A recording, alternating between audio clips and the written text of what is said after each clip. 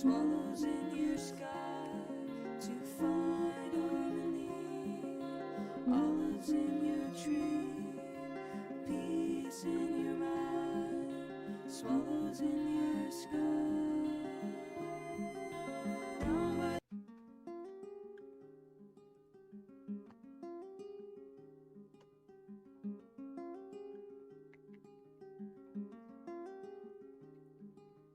I know a place where the nights are days, where time tells a different story.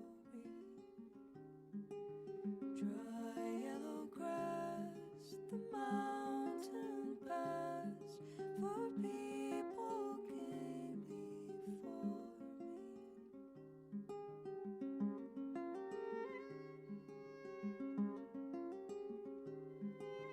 Counting the bells, 1 to 12. Hours are this long in cities. I know a place where people are safe. Come take a walk there with me. Down by the river there's a wishing stone. Trace your finger round it goes. One for the giver and the taker too. I wish for me, I wish for you.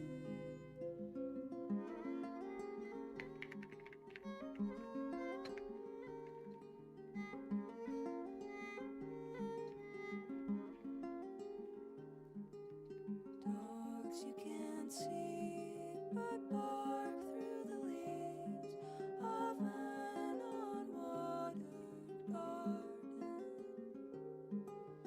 Baffled by a plane in the sky, it's definitely a comet. Down by the river there's a wishing stone. Trace your finger round it goes. One for the giver and the taker too. I wish for me, I wish for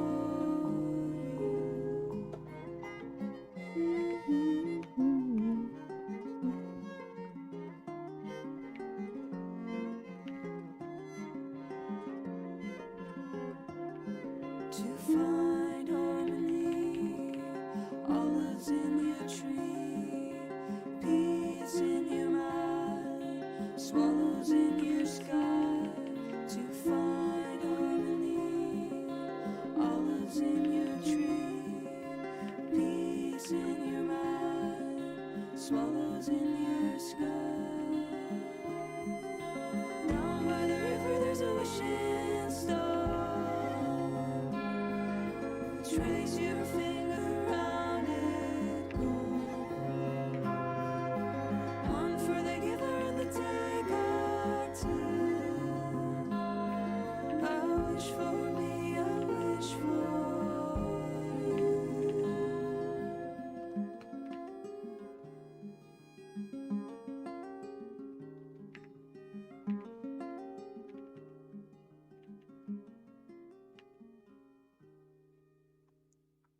Let's see.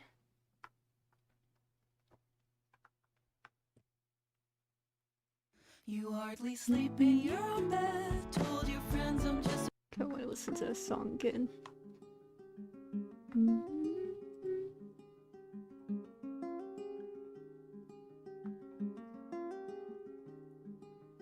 I know a place where the nights are days, where time tells a different story.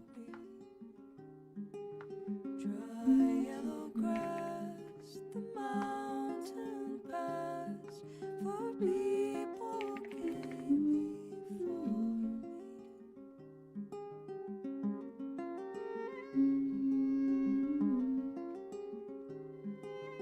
Counting the bells,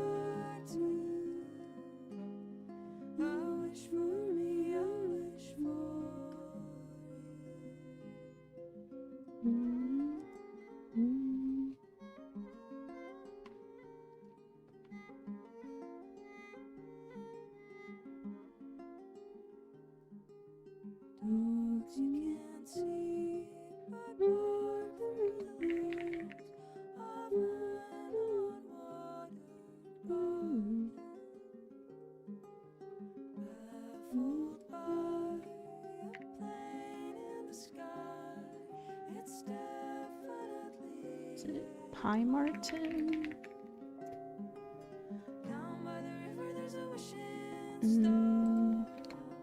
Orange.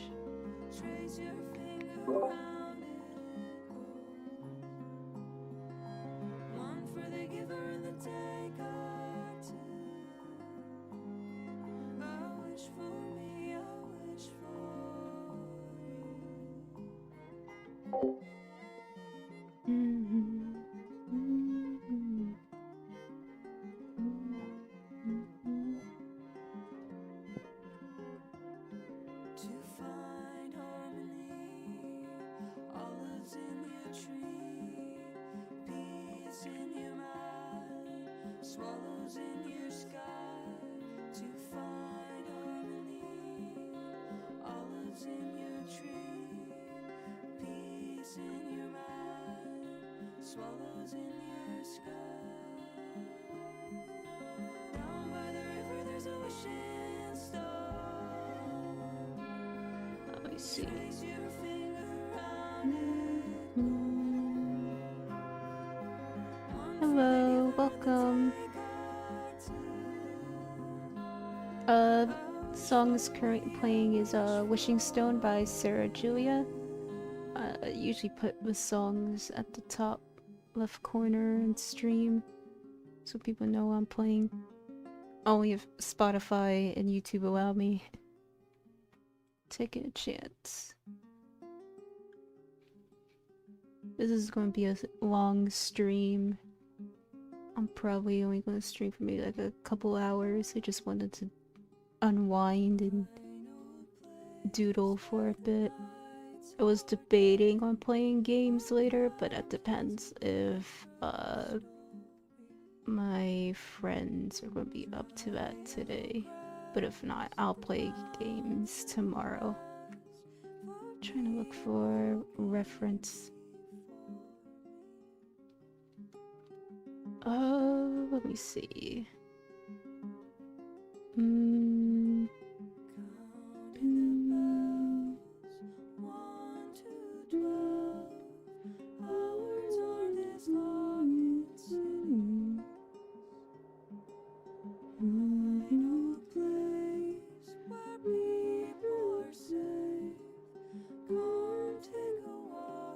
I demolished my burger I had earlier today.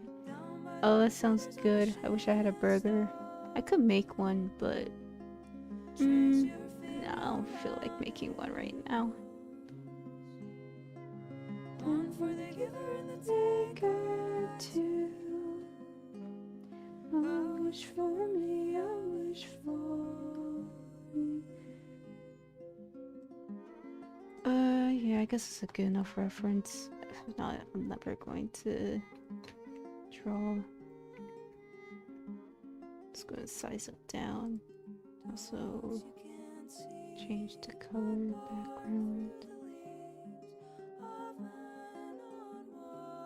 Yeah, there we go. I need another reference.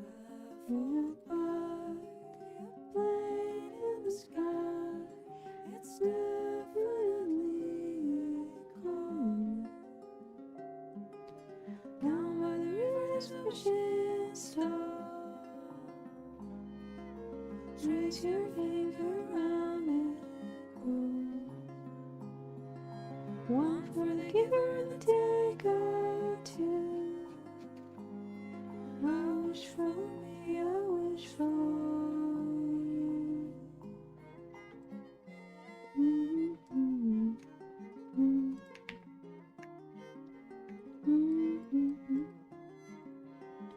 One more reference.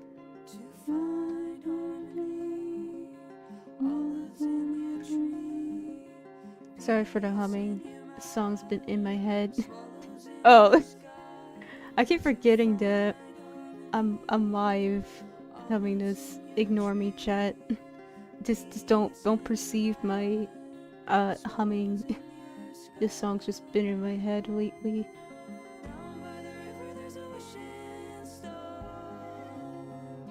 Trying to find one more reference. Just one more, if I could find it.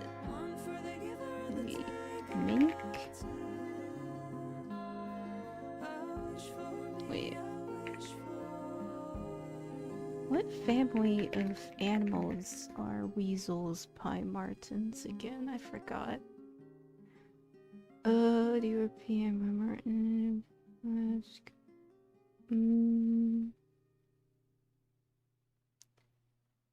Marts.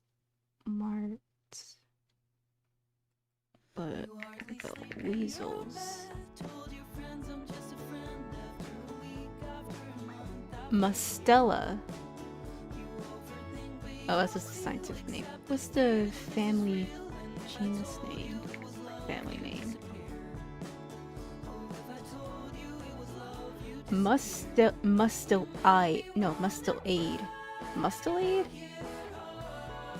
I need Google to pronounce this. Oh.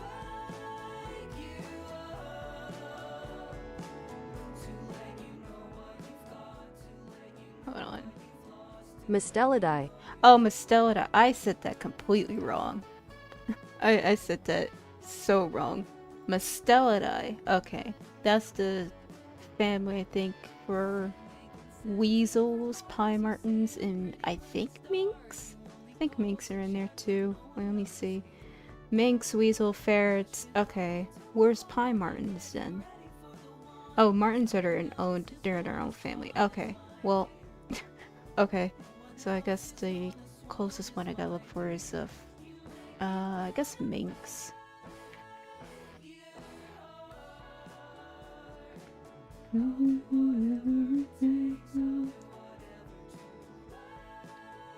What's the difference between minks and...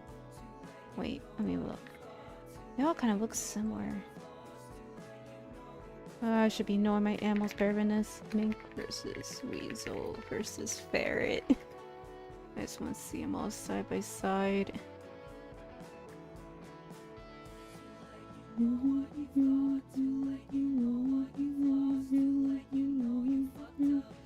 Okay, so weasels have the brighter colorations, what I'm looking for. Got it. Oh, stoats exist too. I completely forgot about stoats. There's too many of these elongated, tiny critters. They all look so similar. All right, whatever. I'll just go with what I got.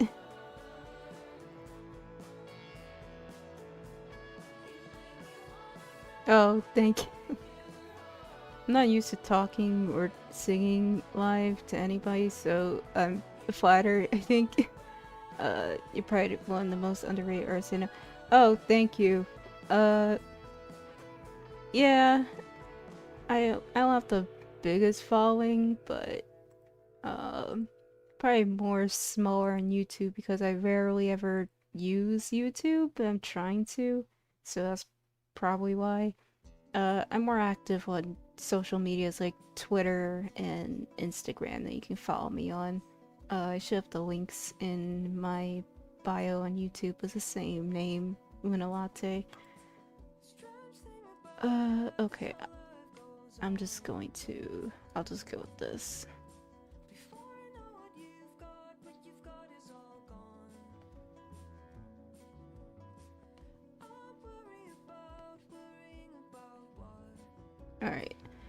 Alright, I'll just go with what I got here. If not, I'll be scrolling Pinterest forever and I'll never get anything done.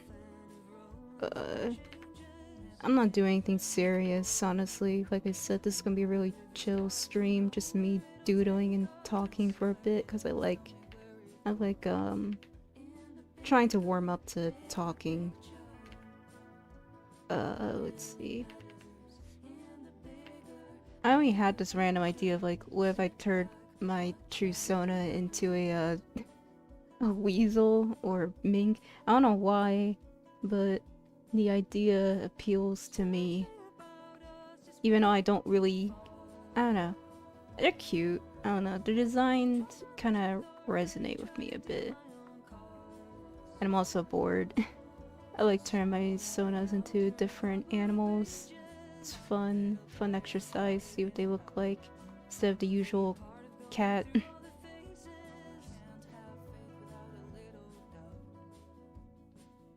No, I just have to. Let me see.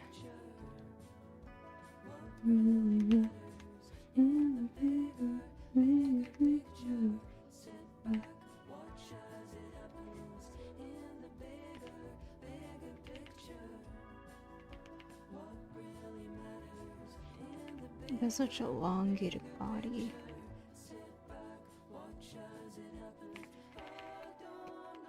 Actually, I think I'm going to put these on a separate. Yeah, that's better.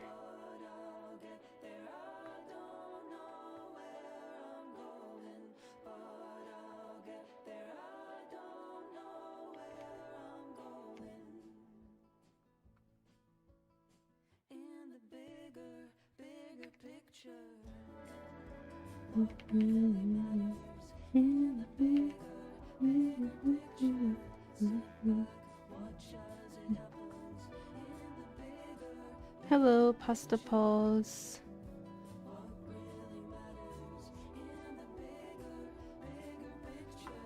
Let's see. I'm trying to gather all my references. This is the thing that takes me so long.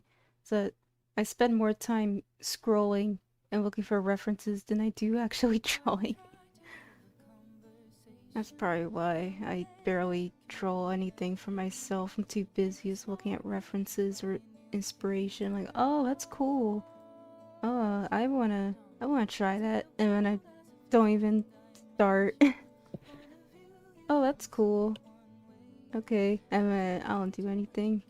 I have to stop that. I have to actually like commit. Let me see.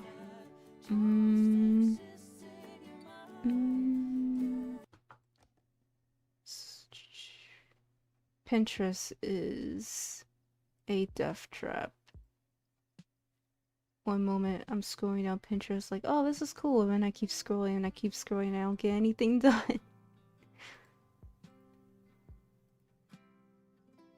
Oh, I'm trying to look for something.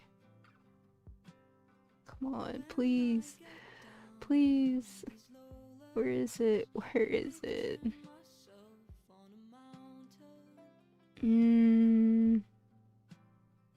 Alright, I'll be right back.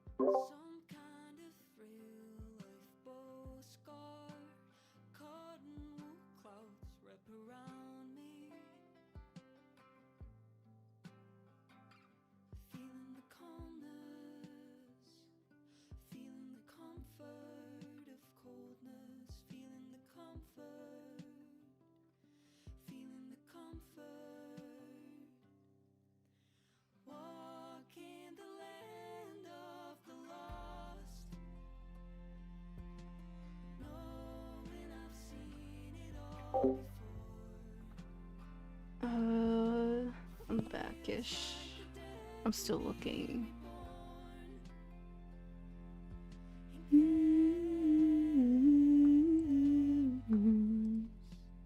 I'm so glad I got the harpy hair video done, and now I can just do absolutely nothing again.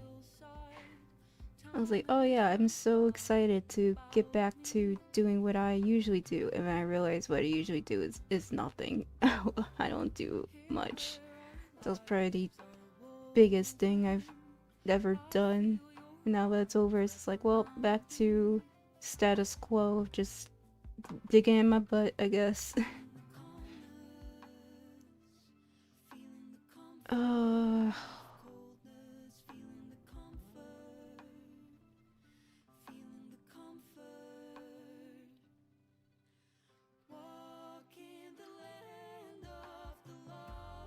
It's gonna drive me crazy if I don't find this.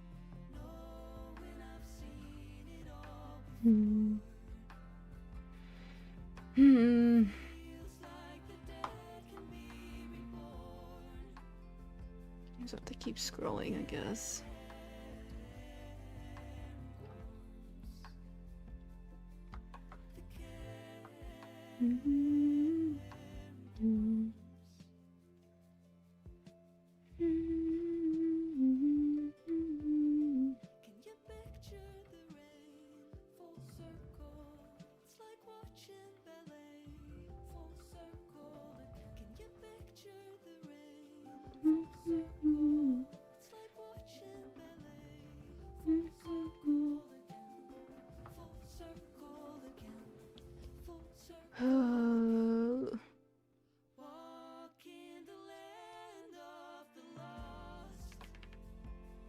where I'll just start drawing something. Oh, that looks bad.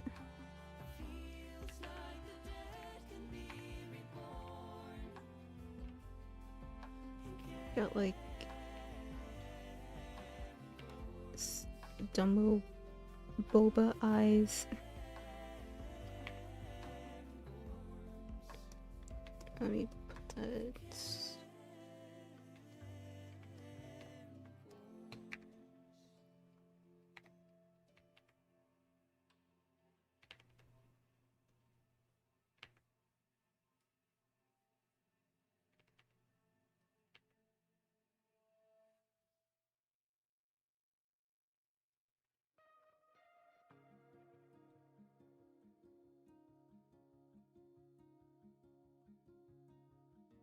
Thinking of drawing and parent. No, it's okay. I think I got what you were trying to say.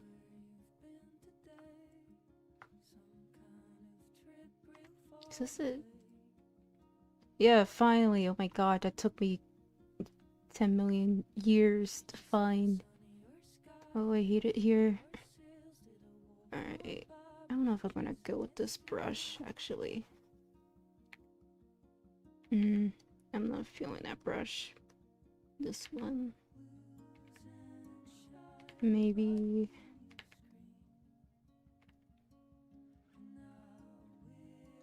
I have too many brushes to cycle through. No. I haven't used Sigh in a moment. This is my OG art program before I moved to Clip Studio. I still use Sigh occasionally. Just feels right sometimes in Clip. But that depends on the brush and what I'm going for. No, that doesn't feel binary brush. It's gonna be one of those days where I'm just cycling through random brushes I see.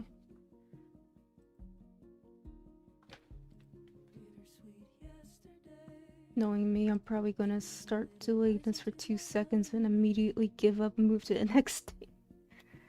Cause I don't stick with one thing often.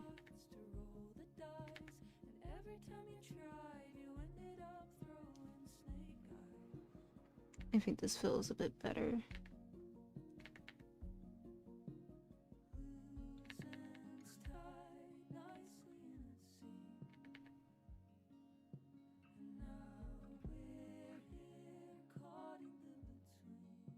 But yeah, I'm so glad Harpy hair thing is done.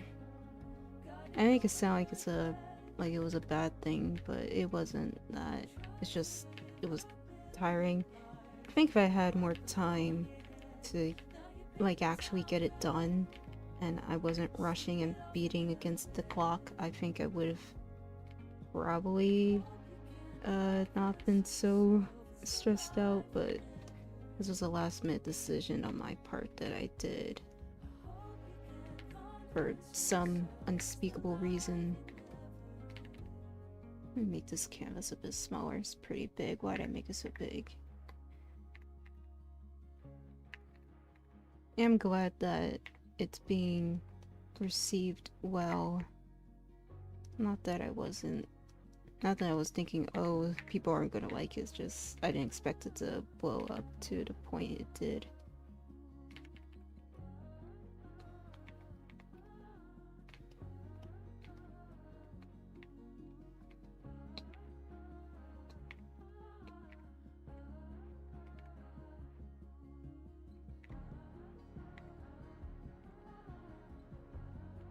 Yeah, that's better.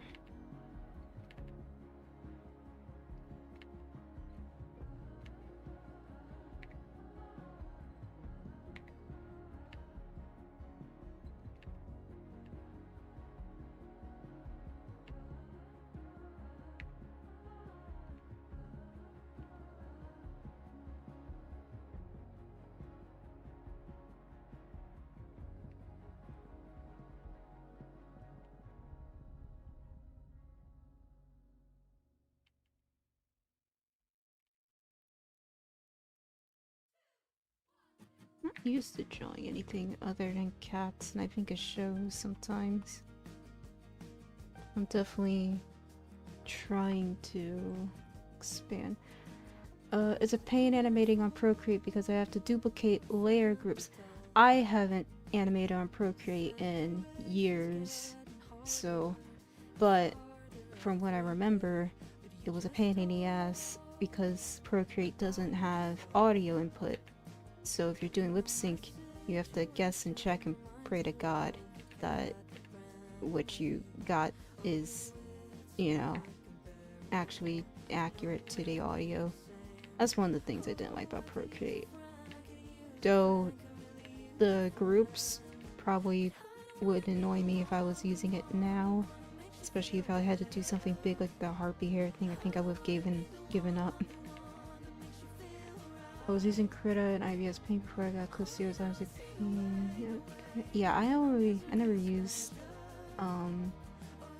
why did I call it IBS Paint? My bad, chat. Ibis Paint. IBS Paint. We're gonna ignore that. But, yeah. Ibis Paint. I never... Ibis Paint? I don't know. I never used it. I bought like half of the popular apps I see used yet. I don't use... yeah.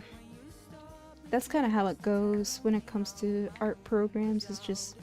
You have to try whatever first before you figure out what sticks. Even if it's not working, you gotta just try what's available. It took me several apps before I landed with something that worked for me, which was Clip, because I didn't have a computer that could handle Clip, and that was not ideal because Clip is actually a bit of a, I would say, heavier program than something like Psy, so it did not cooperate well with me at the time when I was trying it out, so I kind of gave up on it. And then sometime along the way, I got a slightly better laptop, and then somewhere along that way, I saved up for the computer I got now, which is, I would say, higher grade. It's definitely more than what I am used to.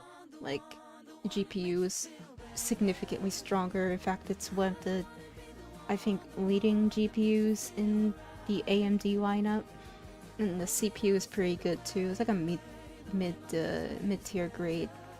So it's a very good PC. It's mostly meant for gaming because it's more of a gaming PC, but I figured if it's meant for gaming, it could handle other things, surely, and it does. I made sure it did.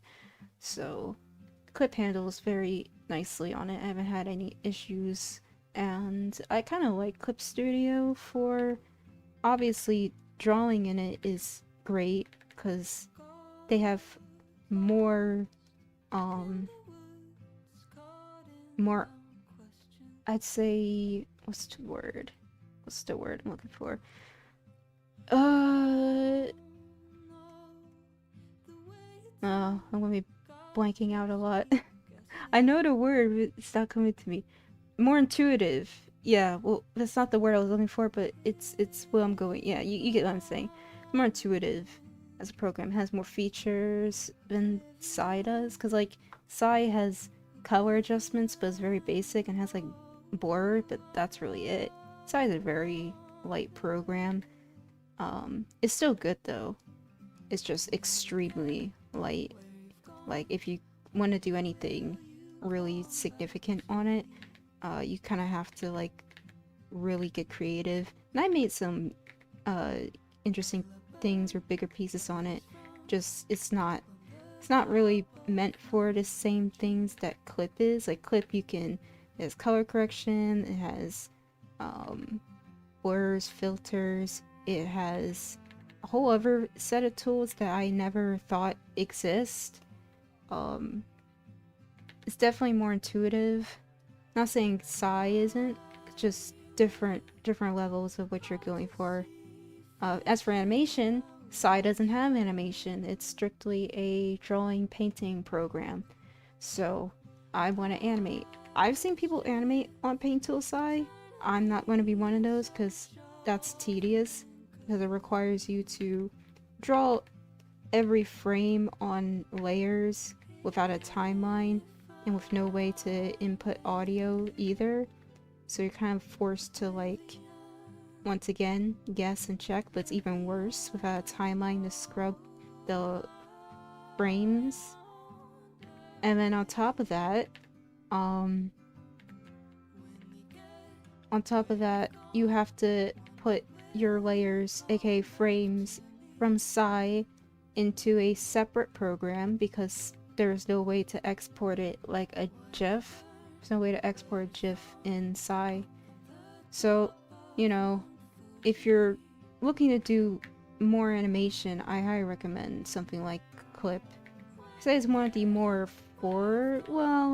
it was one of the more affordable programs if you want to animate. Now it's kind of like it's kind of like like it's probably more affordable than Adobe, but yeah, but that's the same with most programs if you're trying them out, is getting used to them. It took me maybe about a bit less than a month to get used to Clip Studio, but that's because I used it a bit before and I also watched a bunch of tutorials on it, but it didn't take me significantly long to learn it.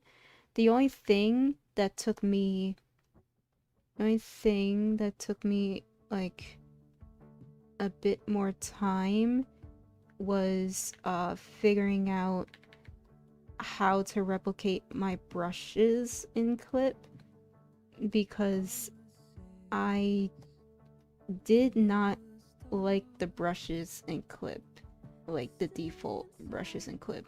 They're not bad, it's just they're not what I was used to.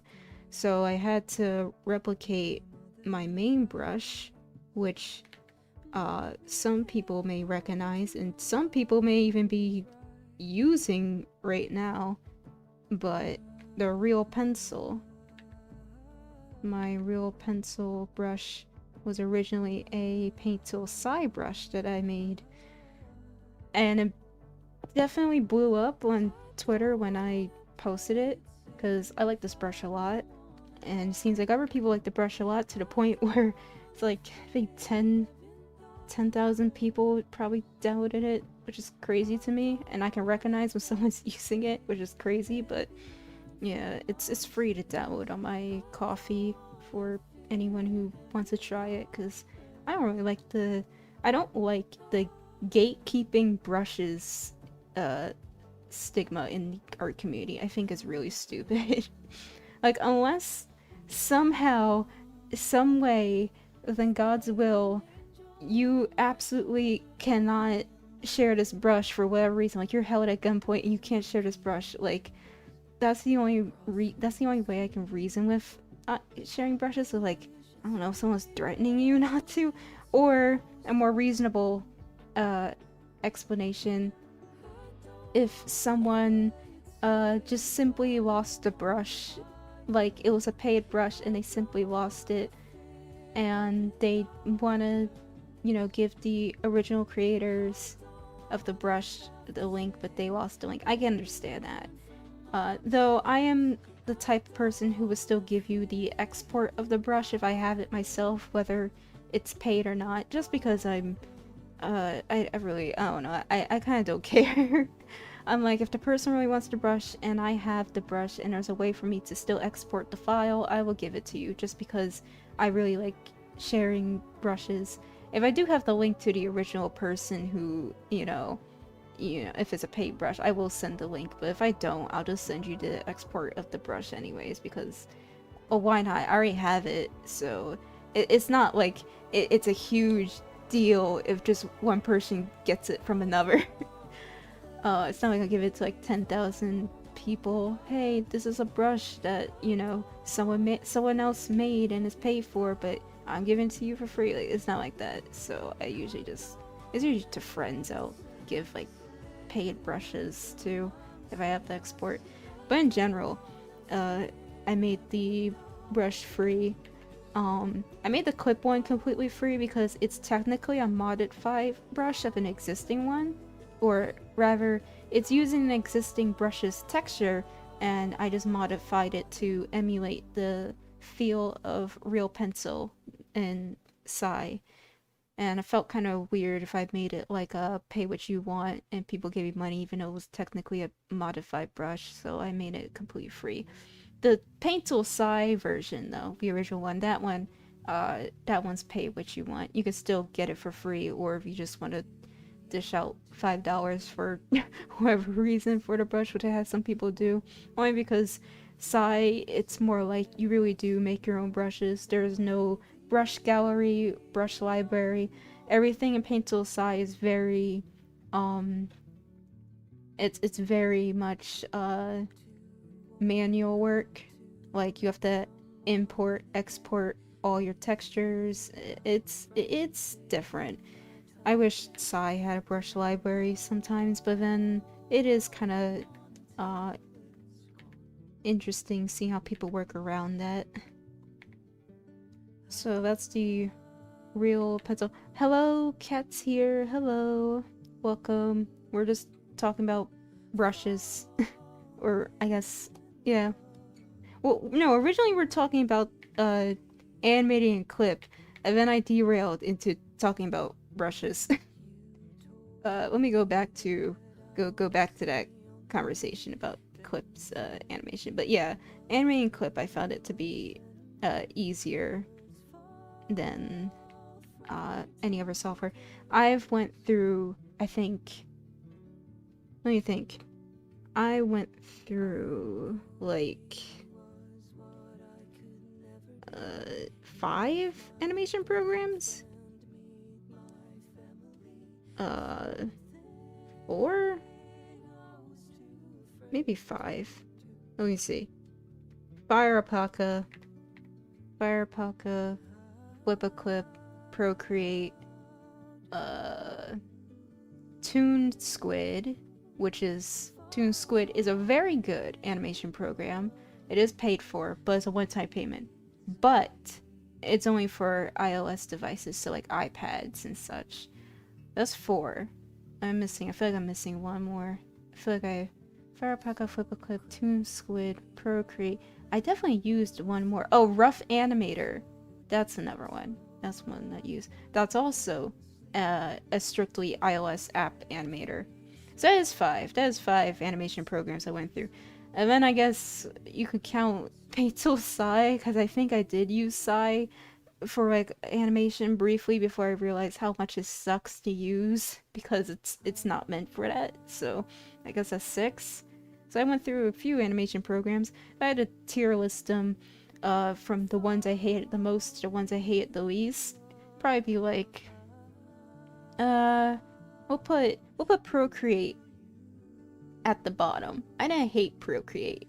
I think Procreate's pretty good. If you're starting out animation and you're trying to just learn the ropes, like you're starting off and you're still learning like the principles of animation, because there's like 12 principles, like squash and stretch, anticipation, all that. You're just doing basic exercises and little gifs. I think Procreate is solid. It has a pretty solid timeline feature, and you don't really need audio input to do like practice animations, because I did a lot of practice animations in Procreate. I wonder if I can find some of those practice animations. I probably could. Maybe I'll start looking for that. There's a few of them I kind of like. But I would say Procreate's very good if you're just starting out in animation. I had someone on my Straw page ask me animation advice, and I didn't get back to them. It's been a month because I didn't see it. And I feel like I'm the least person to ask that, because I'm still kind of new to animation myself, believe it or not. I only been starting animation for about maybe we'll say like a few years on and off. It's not consistent. That's probably why I'm still feeling kind of like new to it. It's not consistent with how much I animate. I'm trying to get more consistent with it, but due to my lack of programs and equipment when I was younger, I didn't animate as much because it felt very discouraging to just try animating on something that really didn't feel right to animate on, if that makes sense. But yeah, Procreate, it's good. I'd say if you're starting out Procreate, that's a pretty good program. ToonSquid is very good. I'd say ToonSquid. I know there is Procreate Dreams, which is their new animation program. I had heard some issues with Procreate Dreams, but I think they updated it to be a bit better, so there's that. I would say ToonSquid is very good. I bought ToonSquid for the iPad when I was actually trying to animate on it, because I was using my iPad at the time. And it was good. I just didn't use my iPad enough to make the most out of it. But it's definitely good, and I know it updates pretty, I think, regularly, and it adds a lot of has a lot of intuitive features on there, like puppet rigging, similar things to, I'd say, like almost like After Effects in some ways, or Align Motion if you're tweening and such. Is very good. It is a paid program, but it's a one-time payment, and it's not even that much. I think it's like maybe $15 or so. It's not that much, but it's very good. I recommend it. Programs I'm a bit iffy to recommend, but I know people use them anyways. They're just starting out, and that would be Flip-a-Clip. I did not have the best time with Flip-a-Clip. Probably my least favorite of the bunch. It's okay. Sorry, but you have to go with me, my friend. Go stream for. Oh, okay. Hello. Goodbye. Hope you have a good stream. Goodbye. See ya. Goodbye. But yeah, Flip-a-Clip. I can't. It's not like I can't recommend it, because it's a solid program for what it needs to do in terms of animation, like bare basics. But like, if you're trying to do anything else, it's not that great. The brushes aren't that great. I'd say it's more of a strictly beginner-friendly program, which makes sense why a lot of younger animators start using it, because it's not that much. Yeah, and it's pretty just bare bones basics. Let me see if I can find something I made in Flip-a-Clip when I was, yeah, these are which one's this? This is okay.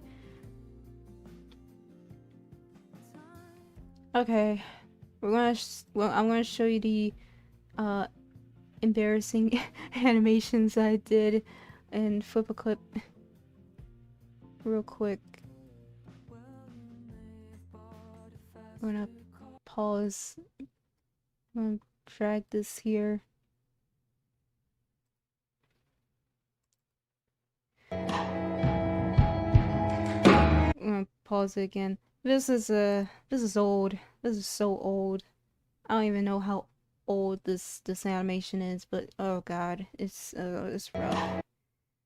All right, I think audio is playing for it.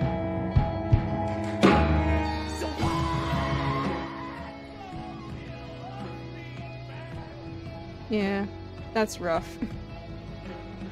That's rough. That's so rough.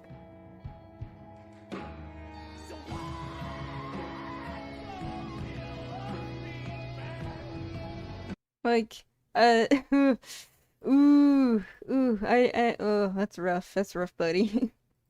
No, the animation isn't terrible. It's just like, ooh, I could do, ooh, that's yeah, that's pretty rough. Like, the lip sync is it's going. It's going all right. Like, uh, oh, and the head gets smaller here, and then it just, I don't even know what character this is, honestly. I think it was just some random cat. I do find it funny that my old style was just whatever this is. I can still kind of see some remnants of my older art style in my current art. Let me see. Maybe there's a better flattering example I can give that isn't that. Um, okay, well this isn't too bad. This is a GIF I made for a friend's Sona, old friend Sona, and I actually designed this Sona. It's not too bad. I think I did the roughs in Flip a Clip, and then I did the rest on Procreate. So there's that. And there's some other ones too, I'm sure. Did a lot of small practice animations on Flip a Clip and Procreate and all those programs for a while. They're like my warm-ups. They're not great, but they're there. I put the music back on.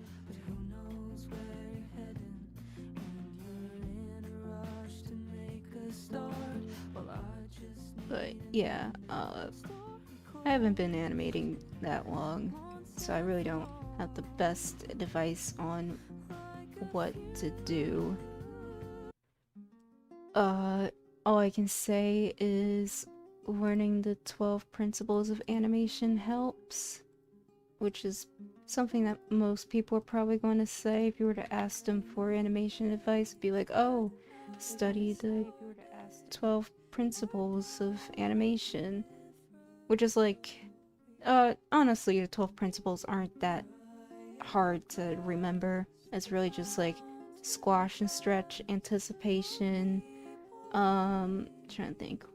I'm saying it's not hard to remember, and I'm already forgetting some of it. Once you learn some of it, you'll realize that some of it you might already used or recognized in your own work or others.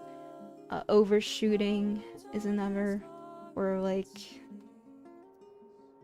if an object kind of delays after following through with it's like it's a whole thing.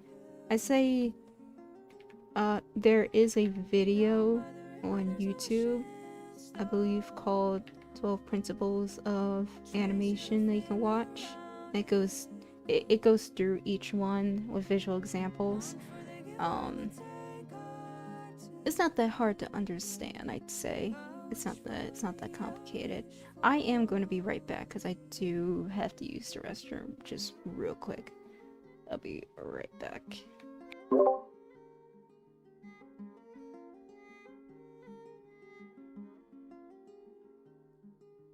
Dogs you can't see but bark through the leaves of an unwatered garden.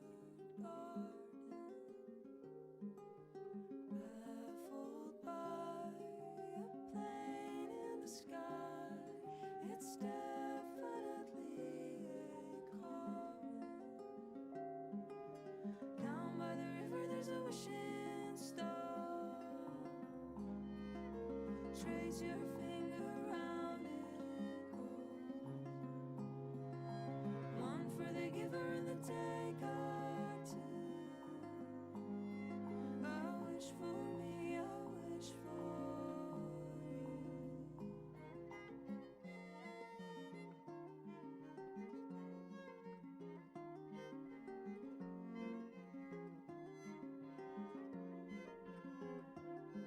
To find harmony, olives in your tree, peace in your mind, swallows in your sky.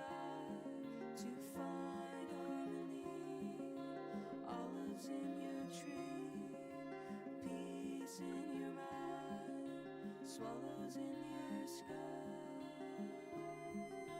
Down by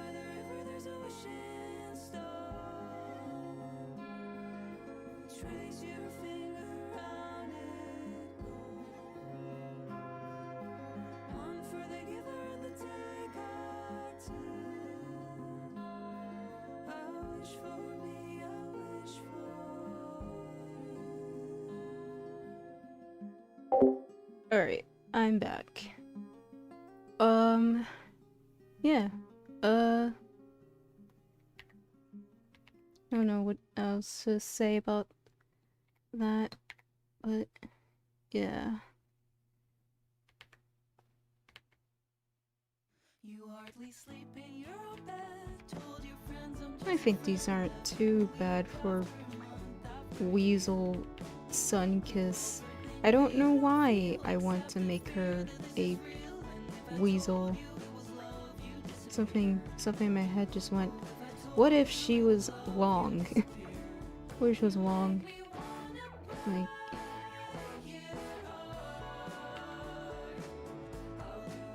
I don't think I'm gonna keep this design as I can or anything, but I think it's fun. Fun to explore.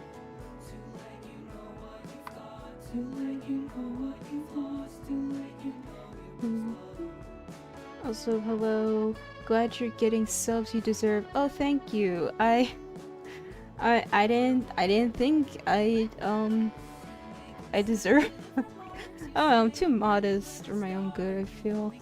So I really didn't expect things to blow up the way they did, like, at all. I've had this channel sitting in stasis for a while now and not really doing much with it. And then recently I was like, I should probably start posting because I want to do more of my art and such. And I have plans from animation, just I haven't done much of that. So I'm kind of glad it's popping off right now. Just unexpected for me because I was not expecting it. But I'm glad. I'm glad. Wait a minute. How many subscribers do I have right now? I didn't even check. Hi, Corchivo? Oh god. Oh god. Hold on. Tell me what you want me to call you before I butcher your username. Please, I beg. Just any name. I don't wanna butcher your username. Corey. Okay, we'll go with Corey. That sounds good. Hi, Corey. Hi. Just hanging out. We pronounced it right. Okay, I'm glad. But we'll just go with Corey. Hello. It's probably the third time I'm streaming with mic on. So, hello. I'm not doing much. This is kind of like my doing whatever stream. Mostly me chilling. I should probably put that. I should probably let me change the text. Yapping and doodling. Yapping and doodling. Really, I'm not doing anything. I'm doing jack all right now. Artfight has drained every last ounce of my energy to the point I'm just like, I don't want to do anything. I told myself after I was finished that attack I would focus on OC art because I neglect my OCs a lot and I've been drawing everyone else's, which is great, but I kind of want to draw my own. And then I'm starting to do that now. I'm like, I kind of don't want to do anything. So this is just me doing whatever. No, because how did you do? I don't know. Okay, I don't know. Okay, look. Alright, I don't know. I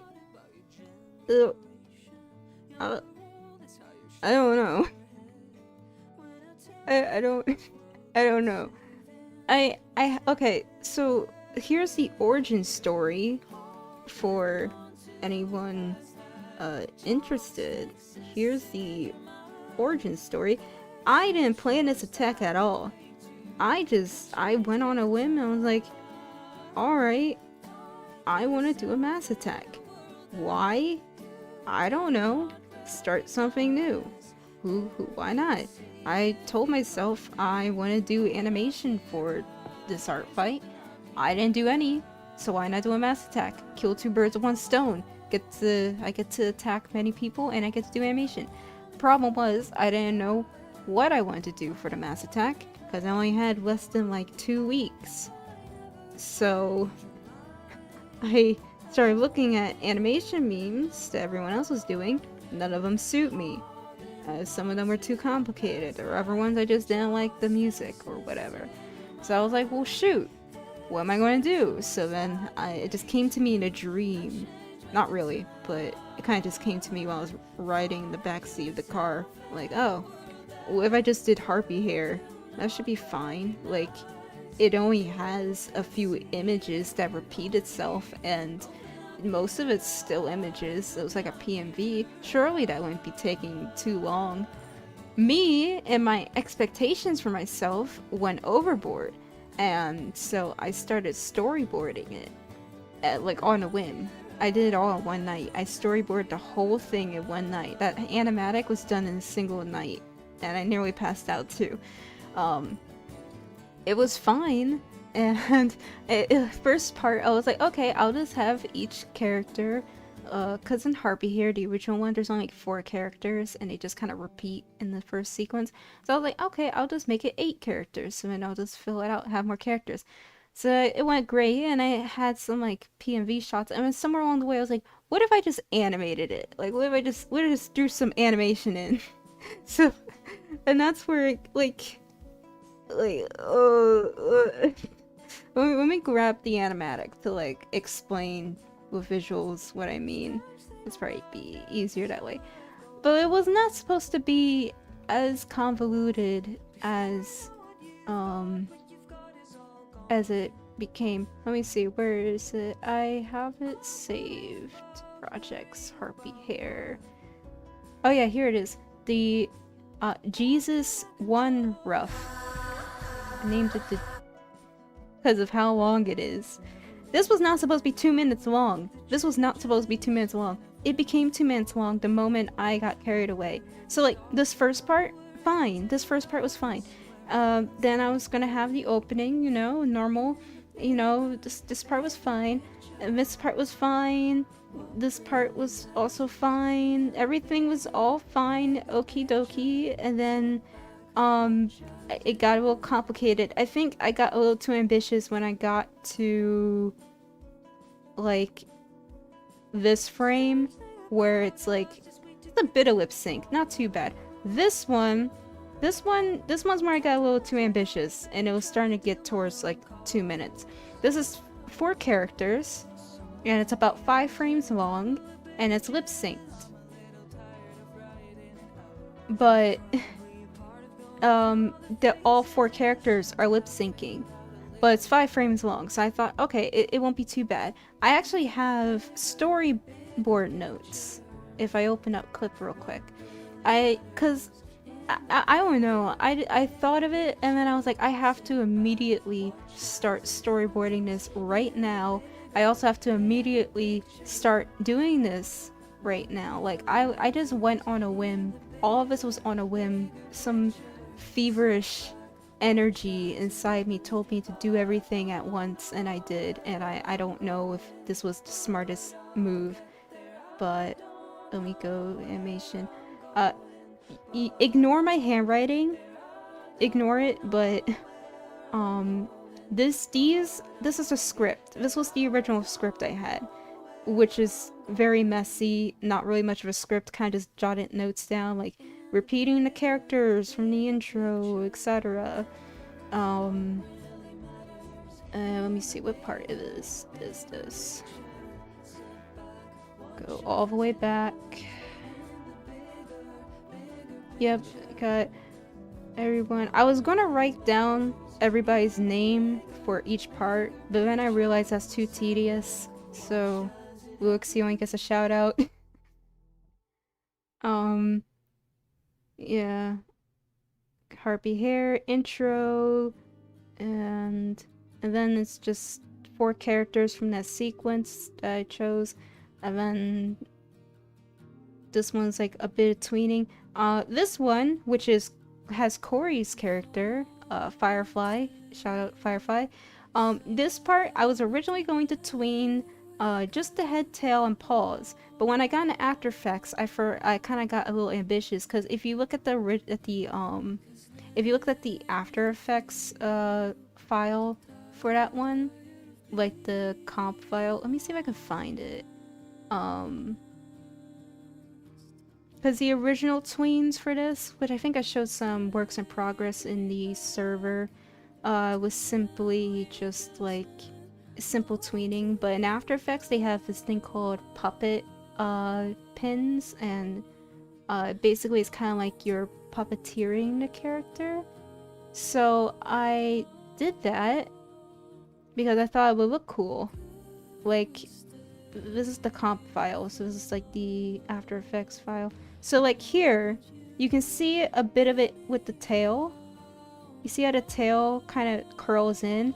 All of that was puppet. Like, all that was the puppet pins I used for it.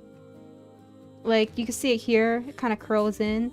That wasn't planned in the script, I just did that last minute because I thought it would look cool. Kind of thought if I added some motion of the tail, it would look cool. And it does, but it was also, it was kind of, it was a bit complicated with the way After Effects is. Let me open up After Effects. This is just gonna become the Heartbeat Hair Mass Attack, background, like what's it called when you see the works in progress. This is gonna be that. Me explaining the horrific work I had to go through to get this done. This is that stream. You're all gonna witness the horrors of that I went through, specifically in After Effects.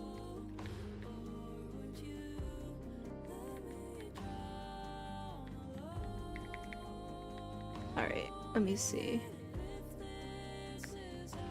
Alright. This is After Effects.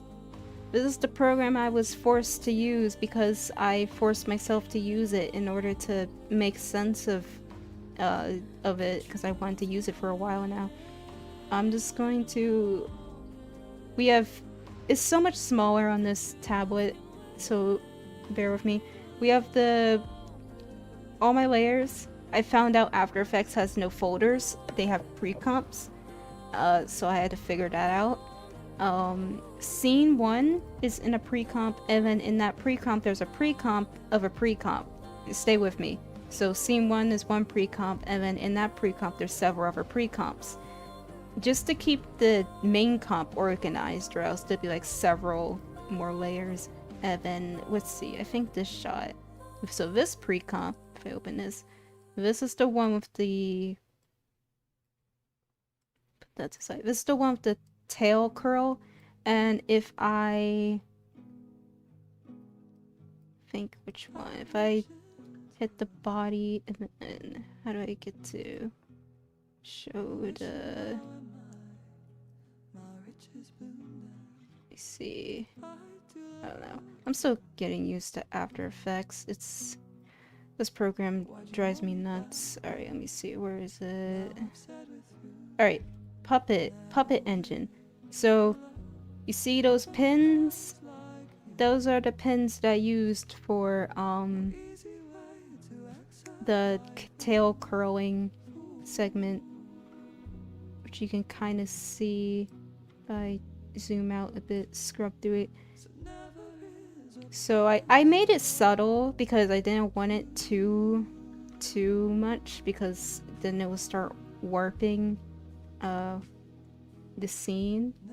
Let me see, where's the mesh? Show mesh.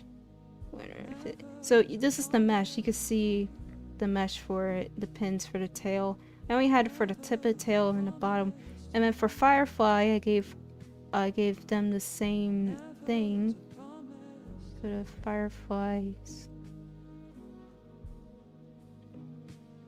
Effects, puppet. See, Firefly has more pins because I was planning on, well, Firefly's tail was a bit closer to the body, it was attached. than it is the gnat tail, so I had to add more pins to keep everything kind of unified. But it just has a subtle little curl to it, very, very subtle curl.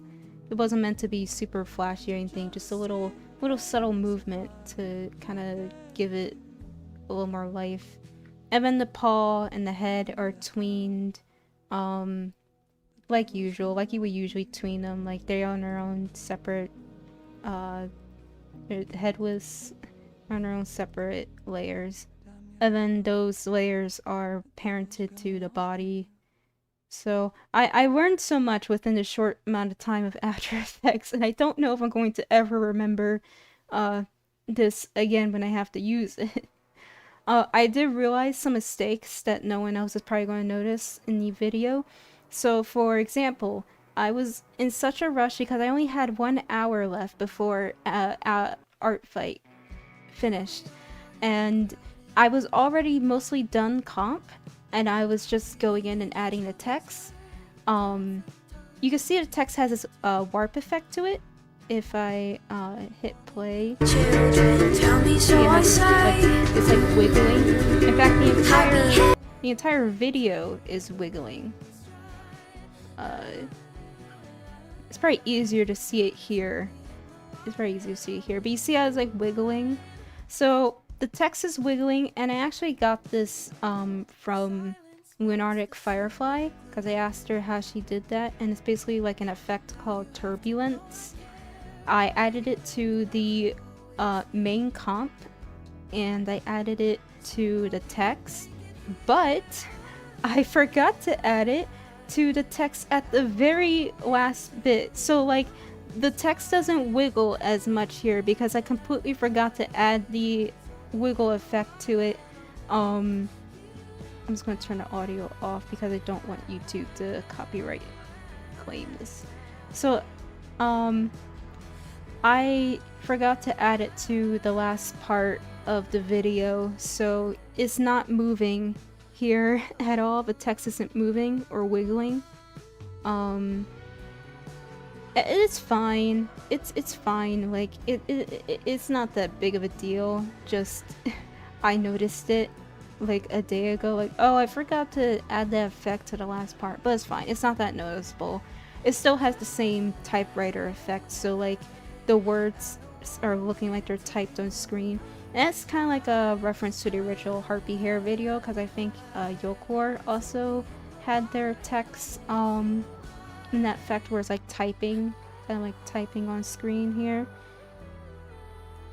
Yeah, this is probably like my favorite shot. This is actually my favorite shot right here with Sharpal, and also I think Tailwind, Lucian's character. Also, this part right here obviously is my favorite, the turnaround with every character, different character. This was actually probably like one of the parts of the video I was most excited to bring to life, because I was so determined to bring out this vision where every character, like they're following the same lip sync, but it's a different character each time. And I said this on a different stream, but this was unintentionally reminds me of Nifty Senpai's Star Clan's Chosen. Like the end of Star Clan's Chosen, it cycles through all the different leaders and they're all kind of turning their head and lip syncing. This was not intentional. That was not an intentional reference. I just remembered that like a few days ago. Like, oh yeah, this is reminiscent of that. Oh, that's cool. So it's not an original idea. It's just funny. It was a coincidence. Fun fact, none of these are actually shaded. Like, these are all After Effects.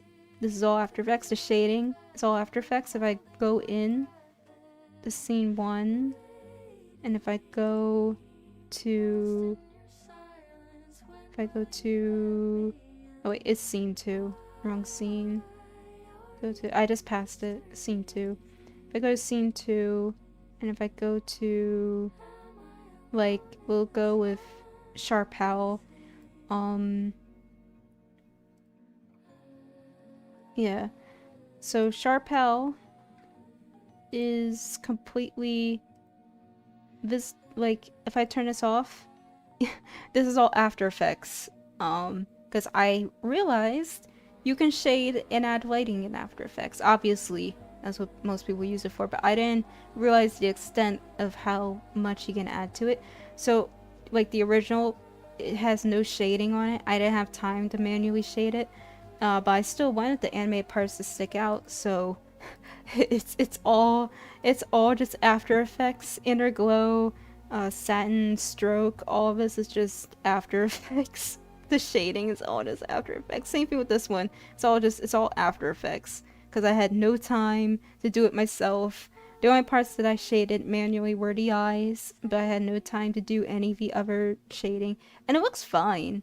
Like, it doesn't look bad. It looks pretty fine for like After Effects comp shading, so it's not that bad. I added it to the end of the video too, like Silent and Lark, they have it. Oh wait, this is the one, or is this? Yeah, this is it. Silent and Lark have it. Silent and Lark shading is a bit different because I actually did shade them like manually by hand. If I turn off layer styles for Silent, let me see. Oh wait, that's for Lark. There's Silent. If I turn off layer styles, you can see the actual shading I did for it. It's not a lot. It's just an overcast shadow that kind of just goes over here. I had 2 iterations of this shot.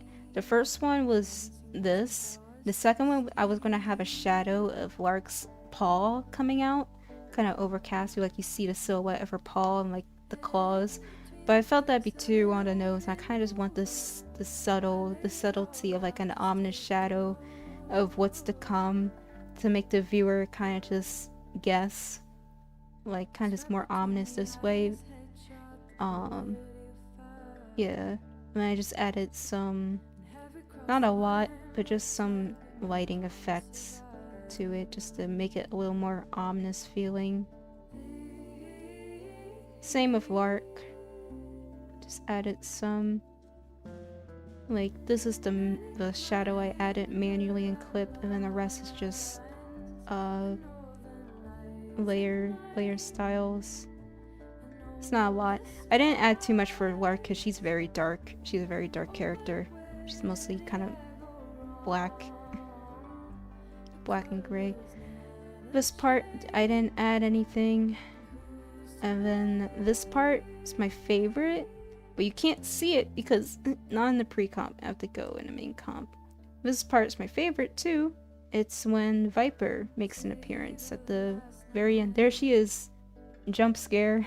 Viper jump scare. There she is, Viper. I didn't do much for this one either. I just added a subtle just zoom out, and then Viper's just there. This is how Viper's ghost is supposed to look like. No one knows because I have not drawn it, like a proper reference for her ghost, but it literally is just a shadow, like a silhouette. Like, it's probably easier to look at it in clip. Let me go to the very end. Yeah, it's easier to see it in clip. It's just a shadow. Like, her ghost is literally just a shadow. Viper is so cool. Thank you. I'm very happy people like Viper a lot.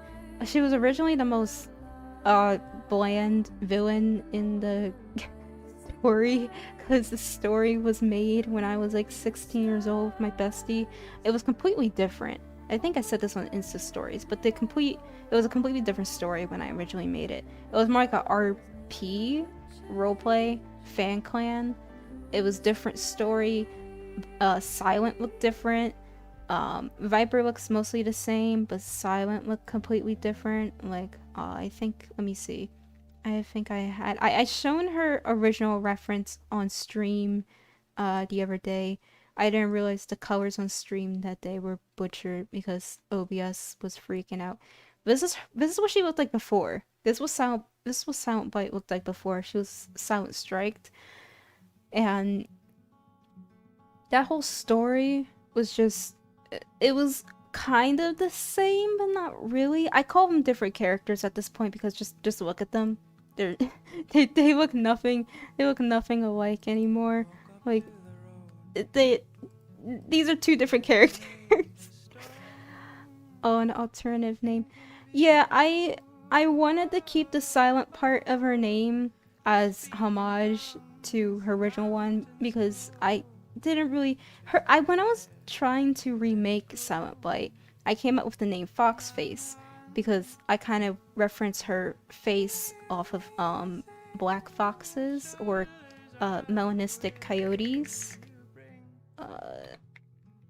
But I didn't like that name. I didn't really like that name much because, I don't know. It didn't stick with me. Silent sticks with me because it's been the name she's always had as like her prefix, so I kind of just went with that. So I was thinking like, well, what can I make it? Because the Silent Strike is kind of, it's not, I don't know. She went through Silent Sight to Silent Strike, and now she's Silent Blight. But I didn't like Silent Strike. I wanted to, because her character was completely different than what it was. She's not as angry and angsty as she was before. Like Silent Strike, she's like more fighty, angry, angry at the world, angry at their sister, angry at everybody. And then Silent Blight is more, not meek, but she's more, she has her moments of where she's kind of like frustrated, angry, but she tries her best to be good and treat others the way she would want to be treated. Unfortunately for her, she doesn't get the same treatment back. But I kind of wanted to reminisce more of a story. Like, how can I make her name fit this story now? Because in the story, she's seen kind of like a curse. And then the word blight came to me, which kind of means curse. Like a blight is usually referenced to like a disease on plants, but some people also reference it to like kind of like being a curse or like, you know, a blight to the world, you know what I mean? Like it just bad, like just boding and bad. And that worked well. A silent blight, that worked well. Her name is Silent for a different reason though. Like I actually have a reason for why she's named Silent. She's mute. She was a mute kitten. Like she didn't make sounds or anything. She was pretty sickly as a kitten too. They kind of assumed she was dead, and she wasn't. But she was named Silent for her mutism. And she eventually does start talking, but she's still mostly quiet, and that name stuck with her. The blight part came after an incident, and I don't want to spoil the incident, but it was pretty bad, and that's where the blight part comes in. So she was mostly just named Silent, and the blight part just came after the incident. But she's a completely different character from when she was before. Viper, let me see. I think did I download Viper's? Viper never really had a reference until recently. Let me see. Viper's character was a bit different too. I think I mentioned this on stream last time, but she was, I'd say, more two-dimensional. She didn't have much going for her. She kind of just was there, I guess. Like, this story was like your typical fan clan story, like Marsh Clan, Valley Clan, Dawn Clan. I think there was Mist Clan.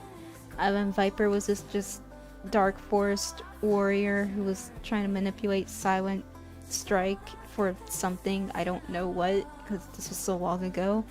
She was pretty bare bones. She didn't really have much going for her. And then, as I was remaking the story, I wanted to keep Viper because I liked her. I liked her design, I liked her concept. She just needed more development to her to fit the story now. And that's where the cult came in. The cult idea came in much later. Like, that was not the first idea I came up when I made Viper. Like, her being in a cult or everything. And it took me several writing and iterations later to have the cult idea I have now. Like, it took me probably like a year or a little more to finally figure out what I wanted to do with her in the cult. And Spider Lily was made also later. This was Spider Lily's original reference, and then this is her redesign reference. I just made her darker because I wanted her design to stand out from Viper. But Spider Lily came in much later. She was not really relevant. She was not created when I made Viper.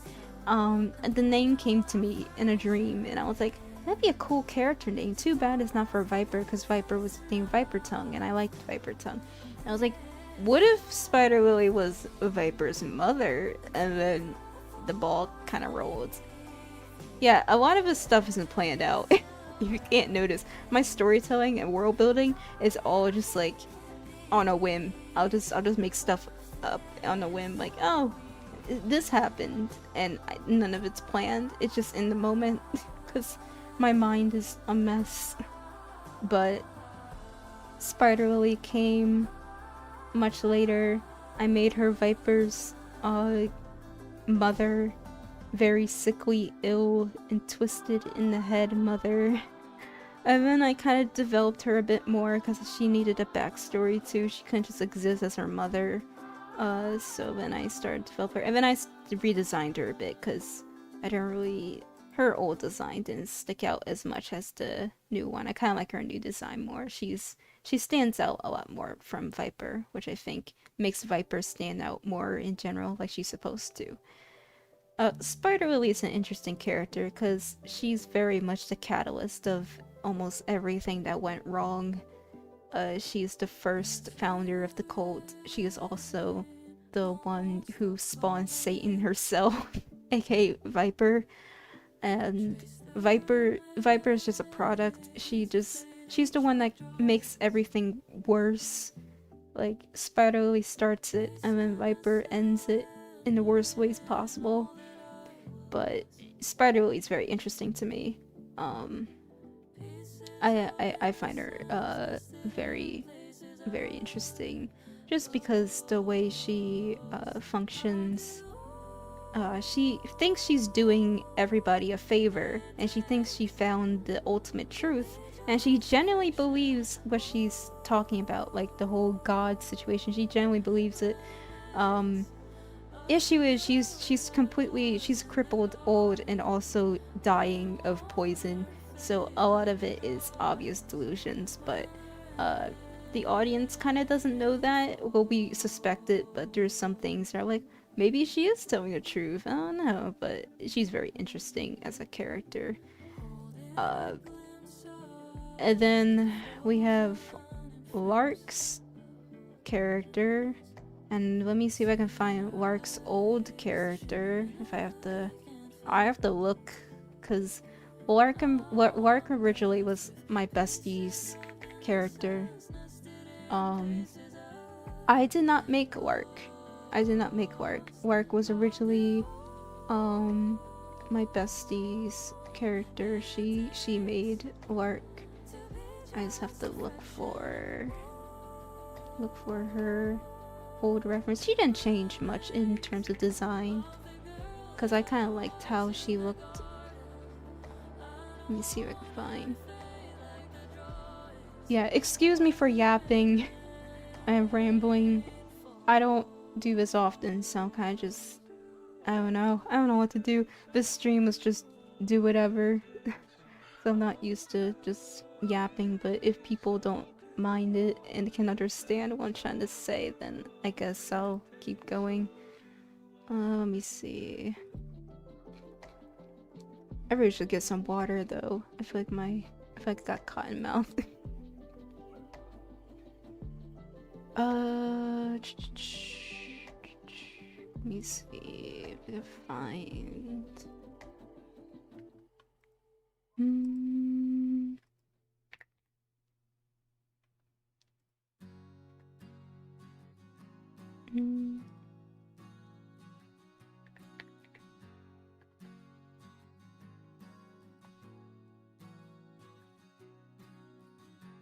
Breathing poison through a swirly straw. Sorry, chat. I'm trying to look for files. This story is still a work in progress. Like, if anything doesn't sound coherent, there's a reason. I'm still working on it. I'm slowly just posting things about it because if I don't do it now, then I probably won't ever.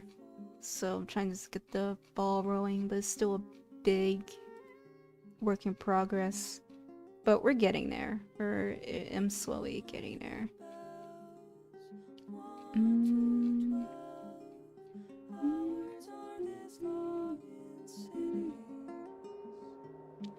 Let me read chat, because I've been yapping so much I didn't even see chat. Your subscriber count increased. Oh yeah, I noticed. Crazy how I'm probably gonna hit 1K on YouTube from that video alone. I didn't think that'd be possible. So let me just get rid of After Effects. And also, let me just get rid of this. Oh. I don't wanna. Okay, let me see.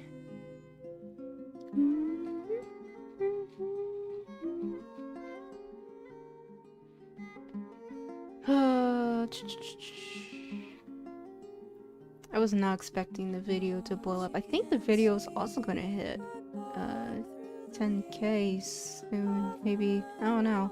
I last looked at it and it was like at 7K. It's only been like 2 days. It's only been 2 days. I did not think it would blow up. Okay, I found her. Sorta. I found this is old Lark. Or I guess Lark Star. Because this was back when she was called Lark Star. And for anyone who doesn't know, I completely gutted the star suffix in my story because Star Clan is kind of irrelevant to it. So this was her old character, this is kind of her new one. I didn't change much. I really like Lark's design as is, so I didn't feel compelled to change much about it. I just gave her some more defined shapes and a little more yellow to her eyes because I kind of like the yellow look. I was debating on making her eyes yellow, but the blue eyes is kind of iconic, so I just mixed it. Lark is an interesting character to me as well. She was originally owned by my bestie, but I think at this point we kind of co-own her, or I kind of own her at this point because she told me I can take over writing and whatever else with her, really. So I guess we kind of just co-own her, or really I own her as a character. I don't know, she feels more like my character at this point, and I don't think my bestie really cares, so I'll just treat her like that. But she's an interesting character to me. She was originally very neglectful. Like, well, she is neglectful still, but like originally she was neglectful in a like more petty way than I feel she does now. Like originally she was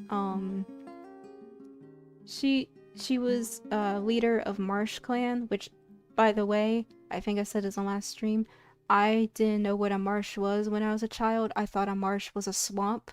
A marsh is not a swamp. In fact, it is the complete opposite of what a swamp is. It's more like a open area of like water, of wetlands, and a swamp is more, I think, has more foliage or like green. I don't know, it was not what I was expecting, so glad I changed the name. But she was the leader of Marsh Clan in the original story, and she had this relationship with this other character, which I will introduce later. But she had this relationship with that character. They were from different clans, and it was pretty much a typical forbidden romance story, except this toxic Yuri. And then somewhere along the way, I guess that character is just like, you know what would be cool if I just cheated on you with a different cat from your clan. So she did, and she did that with a Tom. And then that's when she had Silent, and then some other cat. And then Silent and the other cat were twins, basically. And the one who was, I guess, cheating on Lark I was called by her name, which is Vixen. So Vixen was cheating on Lark, and then she had Silent and the other kit, and then Lark found out. She was like, what the hell? And then she said this at the gathering, I think. I don't know, I'm like going off of memory. It was like half a role play and half just us spewing different ideas. And then at some point, Lark took custody of Silent for some reason, which is kind of crazy. Like, how do you take custody of, like, okay, it's not even your child, but whatever. I think it was to bribe, like, I won't make this a big deal if you let me take custody of your child, I guess. It was more like, I guess because Silent is a half-clan kid, so I guess it makes sense. It's kind of like how, like, clans in the actual books will, whenever someone has a half-clan kid, they're like, do you want to go with your father's clan or your mother's clan? It's kind of like that. So, one of them stayed in Mist clan, Silent went to Marsh clan, and from then on, Lark Star made Silence living there a hell. When she made her livelihood a hell, and simply because she is the kid from her ex, I guess, and that was really it. Like, that's the only reason she really didn't like Silence, that she was the kid of her ex, which is fine, I guess. Just kind of, I don't know, it's kind of silly and convoluted when I look back on it now as a story and a motive. Like, oh, you're my ex's kid? Screw you, I guess. She was so petty. I changed that because none of those relationships are relevant now, thank God. So now, Lark, no Star, because I took out Star as a suffix. Lark is leader of the Evergreen Colony, and she wants to be accepted by her colony because she has some outside origins, and this is during the time when the colony is most fragile and politically shifting a bit. And she ends up becoming leader. She gains respect from her cats, but not as much as she wants. So she wants a child, and so she has a child with Night Howl, one of the Toms, and they have a very transactional relationship. It's not really filled with love. They mutually respect each other for a certain amount of time when they first got together, because they were both like strong, independent cats in the colony, well respected. And they both wanted the same thing, so there was like a mutual respect, but it wasn't like as loving of a relationship. Pretty typical, I'd say, for how some of these stories go. But she does have a kit, her first surviving kit, and this surviving kit is Silent, which is the Silent we know now. That's why Silent looks so different in her second iteration than her first one, because in this iteration she was a child to Vixen, which is a seal point ragdoll. I think I made her a ragdoll. So she's supposed to look similar to Vixen in her old story iteration because she was her child. But since she's not her child anymore, I had to change design because it would be too jarring if she just looked like this and was Lark's kit.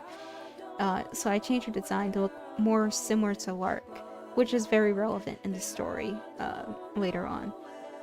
But Lark has Silent, and Silent isn't really a healthy kit.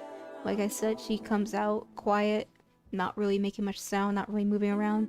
Lark is kind of devastated and filled with grief. She assumes that Silent didn't make it, or rather, perhaps it would be for the best to put Silent, out of her misery, because she's just so sickly and ill. She just doesn't think the kid's going to survive regardless.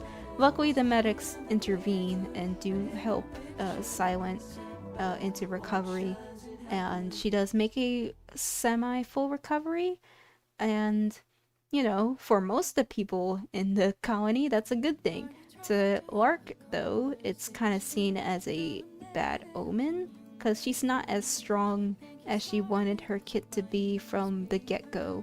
Like, if her ancestors wanted her to have a kid, then they would have blessed her with a kid that was healthy from the moment it was born, not this. So she kind of just pities Silent and pities herself, and slowly that pity becomes self-loathing as everyone else's kids are, healthy and strong, and she's supposed to be the leader, and, you expect the leader's child to also be healthy or strong. I'd argue this was probably worse when Night Howl was like, this is your fault. You're the, you did something wrong. It must be that, mysterious outside origins, that's probably going to play. Because Lark isn't an evergreen-born cat. She came from a different origin, which will tie back together to Silent, and also will tie back together to Viper. It all kind of loops around. It all comes together. You'll see. So, Night Howl is being the supportive husband he is, and low-key being misogynistic and being like, you did this, you did something wrong, woman. I don't know what you did, but you did something wrong.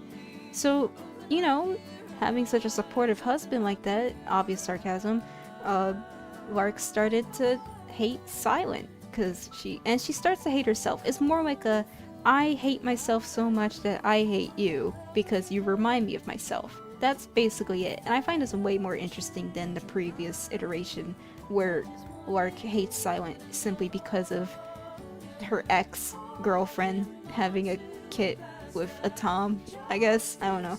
I find this more interesting because it also ties back to Lark's character as her being deeply insecure with her identity and wanting to fit in with her colony and, kind of just reclaim herself and her identity. And, she loves her colony. She loves the Evergreen, but she wants them to love her back or see her, as like one of their own. Which most of them do. She just has so much self-loathing that she feels like a lot of them don't, and some of them don't, like Night Howl, for example. So it doesn't help. But she projects all of this onto her daughter, and her daughter is basically a reflection of herself, or rather, all of her deepest insecurities and self-loathing. And I find it very interesting and compelling.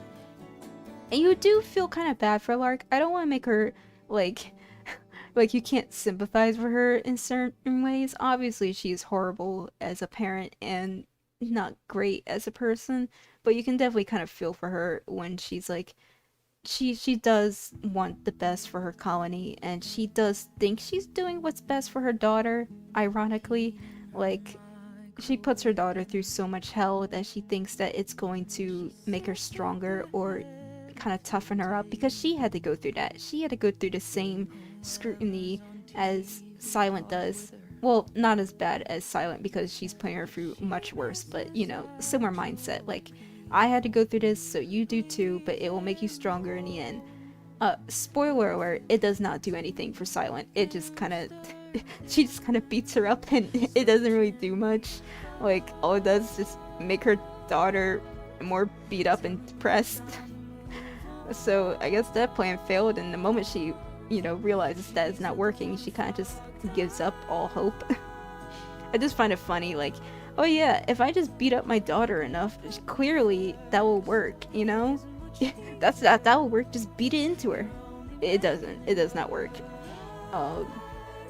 So yeah, I do like Lark's character now. I do want to explore more with her. Like, I have PMV ideas, I have animatic ideas for her, I have a playlist for her with certain songs I want to use and make animatics for her, just highlighting her story in her life, because her life is pretty kind of tragic in a way. She doesn't know her birth mother.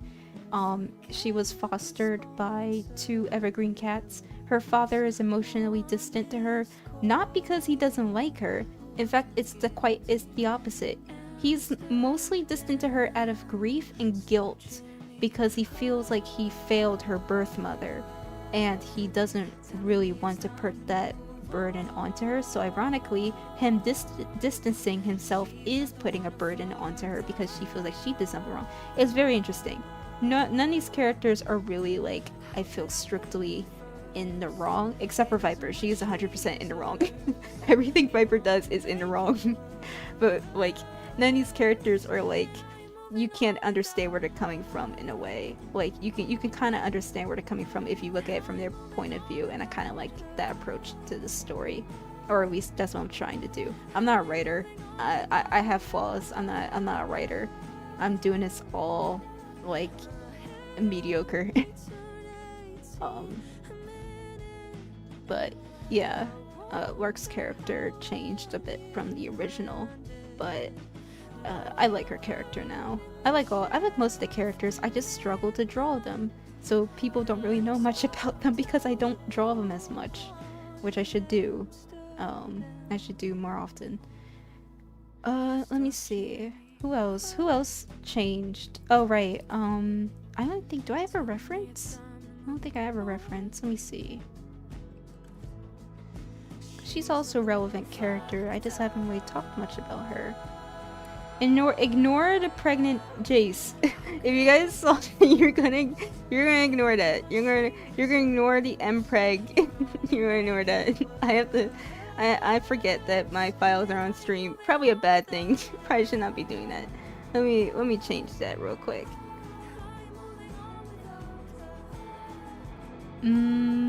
I don't think I have. I'm gonna have to download her.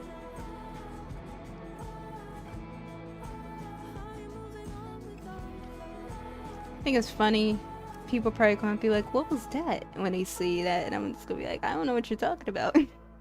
I have no idea what you're talking about. Let me see. Where is it? Where is she? I know I saved her reference somewhere. Unless I didn't for some reason, but I'm pretty sure I did.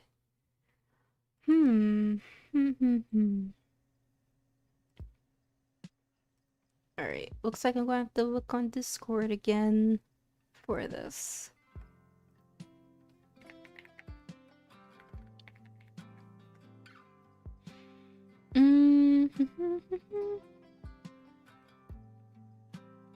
Let me see what's playing right now. When I get down in these lowlands, I picture myself on a mountain.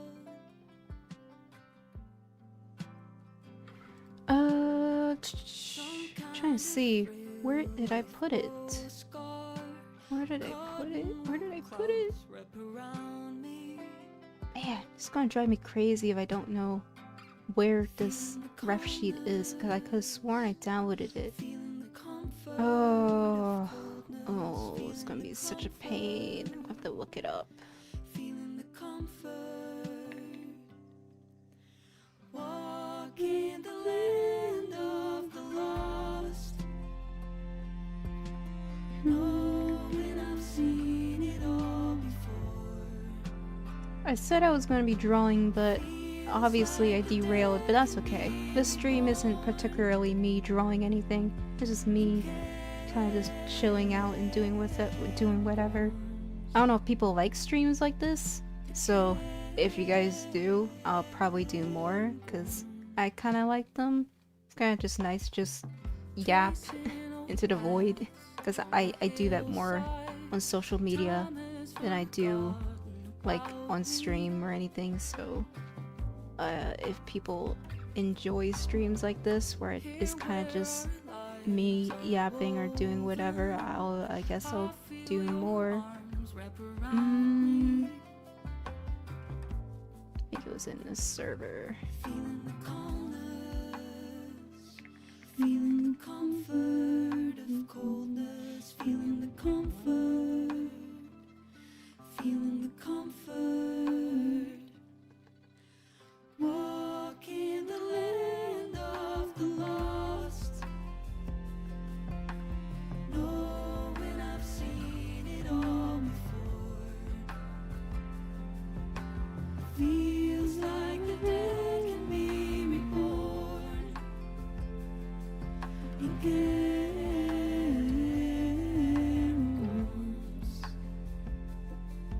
The can warms.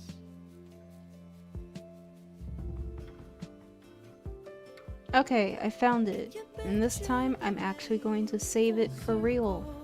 Because for some reason, this ref sheet I keep losing it. I don't know why. I don't know why I keep losing this ref sheet. Okay. Let me pull it up real quick.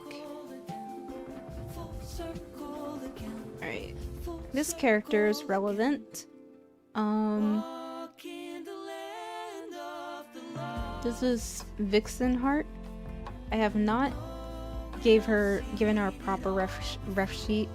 This is just using a base from Noct. So this is her stand-in design. She is the original, like in the old iteration of the story, she was the parent for Cress and Silent, but she is not the parent of them anymore, so completely remove that from your minds. That's not canon anymore. She is just the mother of Crescent, and that's it. And Crescent is her daughter. Vixen is interesting to me because in the original story she was this kind of petty, bratty type cat who really stuck up and, you know, gets what we want. I think of Regina George as a cat because for the longest time I kept calling her Regina George because that's what I imagine her voice claim being, just Regina George as a cat. She's grown on me a bit as a character in a new story because of something tragic that happens to Crescent, and kind of just like feel for her even though she's kind of just a she's not the best. She still has some relation to Lark in the new story, but not as much. Instead of, I guess, cheating on her with someone else from a different clan, she's from the same colony as Lark. She first tries to woo Lark over because Lark was gaining some favorism in the colony, or at least more attention than she was, and it was more like a kind of like a competitive thing, like because she was the top cat in the colony. So her trying to be on Lark's good side and kind of just like manipulate her a bit for her own motives, which her own motives was just basically to become like deputy or something, which didn't happen. Lark ended up becoming leader, and she didn't choose her as deputy as she'd like. She chose a different cat that ironically became her husband. But she is interesting because she basically got so petty and mad that Lark didn't choose her as like the second in command that she ended up, I guess, dating the second in command. Like, well, if I can't be second command, I guess I'll just have, you know, I'll just date the guy who is, and I guess I'll just have kids with him because I guess that's the next best thing. Which honestly, you go for it, girly pop. You go. That's yeah. You reach those dreams. Gold digger type cat.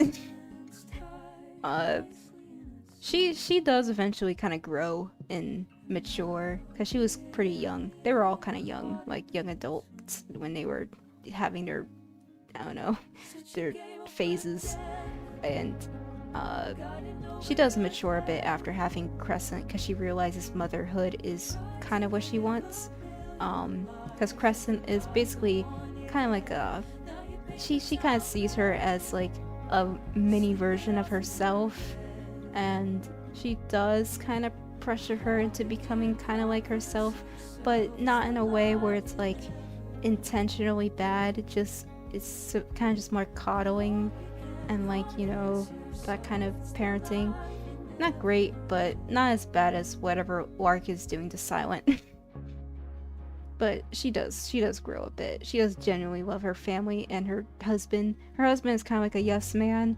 Like, he's a bit pathetic as a husband, but he's good at his job, so, you know, cats overlook that.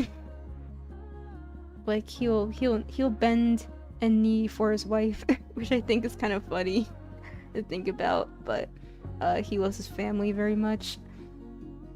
Vixen has a very much like a dog-eat-dog world kind of vision. Even though she was spoiled as like a kid, she still had to work her way up to the top So she kind of pushes that mentality onto Crescent. Crescent has a more innocent, almost naive look on life, and she doesn't want her to fall hard, keeping that naivety. But she also coddles her to the point where Crescent doesn't really get exposed to hardships. So it's like she doesn't want Crescent to, go through hardships, and she wants her to be prepared to, you know, chew out competition, but she also doesn't really want her to experience it and go through it. So it's like a kind of like a confliction. Like I want to protect you from this, but I also want to prepare you for it. But she's interesting, very fun character to draw to. I think I have a better. Let's see.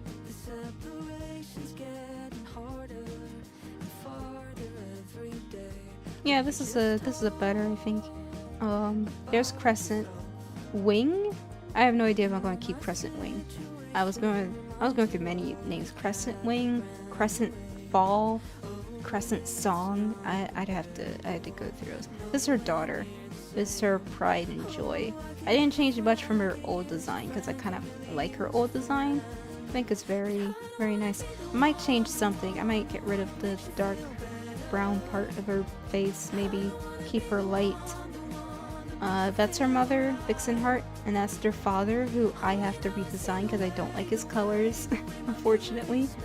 This is their little family dynamic. Yeah. She's bald. Ignore her baldness. I don't know if I'm going to keep her hair or not. But this is the Vixen Crescent family. And then let me just pull up the... And then this is the Traumatized to Hell family, aka the Lark and Silent family, and their forgettable father, who I could care less about. Night Howl. I also need to change Night Howl's design. I don't like his design. I don't like him in general, but I don't like his design. This is their family. So got it's kind of funny, the just the difference between the two. Got these like blackish blue cats, and then you got these like seal points. I don't know, it's kind of just funny to me because I changed Silent's design from being like this into being like this, so she could fit in for family. But the dynamics of the family are palpable. Like Crescent's family is much more supportive. Vixenheart is much more supportive, even if she's not the best mother. She's still far more supportive to her daughter and loves her. Meanwhile, Lark just does not. Lark does not like Silent at all. She's like, oh man, that's my daughter. So yeah, that's the... I have to actually go in and finish these designs a bit, but I have to do that. I'll do that when I do that. Look how much we derailed. I was supposed to be drawing this, and I ended up yapping for, I think, an hour about my characters. Oopsies. Oops.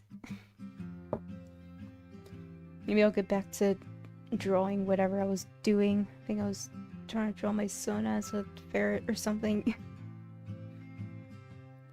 Be derailing on these streams, especially the ones I have no motives of anything. But yeah. I am actually going to be right back real quick. I need water because my mouth feels dry from the amount I've been talking. So I'll be right back.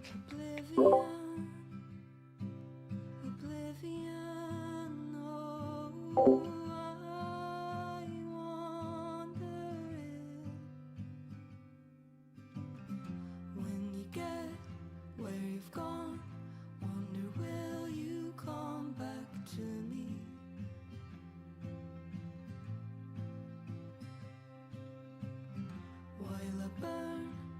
letters from up on the top of Mount Fuji.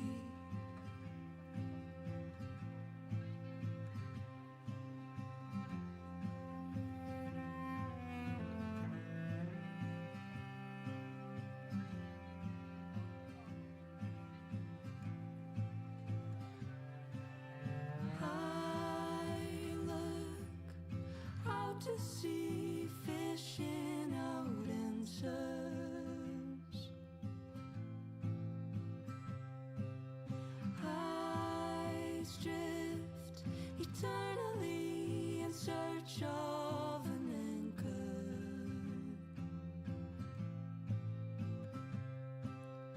If I'm in oblivion, oh, I wonder when you get where you've gone, wonder will you come back to me?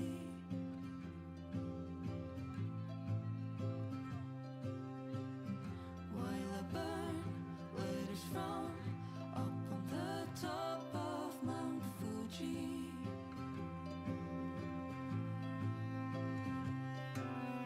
When you get where you've gone, wonder will you come back to me?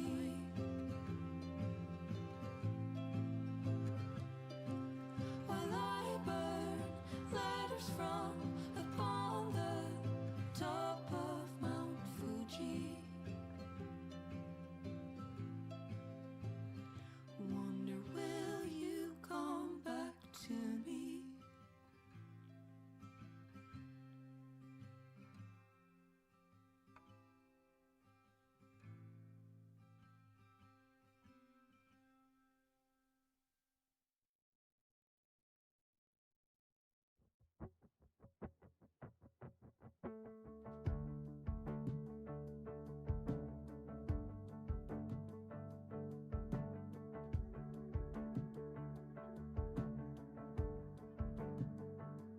I was 6 when I was taught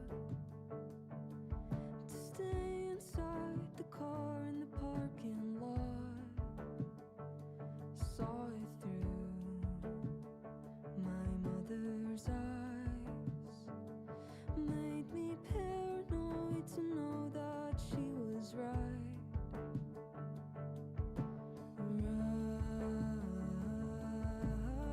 I am back.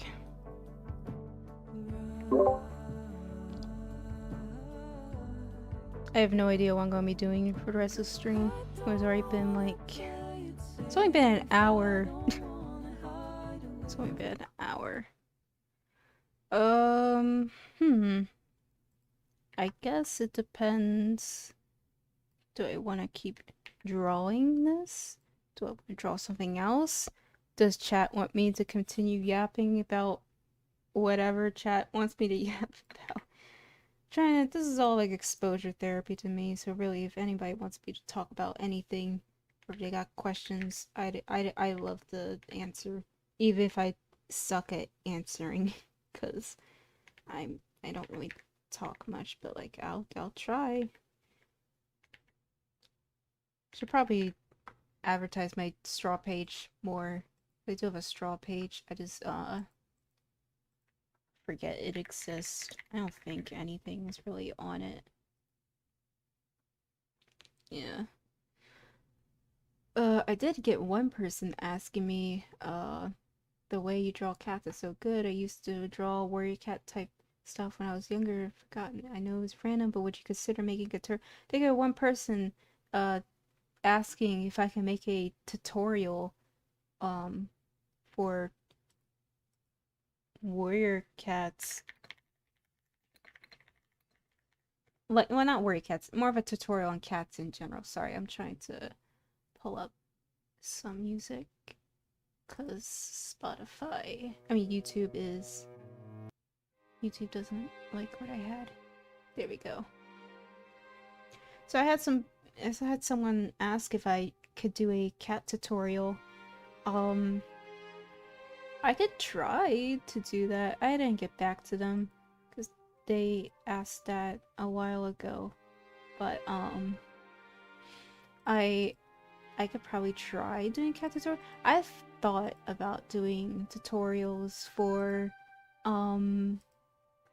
just like small tutorials, maybe like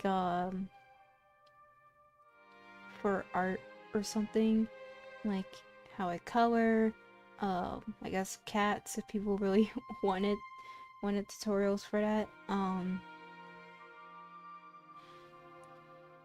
I don't know. I don't know if people would want that, but if they do, I don't mind doing that. I'm not great at explaining the process, but visually I can try. I definitely made small tutorials for coloring, how I color, because I have some people ask me how I color or paint. I have some people ask that.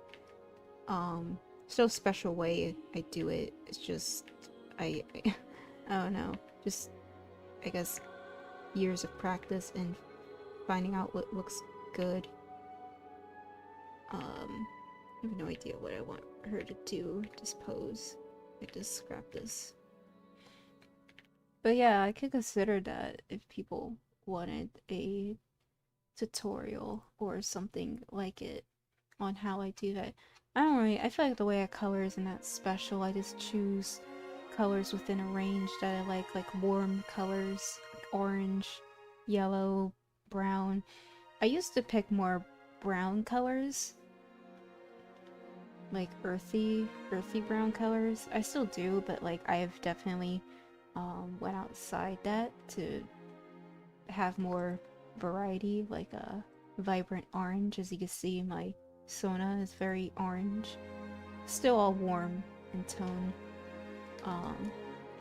There's no really special way I go about it. It's just observation and practice, I feel. But I do have my preferences of what I consider good color combos, or what I will mostly use in my art.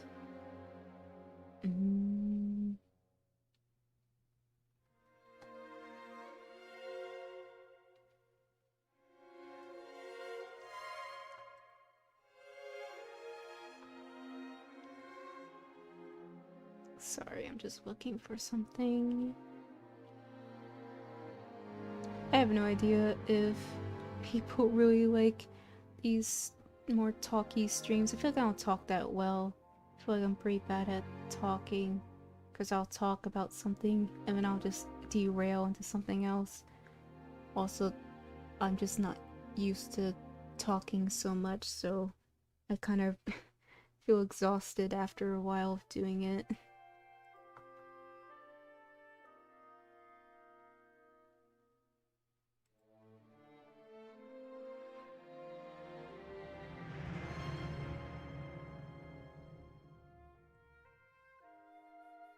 Hoping it's something I'll get used to over time.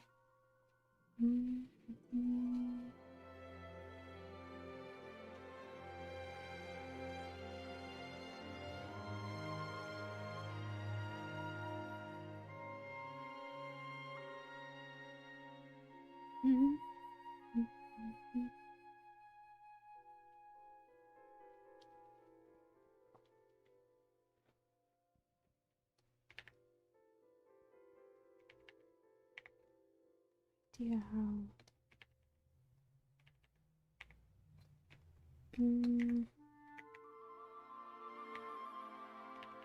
I need to really practice drawing full bodies.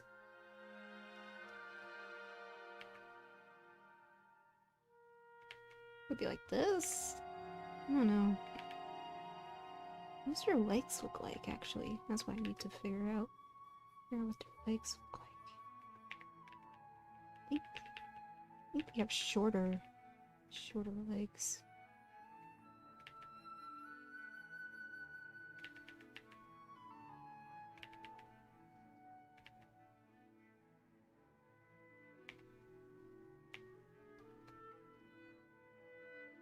You have shorter legs than this.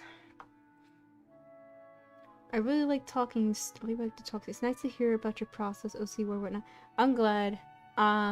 This is the first time I've ever talked to the public before. I've been an avid mute for years.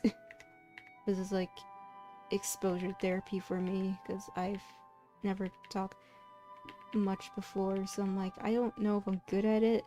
I don't really talk much. I don't know if I'm good at it. I don't know if people like hearing my voice. I don't know what my voice sounds like. I don't know. Try not to think too hard about it or overthink about it, I guess. This leg isn't looking good.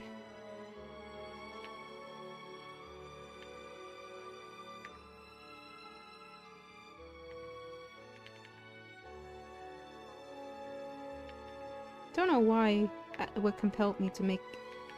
Oh yeah, let me just make Sunkiss a noodle. I feel like, I don't know why I felt like doing that. Thought she looked cute as a sunny, weasel character. I don't know. I like giving my Sonas random, who just pinged me on Discord? Oh, never mind. Oh. Kind of like random Sona design changes. This isn't permanent or anything, just a little fun what if. See, that's the thing, I don't know what to talk about. Like, I don't know. I like answering questions, but I don't want to pressure people to ask me questions if they don't want to. But I like answering questions because it gives me something to go off of. I'm really bad at coming up with the conversation myself, unless I start derailing about something else.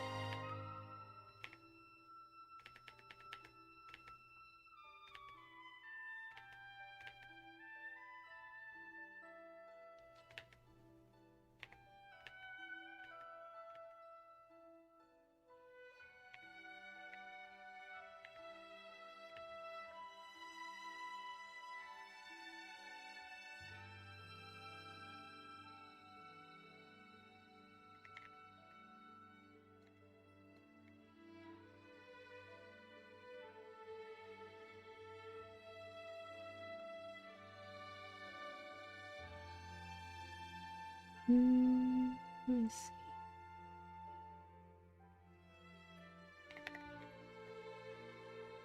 What did they look like? But they got like, are they really stubby little legs? What about weasels? Do they have the same? Oh yeah, they got like, I see.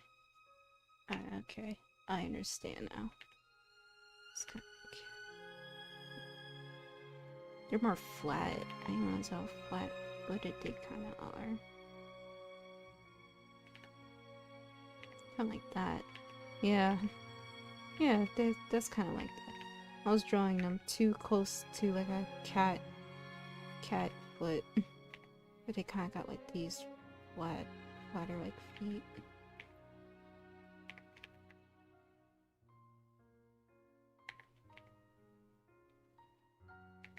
Actually, I'm gonna turn.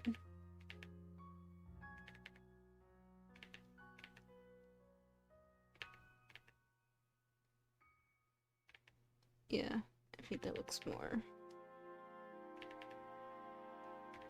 They're cute, just different draw.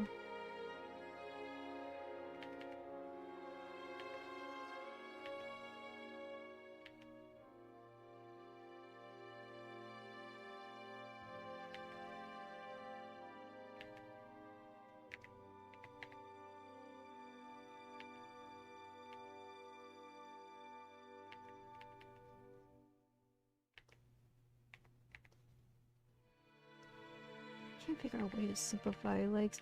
So one thing I hate drawing is legs and arms. I hate drawing legs and arms so bad. Drive me crazy.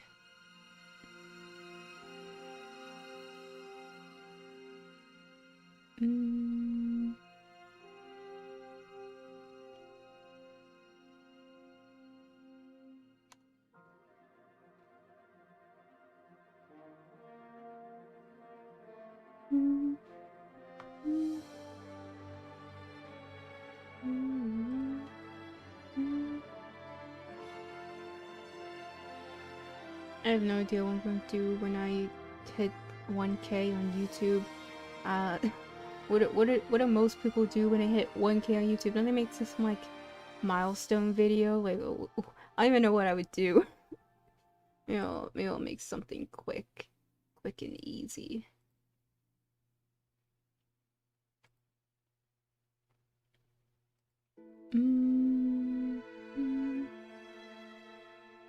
Alright.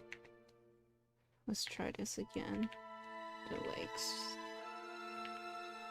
Kinda like that.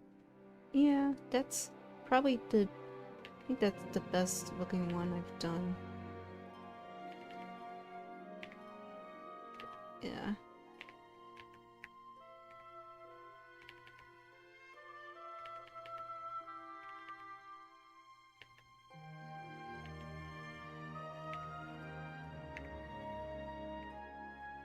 It's always a challenge to draw anything that isn't a cat. Not that I can't, just I really do need refreshers and such. I should probably practice more than drawing cats, and I try to, but obviously we all have our biases. Mine is just cats, but I do like branching out into other animals. I'm going to just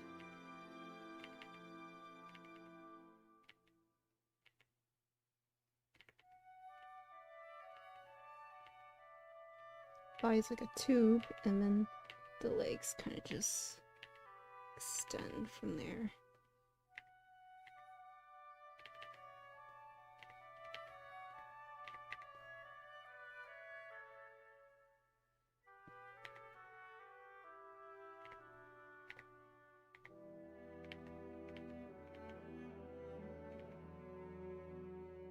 Yeah, kind of like that. And the sweater, I'll just have it.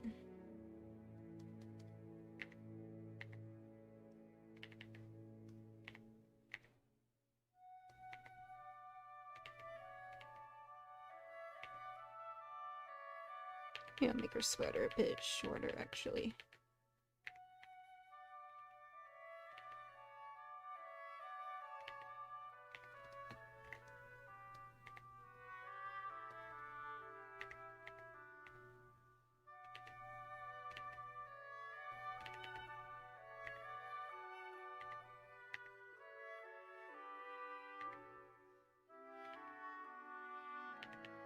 Things that I need to practice on, definitely anatomy, but that's like the most general thing most people would say.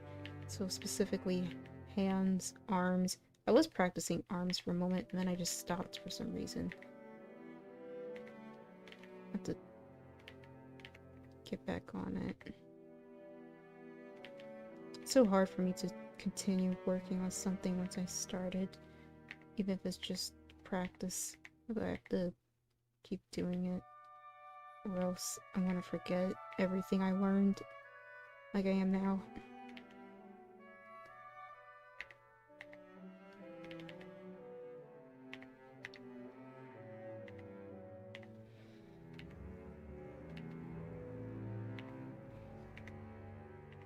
Yeah, that's good enough. I actually wanna make the face a bit bigger.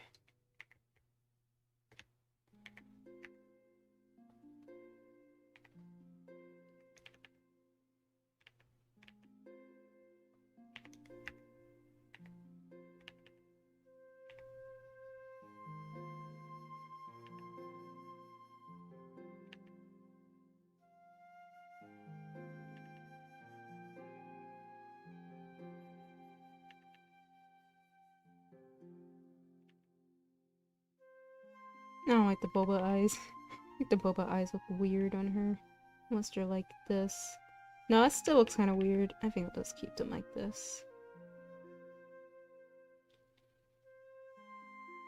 Yeah, that's like a good in-between of boba eyes.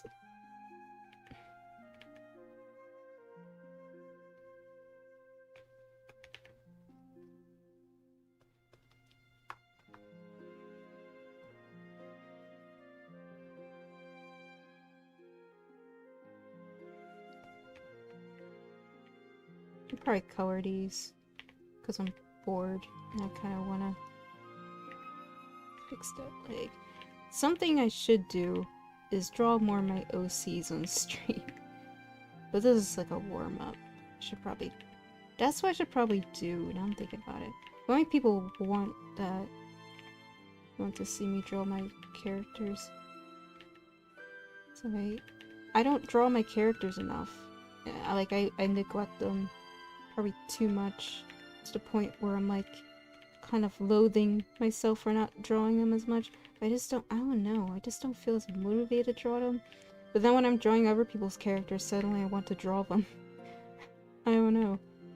Like, I need to draw them because, first of all, how else am I supposed to share anything about them? People aren't going to know about them if I don't draw and post them. And second of all, like, it's kind of like therapeutic when I do and I actually like it. It's just the issue is getting myself to, you know, draw them. I have to commit. So much weird hesitancy I have with drawing my characters. Because it's not that I don't like them. It's not that I don't want to. It's just, I don't know. I'm so used to drawing people's characters than my own.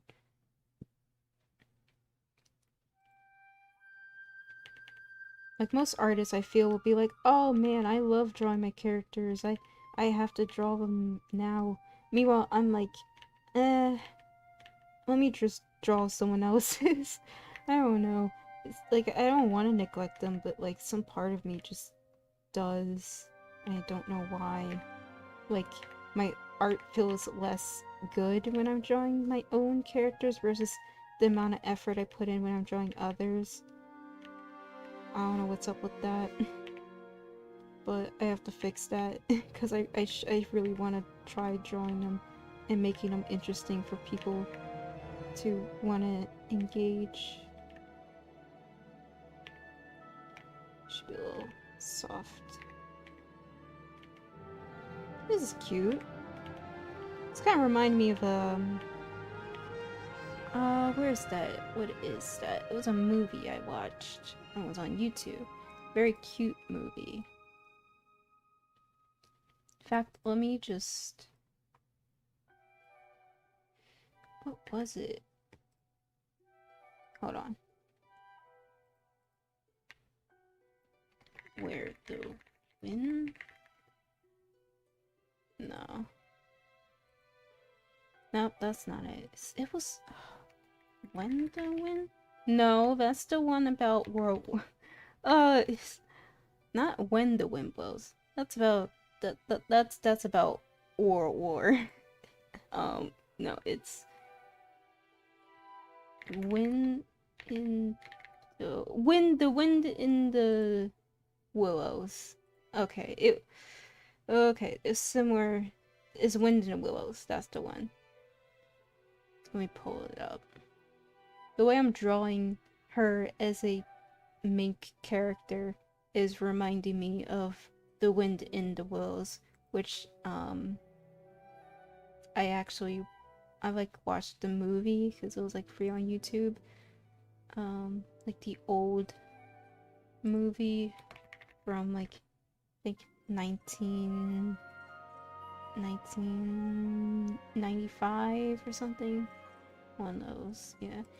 I really like this art style.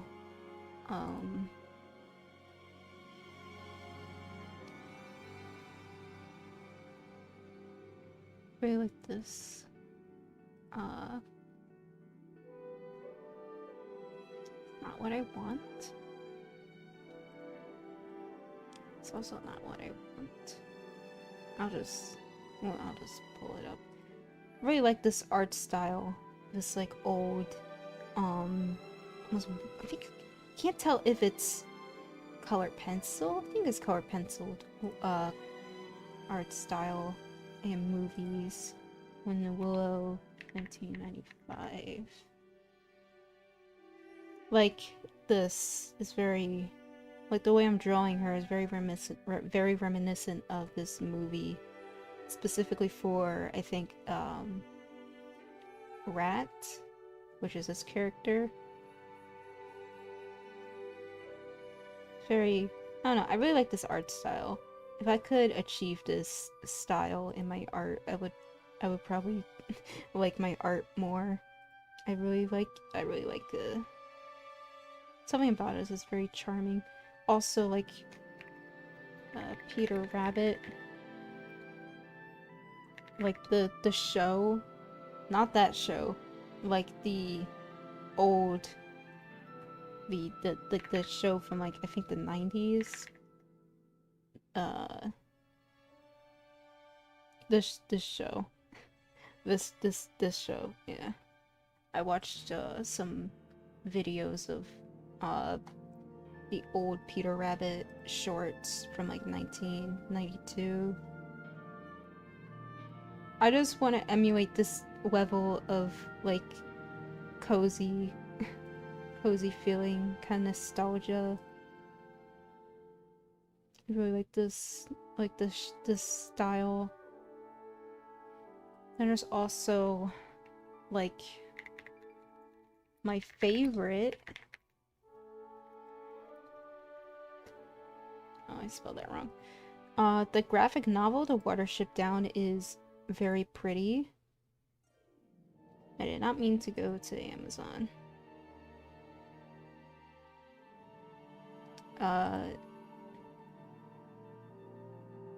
It's very pretty.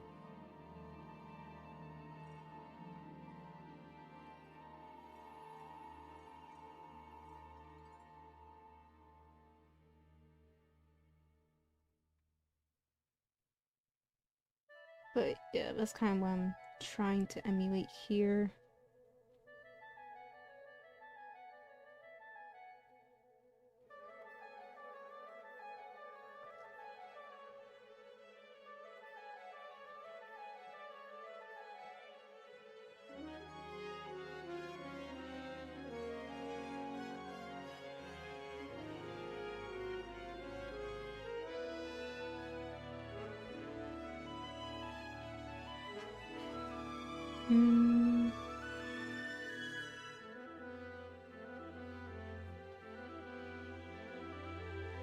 I guess I could start coloring. The graphic novel is very good.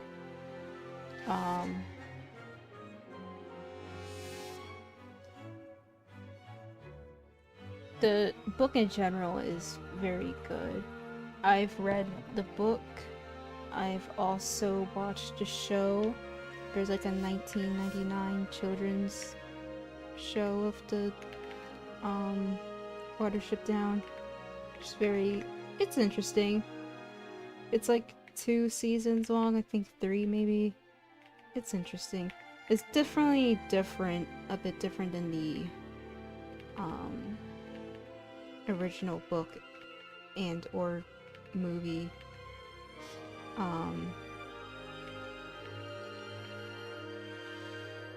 Playing with the OG, that's probably the best.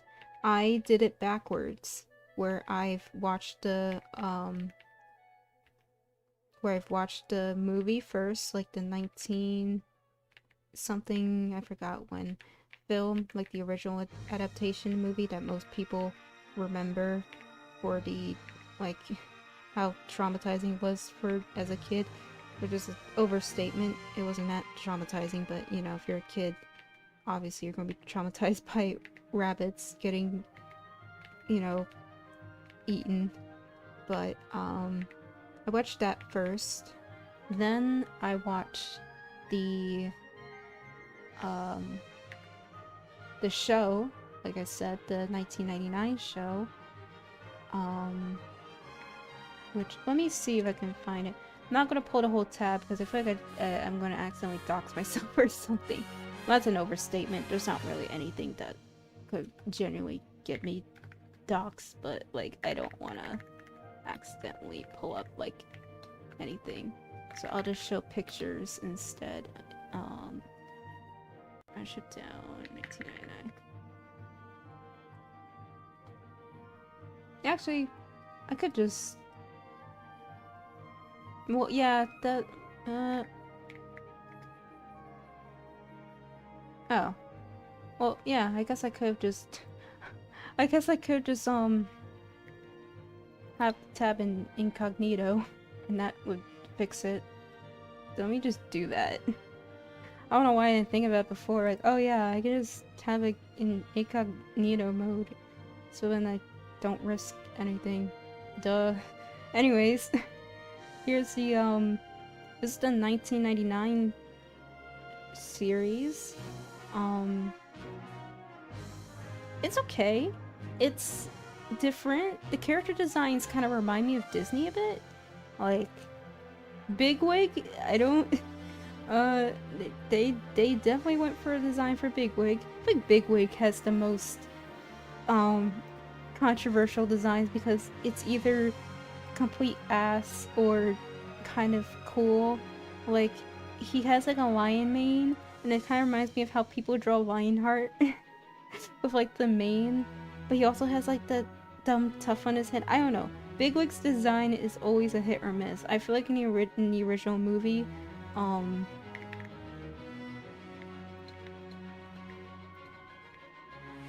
like I feel like in the original movie, his design was kind of just okay, I guess. Like he has like his little top of hair. I don't know why they gave this rabbit a bowl cut. I don't know why they did that. I don't know why they did that to the poor rabbit. I don't know why they gave him a bowl cut. And then in the 2019 adaptation, which is the Netflix one, and it's controversial because a lot of people don't like the Netflix one. I like the Netflix one. I think it's pretty interesting for an adaptation, despite what people say. I think is good. I also think he has one of the best Bigwig designs because his hair looks kind of like okay, like it's not terrible. I think his design is actually pretty good. I will say the 2019 one, the rabbits look like they're more modeled off of hairs than actual rabbits. I'm sure this wasn't intentional. I'm sure they meant to make them look like rabbits, but they truly do just look like hairs in this one. So that's kind of an over smooth. The only one that doesn't look like a hair, I think, in this adaptation is what's her name?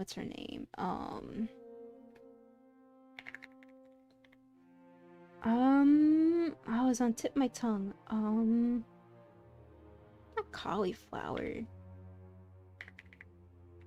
No. I'm just gonna put characters. Alright, here's a lineup. What is it? Clover. Is it Clover? Is that it?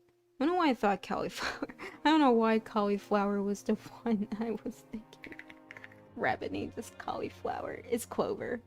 I think Clover's the only one that actually looks like a rabbit and not a hare in the Netflix one. Yeah. But you know, that's fine. She plays more of a role in the Netflix adaptation than she does in the original book. Because I think in the original book they were just trying to get the hutch rabbits because they needed those to, you know, repopulate. And they're like, we need hutch rabbits, we need them, or else we're all gonna die out as a, you know, the warren. So, but back to Bigwig. I think Bigwig's hair in the graphic novel is probably one of my favorite. Because it looks like a mane. He has like his mohawk type look to him. I kind of like the graphic novel's take on Bigwig. I think it's one of the better ones. I think him and the 2019 version is one of the better ones of Bigwig's design. Yeah. Definitely the better ones. I do not like the... I do not like the 1999 one or the original, like, the original movies designs for him. I think they're kind of goofy looking, like with his mane. Also, he had some kind of, like in the seasons, they changed his coloration, and I didn't like that. I don't know, the style, the art style of this series is pretty reminiscent of like any 90s TV show for like children. I will say the characters are different. in every possible way you could think of. I didn't even. This is funny. They got a Cold Christmas one. Characters are definitely different than like the original. Like this is a good example. What's her name? Oh, I'm forgetting all of these names. All these names are rabbits. There's Hazel, Fiver, Blackberry. Blackberry. They made Blackberry into a girl, which isn't bad. I didn't care. I don't care if they change characters' genders. It's mostly the characterization that is more like jarring. Like Blackava had a huge like role in the series. As far as I'm aware, in the original novel, he was just kind of like Woundwart's, you know, side he's just kind of like just one of the goons of Woundwort. But for some reason, Blackava in the 1999 series plays such a big role of being Woundwart's little sidekick that he's so pathetic. And like, let me see if I can find. I don't know how to spell. I don't know how to spell. No. How do you... I don't know how to spell... I mean... Why did Richard Adams have to make the names like they are? Why do you have to do that to me? This guy. Okay, how you spell his name? Oh, Vervain. Wait, oh shoot. That's Vervain. Now where's... There is one character, I swear to God. I need to get to the bottom of this. I'm having like amnesia or like a Mandela effect.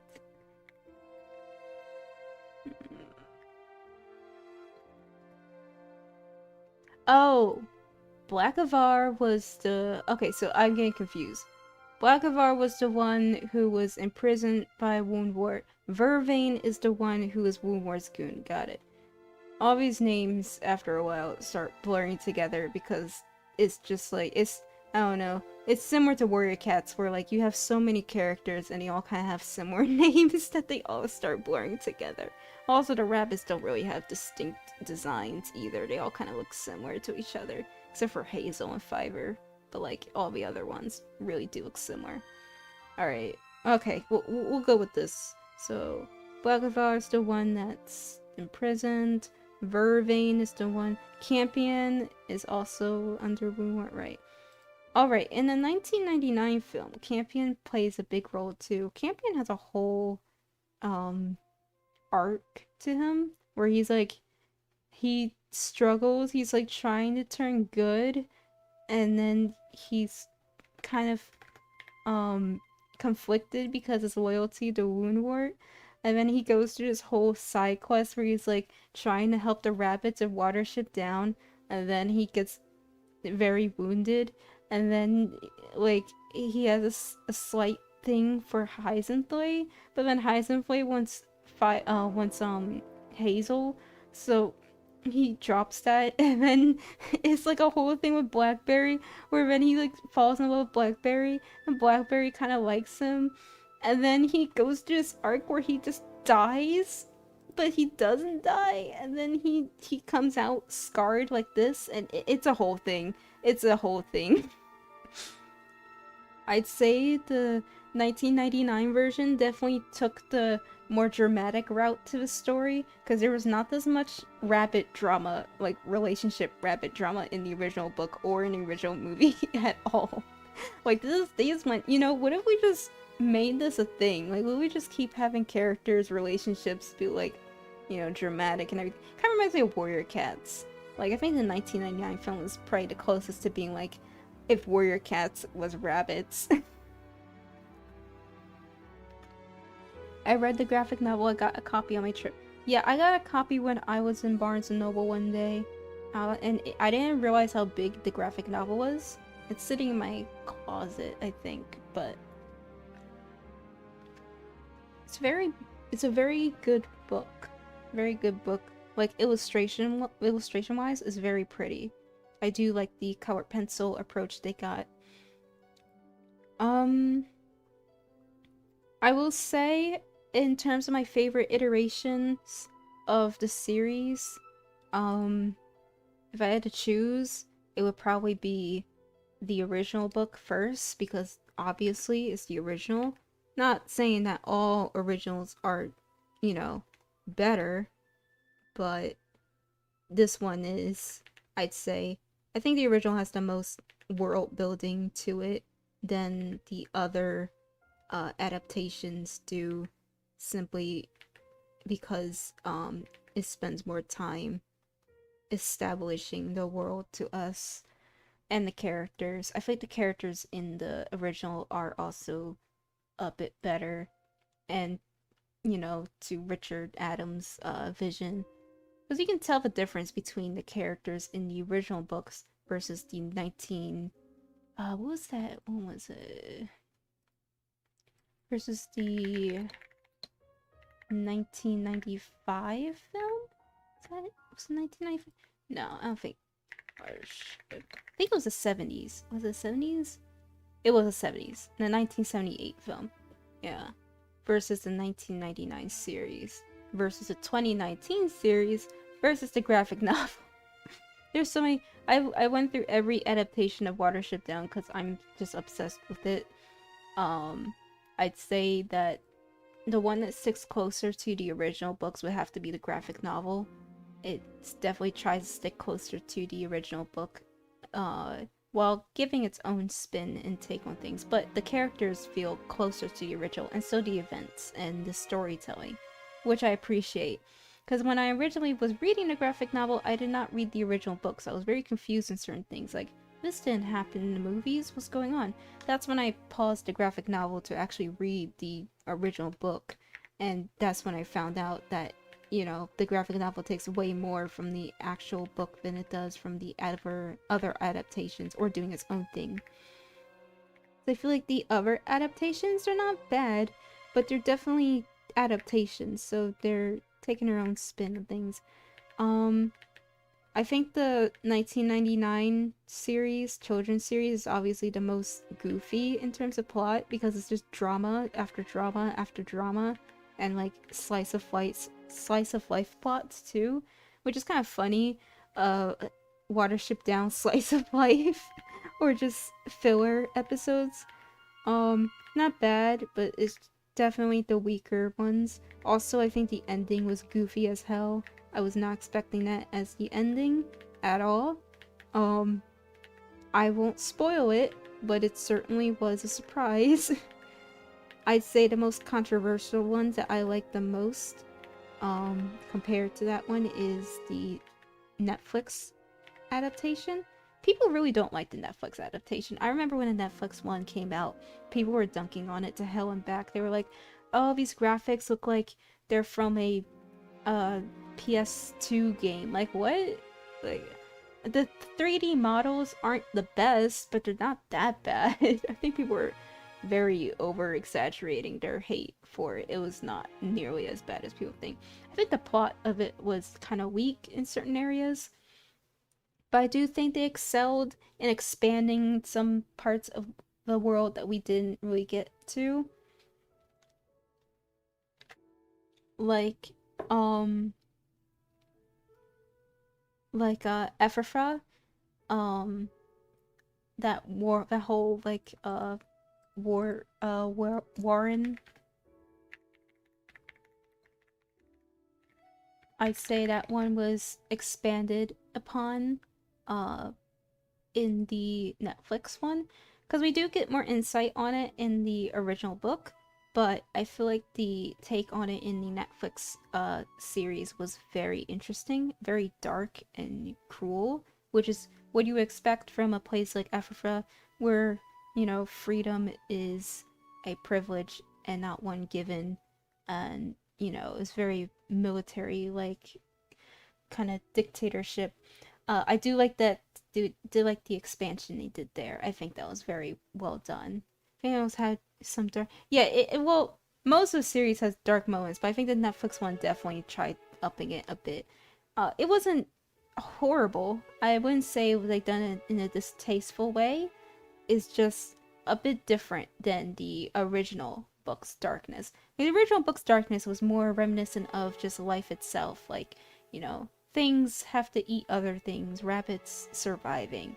And then you get the slightly more darker plots of like control, dictatorship, and also like cult religion type deals with like the Warren of the Shining Wires. But all that was pretty much like symbolic to, you know, life itself and everything.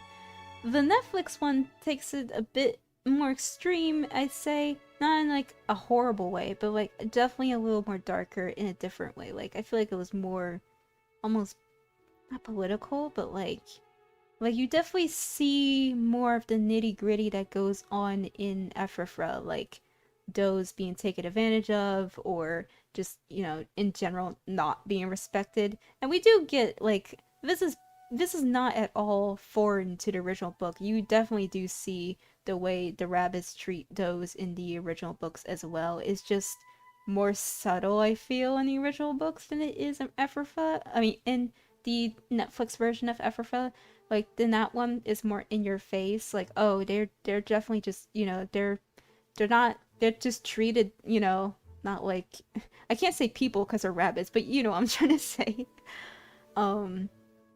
Like in the books, they dismiss the does a lot. Like if a doe dies, you're like, well, that was just a doe.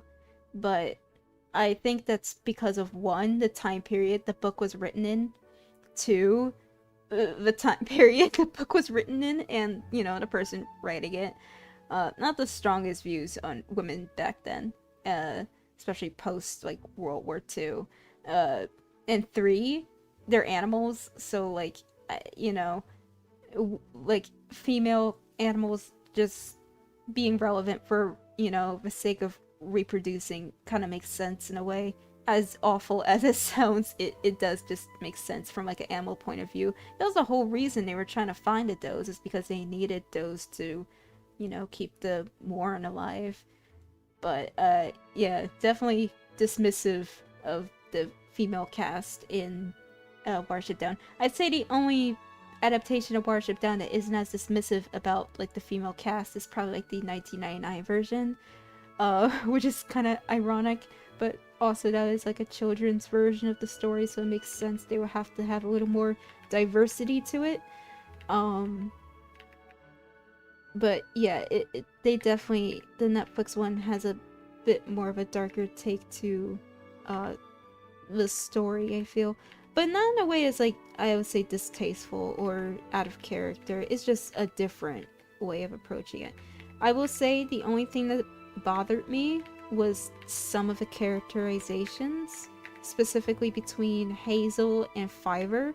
I like Hazel and Fiverr's characters a lot. I find them to be very compelling characters, and I also find their brotherly bond to be compelling as well.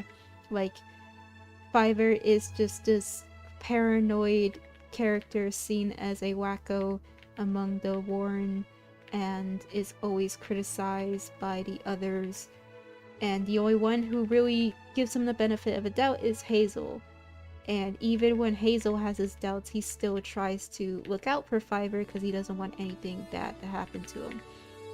And I really like that about them. What I didn't like about the Netflix one is how they kind of just made Hazel into a complete asshole at times. Like, there are times in the series, Hazel would just completely ignore Fiverr for really no good reason, even after Fiverr has proven that he is right about his visions. And there was also this one scene early on where Hazel just snaps at Fiverr for basically telling him that one of the does that he liked wasn't coming with them. I don't know what was that all about. That felt kind of weird. I don't know. I feel like they kind of butchered their relation and characters a bit. But other than that, not too bad if you ignore that part, which is kind of hard to ignore because that is a glaring flaw in the in the series. But I did like everything else about it. I did like their take on Woundwort. I like that we get to see a bit of a glimpse of his backstory. I like that he truly is just, you know, this monster. I really like this tail. I don't know what tail I want to give her. Yeah, I enjoyed it. I also think the soundtrack for that series was very good. Like, people are sleeping on the Watership Down Netflix soundtrack. It's peak. I say it's very much peak. 10,000 enemies. Or is it 100,000 enemies? I think it's 10,000 enemies. That song is very good. Very good. When it played during one of the scenes in the series, I got like chills. I don't know. Very, very good. Very good soundtrack. Interesting take on characters. I would say I think the strongest plot is just Ephrafa and how they went about that. Other than that, I kind of just, I don't know. Other than that, I think the other adaptations are good. I think the graphic novel is probably the strongest one because it's just very much closely referenced to the book. And it's very pretty. I really like the take the graphic novel had near the end, which is spoiler alert. I'm just gonna say it because I don't know. I'm assuming most people here know about Watership Down, so I'll just say it. But spoiler alert, at the end, when Hazel meets the Black Rabbit of Inlay, which was in the original book, it was changed in the graphic novel, and instead he meets El Reha. I can't pronounce that name, but El Reha, yeah. He meets him, the Prince of Rabbits. And I really like the way that they drew him. And I think that was an interesting take where he goes with him instead of the Black Rabbit. I don't know. It was very interesting. I was not expecting that. I think it was a very, very different take on it. I could probably yap about Watership Down forever. So let me not do that. Alright, I think Weasel Sunkiss is complete for coloring. I don't think I really want to do any more with her. She's very, very long, very cute. Little cheeks. Yep. Yep, I think that's good. Let me fix his ear, actually. Sunkiss can be anything you ever want. She could be a cat, she can be a weasel, I guess, or mink, whatever. She's whatever I want her to be, because I designed her to be that way. I wanted her to be a simple design for me to replicate anytime I wanted, any way I wanted, because I was tired of having Sonas that kind of were a headache to replicate. Not that my old main Sona is bad, just she had a lot going on, and I really never had a simple character where they were just one color and shape, and they didn't have no horns or antlers or whatever. Like, she has her sprout, but her sprout is very simple, and that's really it. I don't know, I just never really had a simple character for a Sona like that. I always had Sonas that were more semi-complex, like my old Sona Lunar, who was like a lynx slash, I don't know what she was. She was some kind of cat demon thing where she had like big teeth and everything, but she wasn't Sunkiss. Sunkiss is very, very simple.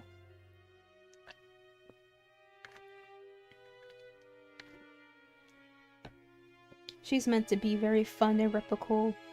Replicable? She's supposed to be easy to replicate. Just, you know.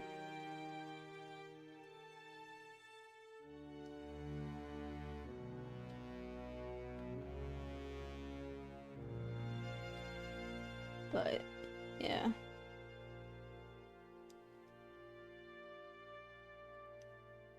Time to color. Let me grab her reference.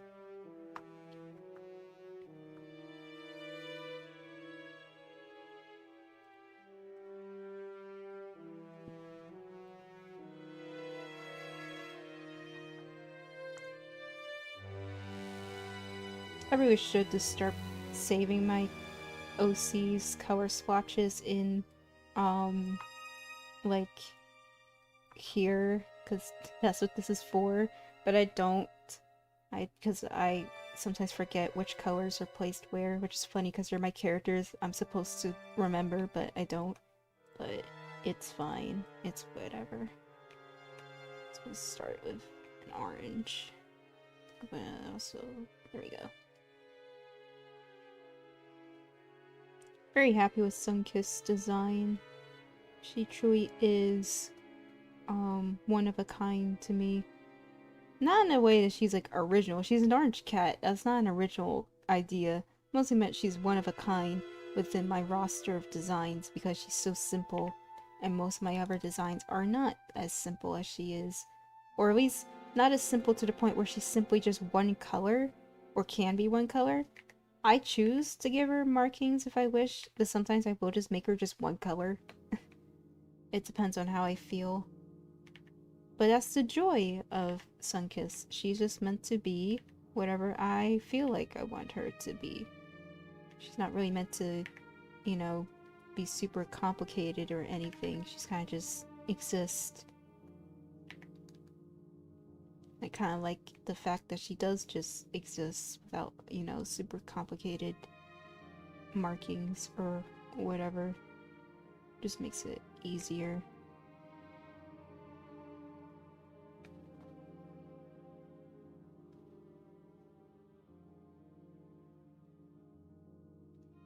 I did like all these sun-kissed attacks I got.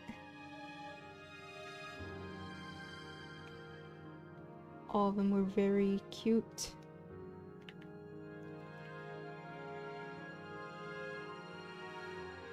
She got her like little sunbeam / orange slice ears. I came up with that on a whim because I was like, what if she just had orange slices ears? Or I guess ears that look like orange slices. I don't know. People say they look like orange slices. Some people say they look like the sun rising. I can see that too. Personally, they're more like orange slices for me, but I'm fine with any iteration. However people want to view it.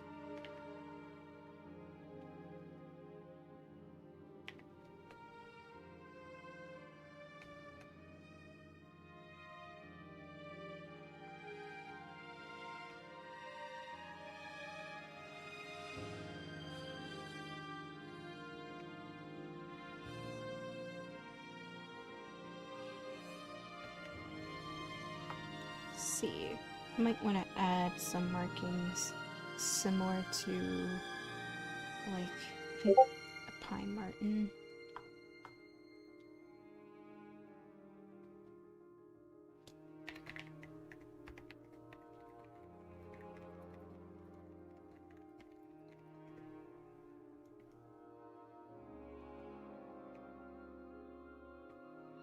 Let me see.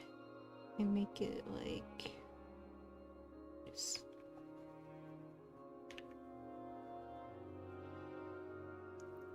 Oh yeah, this would be like this fine. And I should get yeah, that's fine, I think. She's very fun to render too. I really like just playing around with her oranginess. Like there's no wrong or right way to color a Sunkiss. She's just whatever I feel like, and I feel like I really need a design that's that flexible. I'm so used to having designs that are more precise, or like I have to have them this way or else,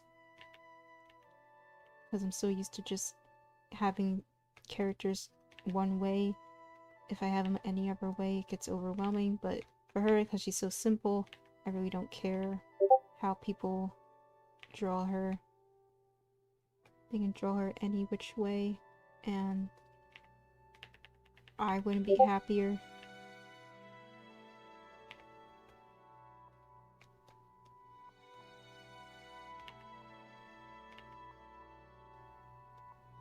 Yeah, that's good. I like that. I like that look.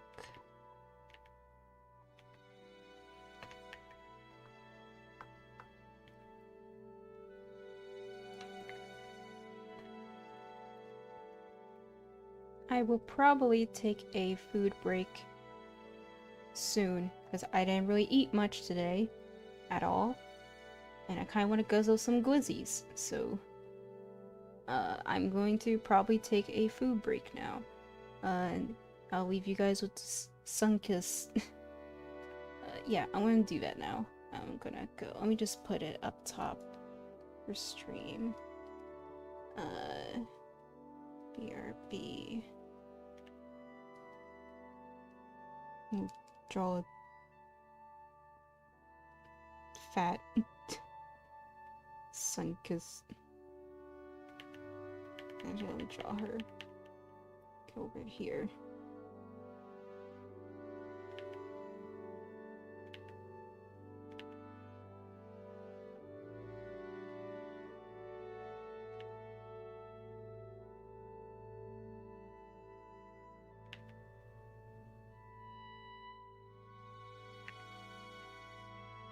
Yeah.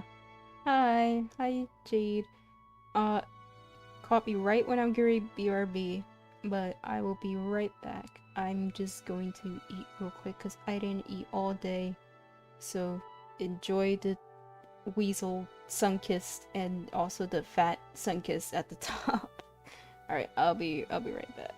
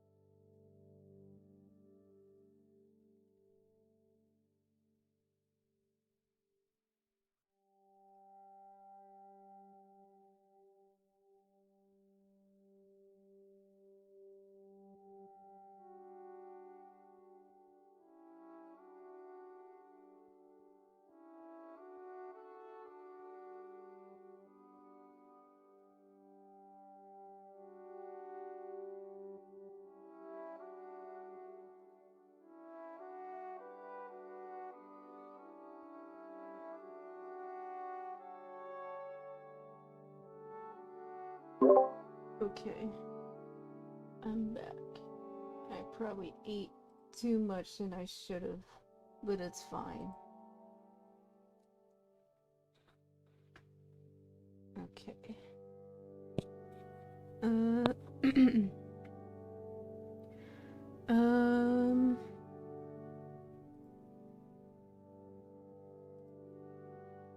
Right, I have to thank you. I think I ate too much. I always overestimate how much I can eat. And when I remember I weigh like 2 grains of rice and my stomach can only handle with so much food.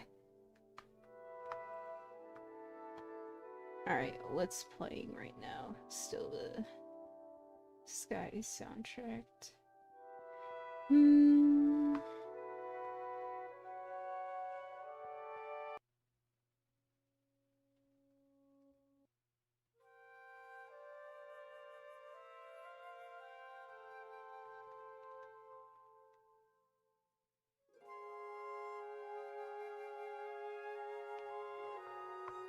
Alright, let's see, what was I doing? Oh, right, coloring, I think, yeah.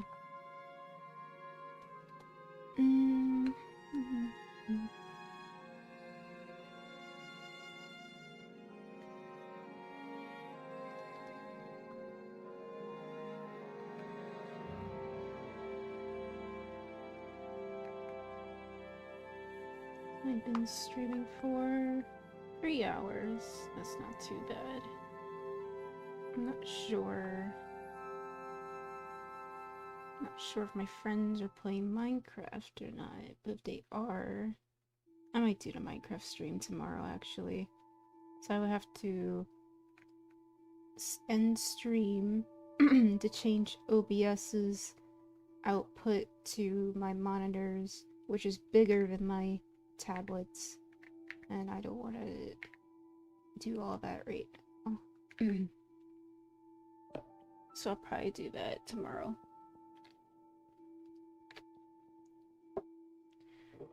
Oh, I'm tired.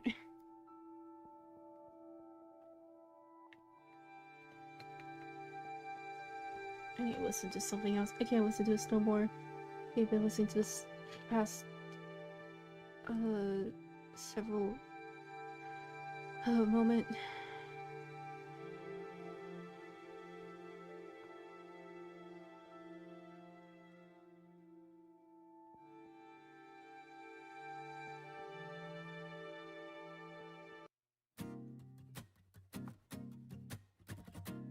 I'm just gonna pray YouTube would be kind to me and won't do what YouTube does best. Hi, love the art new sub. Oh, hello. Oh, hello, Suit Whisker. Question: is this a persona or a fursona? I'm not judging it. Both. It is quite literally both persona and fursona, or rather, I should say, it's a true sona. But I really don't have a typical persona because I don't draw myself as a person. I just draw myself as animals, so technically it's both in my eyes. But Sunkiss is more of a true sona, so she's like the more accurate depiction of me, I feel, or I guess accurate depiction of me at the moment, because I have had different sonas in the past. Or mostly I had like one sona in the past that I don't resonate with her as much. So Sunkiss is the one. Actually, let me see. I have...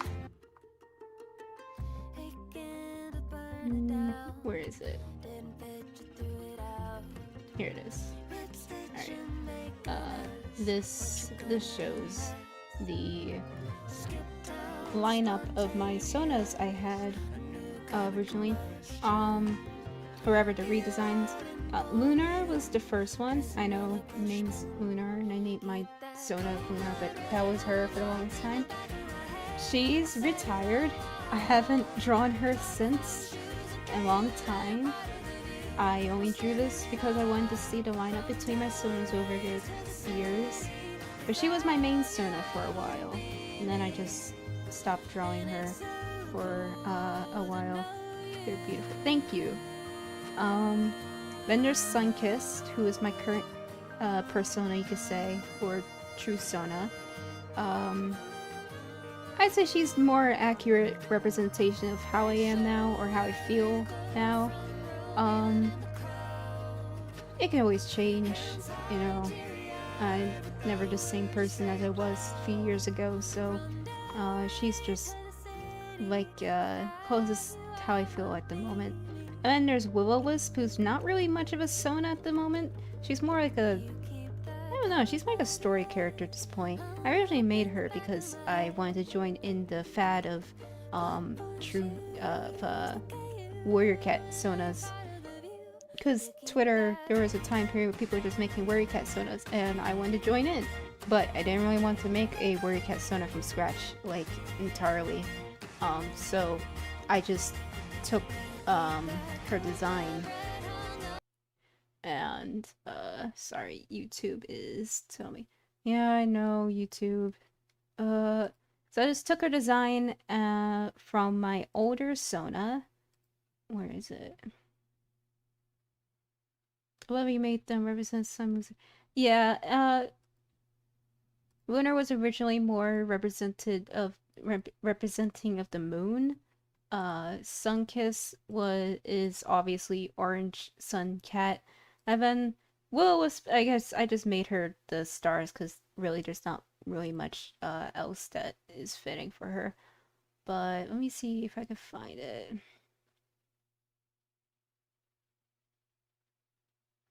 I'm not probably gonna be able to find it on this one. I'm probably gonna have to download it.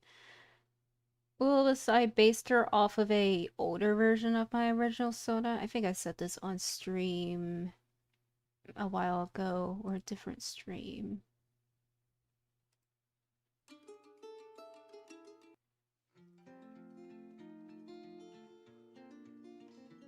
Let's scroll down.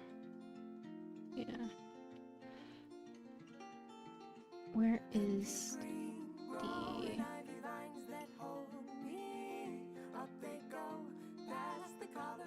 Alright, let's pull this down. Where is the other one?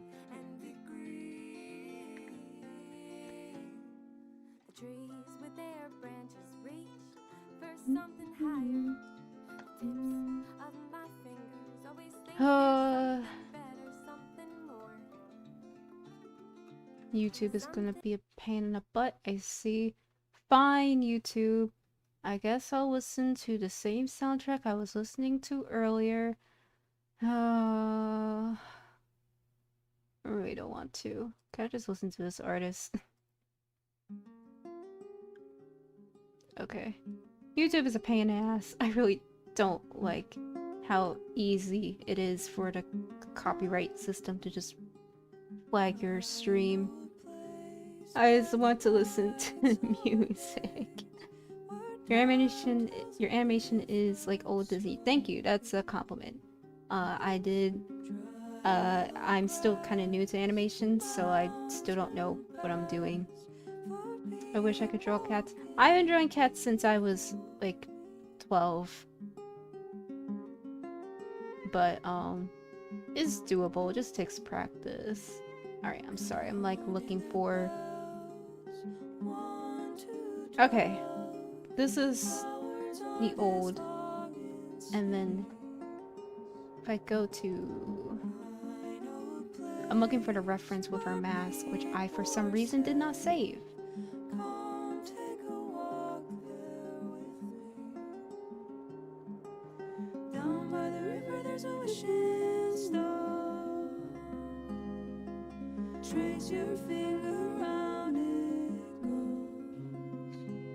Alright, here we go. So, let's go to that. This is the old Lunar design, like when I first made her, back when I was like, I think 16 on Amino. This is the old design, and when I was making Will-O-Wisp, I took parts of her design into Will-O-Wisp. And you can kind of see parts I took from her. So like the scarf I took, and then the antlers from Lunar I took in made into the mask. I actually went through a different coloration for Will-O-Wisp. Like, her old coloration was more closer to Lunar's older design. Yeah. Yeah, but she went through different things. Different. She went through different evolutions. Amino days. Oh my god. Yeah, the amino days. Alright, fine, YouTube. I guess I won't play this song either. Fine, I guess I'll go back to. There has to be some other soundtrack I can listen to that I. Okay. This is why I need to get into games more, because I really don't have a lot of game soundtracks I like.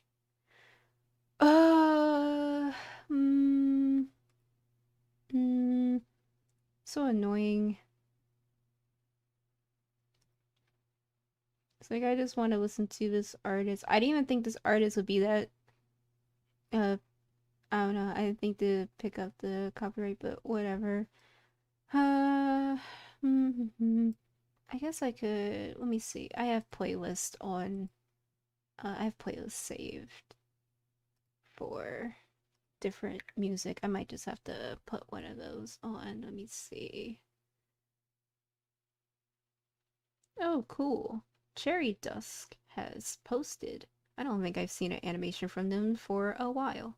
I will have to watch that later. Oh, oh, all these suck.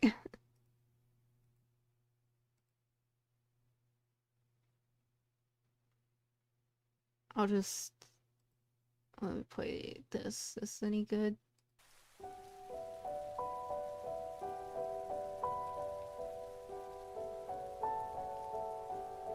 Yeah, sure. We'll play this. This is fine. I'll just turn it down a bit. Who pinged me? Oh. Oh. Alright, I'll try that playlist. We'll see if this one goes. Thank you, Jade. Let me see. Let me open up on. I feel like Twitch doesn't give me much hassle when it comes to playlists compared to YouTube. But the only thing about Twitch right now is that Twitch refused to verify my phone number, so I can't really use it at the moment. Plus, I have more of a following on YouTube, so it's easier to get people to watch. But maybe once Twitch fix my phone number or whatever, I'll be able to let's see. All right, let's see if YouTube will like this. I just need anything that isn't what I've been listening to for the past hour or so, or else it's gonna drive me crazy. Alright, well, we'll see how it goes. Let me keep up with chat. I've been enjoying them all my life so far, and still it just takes practice. I would recommend using references and studies. Someone asked me to do a cat tutorial. I could probably try doing that, but the way I draw cats is very stylized. But I don't really draw them super realistic. I draw them pretty stylized for the most part. A YouTube channel would not name promoted. Oh, yeah. There's a lot of channels that promoted Amino. But I think that was at the time when Amino was not as bad as it is now. Or was, because it's gone now. Twitch is better for music, yeah. Yeah, I just have to figure out what's going on with my phone number for Twitch, but, yeah. I do like streaming on YouTube, because I have more of a following on YouTube, and more people seem to join on YouTube. When I was streaming on Twitch, wasn't really a lot of people there to talk to. But I was with my friends, so it was okay. But, like, I don't know, I haven't used Twitch enough to gain much of a following or, like, people to, I guess, watch me there. So I kind of just prefer YouTube at the moment. Just easier. But I would prefer to have people, like, now chatting than silence if I'm talking. I can't really entertain a conversation with myself for very long. Hello. I just now realized I can use cat for yeah.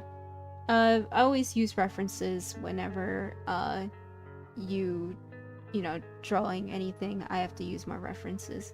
Going back to Will-O-Wisp, yeah, her design was very much homage to Munar's very old design, which it has a scar on the back, the bandages. I might get rid of the bandages, honestly. Will-O-Wisp was originally more of a, I would say, vent sono. She was originally more of a representation of my, I guess, feelings of loneliness and grief. I don't know. She has an aura to her that kind of resonates that part with me. If I can find older art of her, because I drew her way more when I was first creating her, than I do now.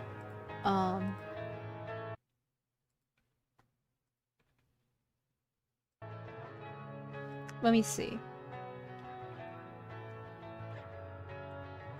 I need to draw her more. She is very much a character I love, but I fail to give attention to. I like this anthro version of her because I do like making my cats anthro. That wasn't obvious enough. I like how dainty she is. I don't know. I always kind of like the idea of getting a partial fursuit of her, but just a partial of like maybe her head, paws, and that'd be it. So then I could just wear dresses and like maybe fairy wings or something. I don't know. It's very silly, but like I kind of like the idea of it. I think a partial for her would be nice. I do think a partial for her would be kind of expensive because she isn't a very complex design, but she has a lot of colors going on, so I would probably have to simplify her. She's so pretty and soft. Thank you. I like her design a lot. She definitely has the fairy Tinkerbell type design. I have been welcome back rodential.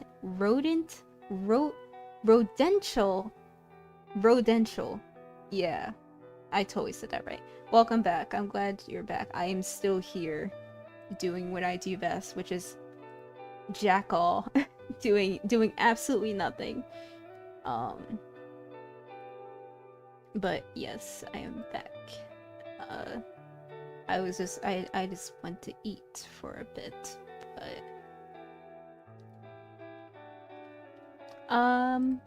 what was I gonna say? I'm trying to animate on Flipperkit and I keep getting it. I went on a whole rant earlier about animating and different softwares I use to animate with, and one of them being how I used to animate on Flipperkit and I absolutely hated it. If you're a beginner animator, it's probably not going to matter too much, but I don't really recommend Flipperclip if you're animating, like, in general. I don't know, something about it is just so, I don't know, it's not for me. My beginner animation program was, like, Procreate. Specifically Procreate, not Dreams. This was way before Procreate Dreams happened. This is just regular Procreate I used, and I was just animating on it. That was my animation program for a while. So yeah, if it's your only option, that's fair. It was definitely my only option for amount of time before I was able to... Where is it? Before I was able to get something a bit better. But if it's your only option, that's understandable. I will say, eventually, if you're able to try out different programs, there's Clip Studio is probably the one I would recommend, but it does require money to get the animated, the Pro, I think it's the Pro version. I lucked out because I'm a leech, and I got it from a friend who offered it for me, so I didn't have to pay, but I know not everybody's that lucky. For some reason, I keep getting lucky where my friends just keep giving me programs and I don't have to pay for them, like, I don't know. I lucked out, I guess. Which I'm glad, because I don't really want to pay for Clip Studio, especially since they changed how their whole thing is. Like, I think now it's like subscriptions or something? I don't know. It's a whole thing. But, yeah, I do like Clip Studio and animating in it. It's weird. It's definitely a bit weird, but it works for me. It definitely feels better than the other programs I've tried in the past, which I didn't really like.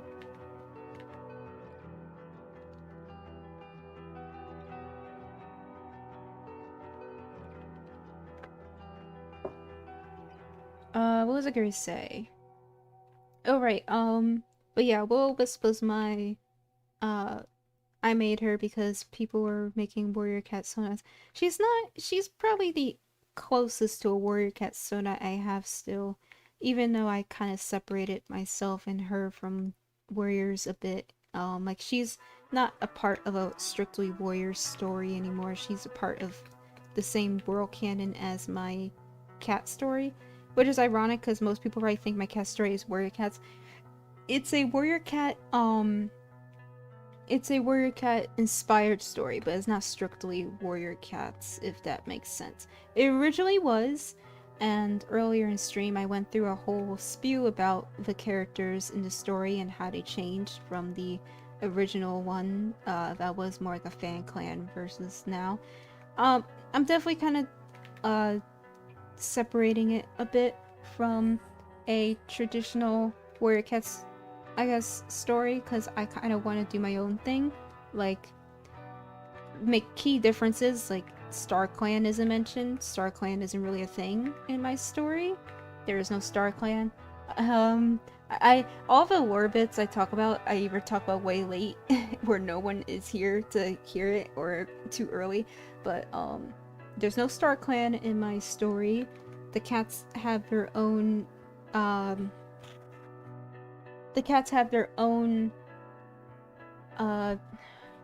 already losing train of thought because stuff like in my eye. They have their own afterlife, which is just not really afterlife, it's more like reincarnation.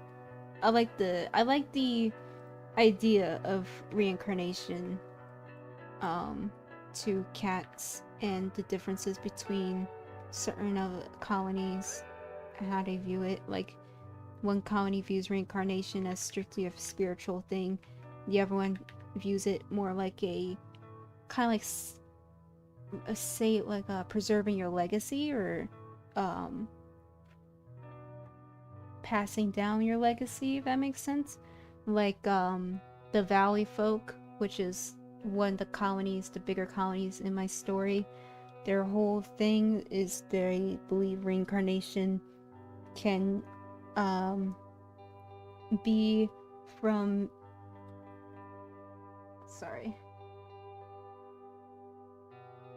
the Valley folk believe that reincarnation can be happen between cats and other animals. So like, some animals are respected and not hunted or harmed because they think spirits favor them when they get reincarnated, etc. It's very reminiscent to real beliefs of reincarnation, like Buddhism, Hinduism, I believe. Yeah. Certain Celtic paganism, we believe in reincarnation. A lot of that's inspiration for my story. I love theology. Then you got the Evergreen, which is the second colony, and they believe reincarnation is like strictly between kin, or it's just a symbolic act of preserving one's legacy, like passing on their name to the next kin, which is normal to humans. Like, we do that, like, you know, last names get passed on to children. For the cats, it's different. They don't typically do that, but for the Evergreen, it is a practice that they'll do if, let's say, one of their family members die and they want to be remembered, or they did something great and they want to remember them. They'll pass on their name to the next kin, either as a prefix, suffix, however they see fit. So I think that's a pretty cool, interesting way of incorporating differences of the same belief. Because it's the same belief, the core belief of reincarnation. It's just different ways the colony treats it. And then you just got the cult, and the cult doesn't believe in reincarnation or anything. They got their own weird thing going on. The cult is just there, and they think that once you die, you go to this like different realm, and you meet God. I don't know. It's kind of reminiscent to like Christianity in a way, except the like corrupted part of it, like those Christian cults. Oh no. So that's how that's how some of it is. Make your stream lag. Let me see. Let me play it back. It looks like it's working fine for me. I'm playing back. I don't see no lag spikes playing it back. But yeah, YouTube says the connection's good, so it might be, yeah, it might be a client. I think it might be a client side. Oh, wait a minute. I did see a lag spike. I did see a lag spike for a moment there. I don't know. It could also just be me. Who knows? Yeah. My internet's not the best sometimes. I don't know. People say it's fine, but I don't know. Oh, it is buffering. I do see it buffering now. Let me see. I'm looking at it through YouTube Studio. Let me see what it looks like on...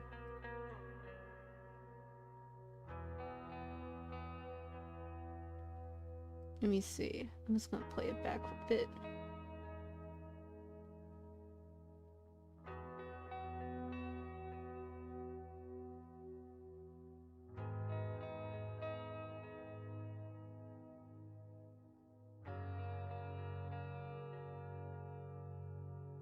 Well, alright, let me see.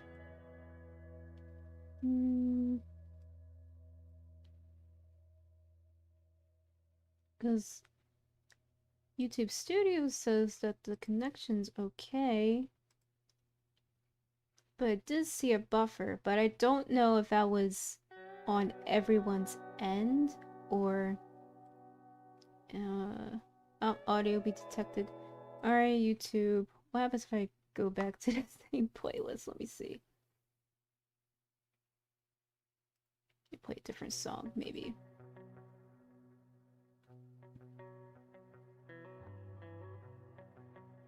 Yeah, I don't know if it's still buffering or not. If it's not buffering for everyone else, it might just be a client-side issue. I'm not sure. Cause I have two tabs open. One is the stream that you guys see, and the other is the stream on YouTube Studio, so I can check to see if YouTube is going to strike down my my stream because of the music. YouTube Studio sometimes is a bit buggy, so I'm kind of relying on the window you guys see. So I'm going to assume that it's okay since everyone else says it was okay. But it might be... Oh yeah, it is buffering a bit. Let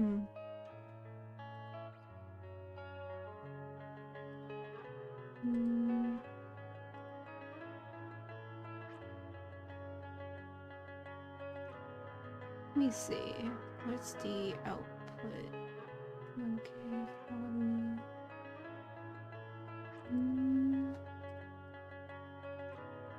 Alright, let me turn off this music real quick and change it. YouTube is telling me that I'll go back to this. And then let me just test to see how the stream is holding up. Looks fine.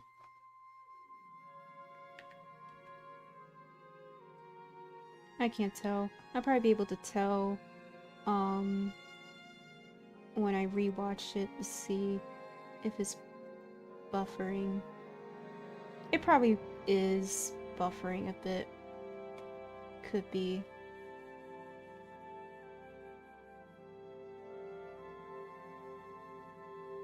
Yeah, it looks like it was buffering a bit, but wasn't crazy. It was just like it was like 2 seconds of lag, but it wasn't anything too crazy.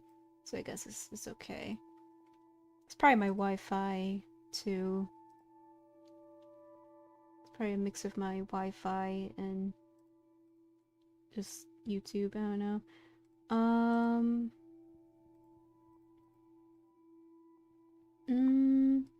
Yeah, I guess it's fine.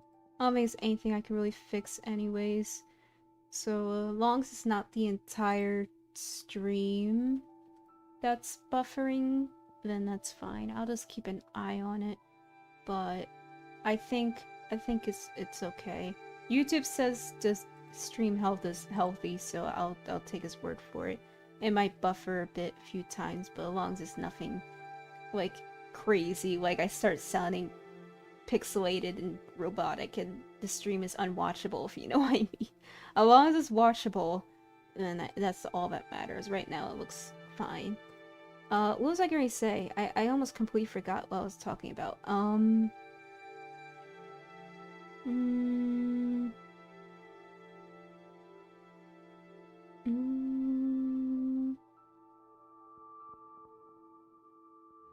Someone help, I forgot what I was talking about. I was talking about something about Will-O-Wisp, I think? Oh no, I already forgot. I don't know. I think I was talking about something about Will-O-Wisp. Was it? I think it was... Damn! Man, this sucks. I forgot. I forgot what I was talking about. I think it was... OC... Okay, thank you, thank you, Jade. I was nearly gonna lose my mind if I remember it, and I'll be like sitting here like, what did I say? Oh yeah, but yeah, I know StarClan in the story. That's probably the main thing that separates my story from the typical warrior one, is that there's no StarClan. Like, I completely removed the StarClan, like the star suffix that leaders have, because there's no StarClan, so why would they have that? And I went through different iterations where StarClan did exist, but I changed how StarClan is. And like, that was fine, but then after a while I was like, I don't know if I really want StarClan to exist at all, because a lot of this stuff is so irrelevant to the canon series. Like, I kind of just want to make it my own. The Dark Forest never really existed in the new iteration of the story. I completely scrapped it. Instead, it's more like this abyss. It's literally just called the Abyss. It's just a void that the bad characters, quote unquote, go to.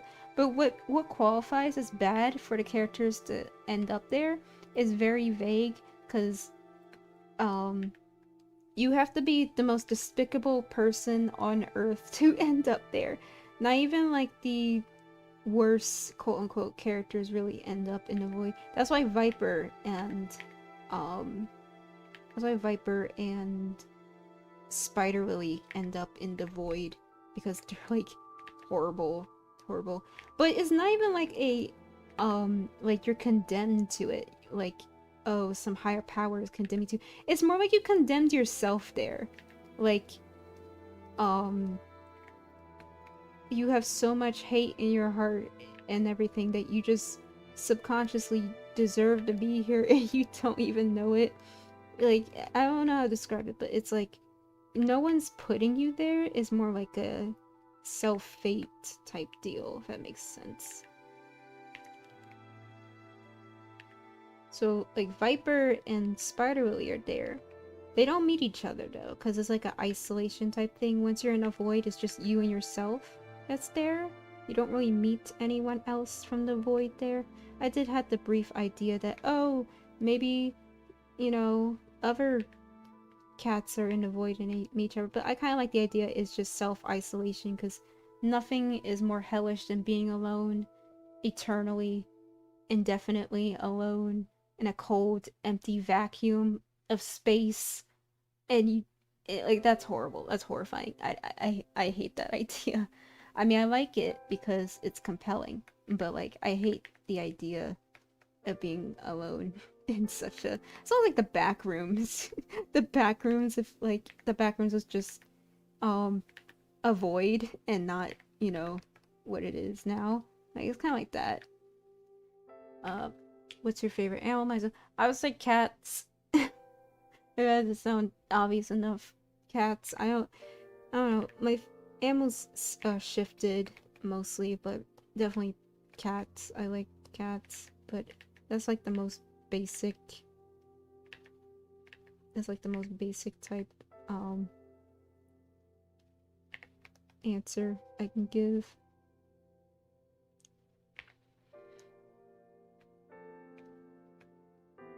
I like deer. I do like deer though. Deer are cool. But I'm so used to cats, so cats are always going to be my pick. Okay, I do like this. Look, I do like this. Look, see, I love Sunkiss. I can just play around with her markings to my heart's content, and, you know, it's still Sunkissed. Because she's just... I imagine her markings being something like you're painting her, and she paints herself, like orange paint, and she just paints herself however she wants per day. Like, oh, I want stripes on my tail, and she just paints her tail. I don't know, that's kind of how the idea is for her. Because I kind of just draw her however. Mm-hmm. I'm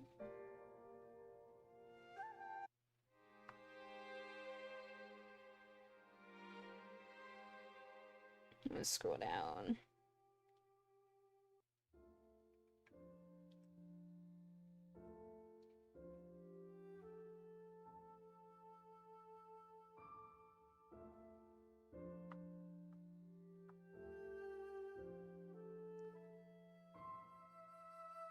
I am in agony trying to draw hands. No one asked me to ever draw hands. I refuse to draw hands. Obviously, I'm going to draw them to practice, but I still refuse to draw them willingly if I don't have to. I really hate drawing hands.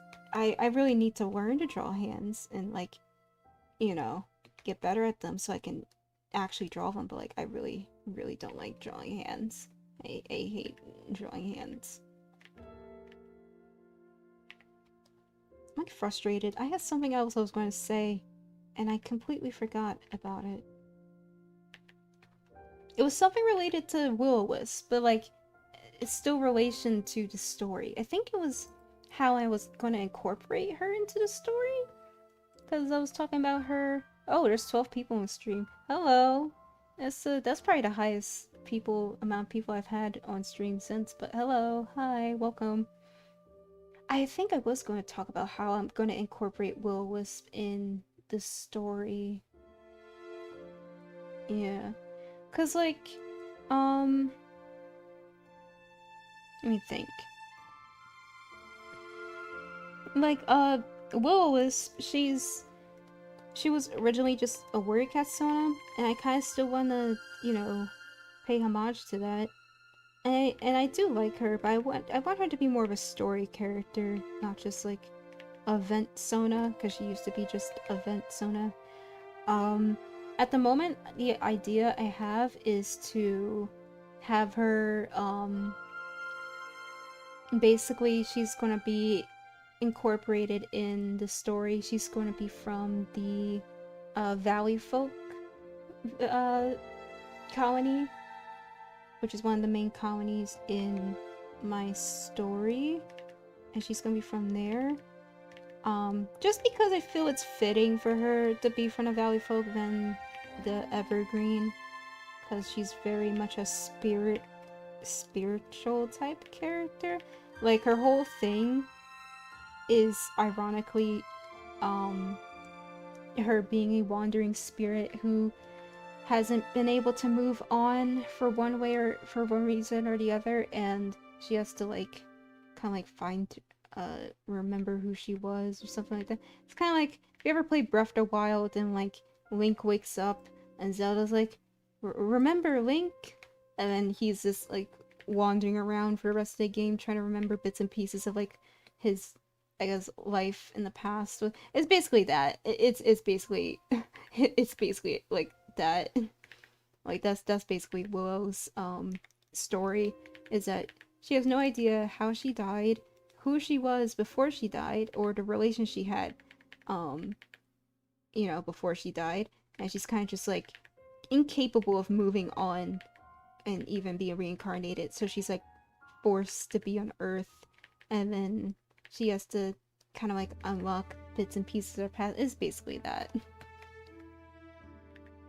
She's not really relevant in the story, like plot-wise. I just kind of want to put her in the story's canon world, because I think it would be fun to have her in there, because it feels fitting that she would be in a world like that.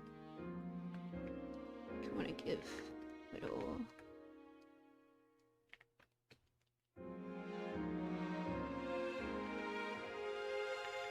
I think it's good. God, why I feel so nauseous? I don't think that's not gonna work. I need to just drink more water.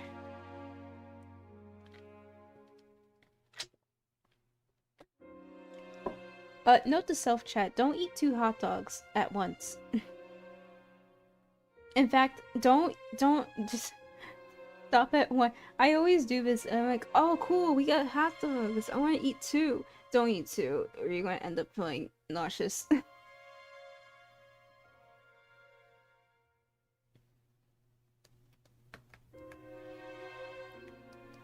Stop at 1, never go for the second.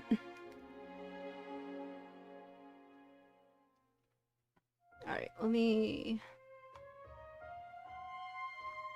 close some of these tabs.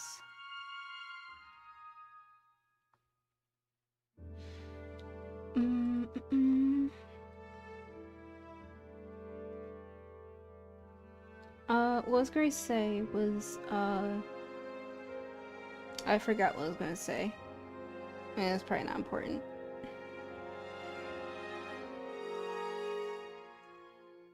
I saw the little dude you made in the bottom right.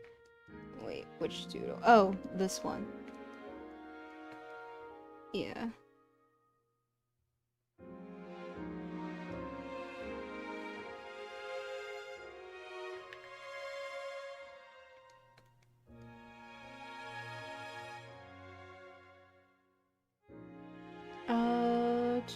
I'm trying my old style, but I can't, so you send me some. Yes, Breath and Tears of the Kingdom, 2 best games.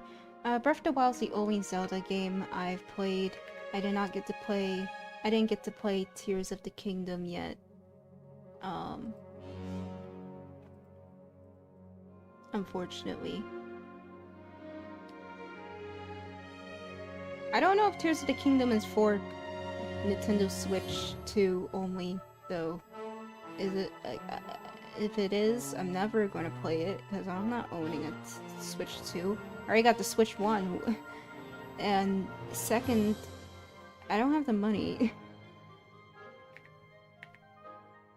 I didn't even get to finish Breath of the Wild. I never defeated Ganon, because I'm terrible at the whole parrying the Guardians.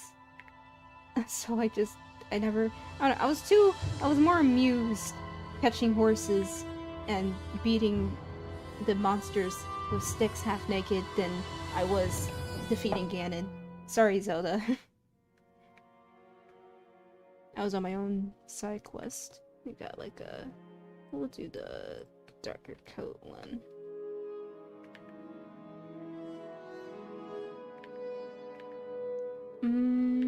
No, you can play a Switch one. Oh, okay. I'm still broke though. For like, because games are like $60 now. So crazy, we went from a world where games were, well, it was inevitable games would up the price, but I think they really upped the price a little too fast. Now they're like $70, $60, and I'm frugal. I don't want to be paying that, even if I had the money, which I probably do, but I don't want to be paying $50, $60 just for a game. Not unless I really want it, like Tomodachi Life. I really wanted Tomodachi Life. I didn't even buy Tomodachi Life myself. My friend got it for me. And I think I just gave her art in exchange. So, once again, I'm being a leech, as in I don't pay for. I find a way out of paying myself. I bargain because I'm cheap.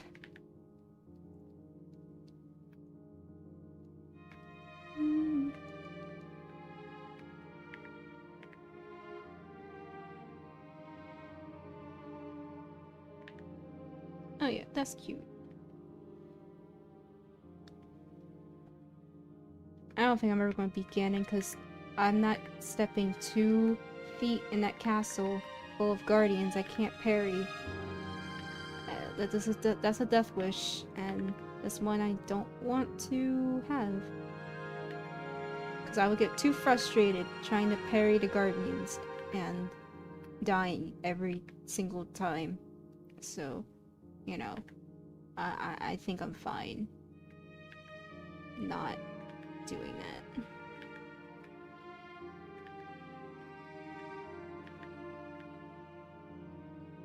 After this, I have no idea what I'm going to draw.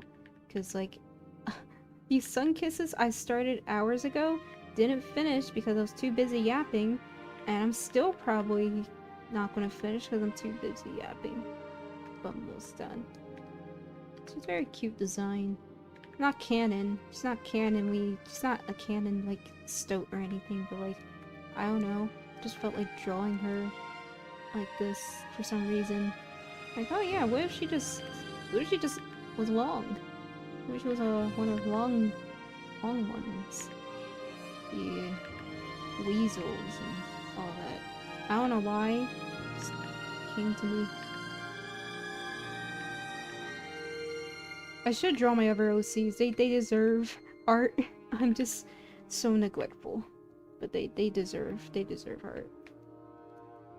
Maybe I'll do that after this if I have the time, energy, and if I don't feel nauseous.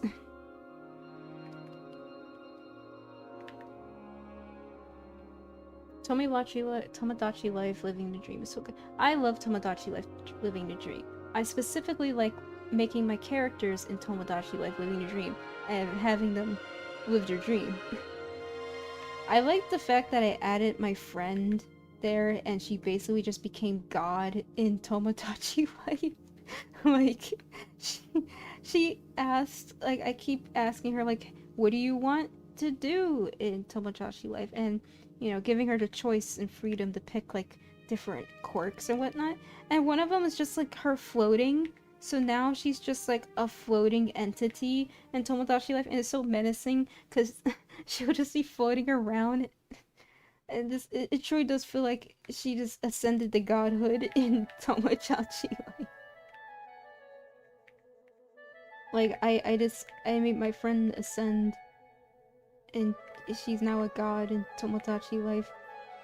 There was also this one scene, her and I think Sunkiss were hanging out, because they're roommates together, and one of the scenes was like, oh yeah, I love pyromancy, and I'm like, what did she ever learn that? What? So I think it is canon. She's like some kind of god or entity, and so I don't know. It's funny though, because she like wears a business suit too, and her name is like CEO Boss, because she asked for her name to be that way. And then I have other characters in Tomodachi Life, like my OCs that I added in. I didn't get to add Will-O-Wisp because Will-O-Wisp is objectively kind of a difficult design. I was thinking about it, and I might sometime later down the road, but not right now. I also didn't get to add Envy, because Envy is also kind of a difficult design, I feel, for Tomodachi Life. Also, she's a canine. I have no idea how canines would go, how I go about making a canine in Tomodachi Life. I haven't gotten that far yet. The only ones I've gotten far in terms of making OCs in Tomodachi Life is like Sunkiss was the first one. I think it was Sunkiss. Two characters no one in chat probably recognizes or knows because they're human characters. Jax from the amazing digital circus. Pomni from the amazing digital circus. We're gonna just overlook that. We're not gonna get into that. Look, we're not gonna get into that. I think I also added Emre from Overwatch. We're not gonna get into that either. We're not gonna Jay, keep your mouth shut. We're not gonna get into that. Totally did not Yumi shit myself with that. I think I also added I added someone else. Who else did I add? Cause I was like showing my friends of the. I was supposed to add one of my other friends in the game, but I didn't because I was too busy making Yumi ships and also trying to get Jax and Pommy to finally like go out with each other because they refused to hell and back to do anything. I know I made more people. I'm just trying to remember. There's like so many traumatizing people that I made in Tomodachi Life. So, oh, I did make Clay, which probably only Jade will recognize. I made him. I could probably pull up the images if I can. Let me see, cause all of them are on Discord, but I could probably also all of them are rotated because I was trying to. Let me see if I can find. I'm just gonna put. I think Clay is probably the better one that I made. He's also very cute. I like how I made him in Tomodachi Life. If I could find him. Image. No, that's not it.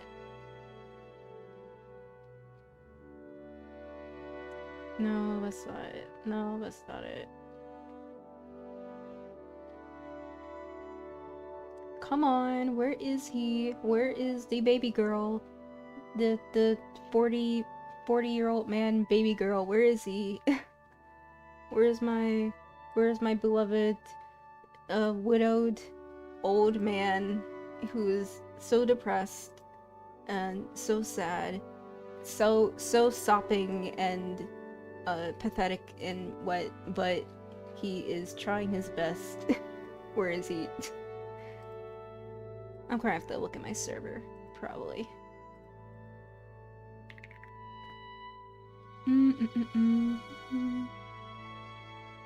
I do like the lingo I did in Tomodachi Life, but I feel like half the lingo one of the lingo I can't say on stream, and the other lingo I could, but I really don't want to say it aloud, because, oh, it feels weird saying it aloud, but, oh, I did find Aiden.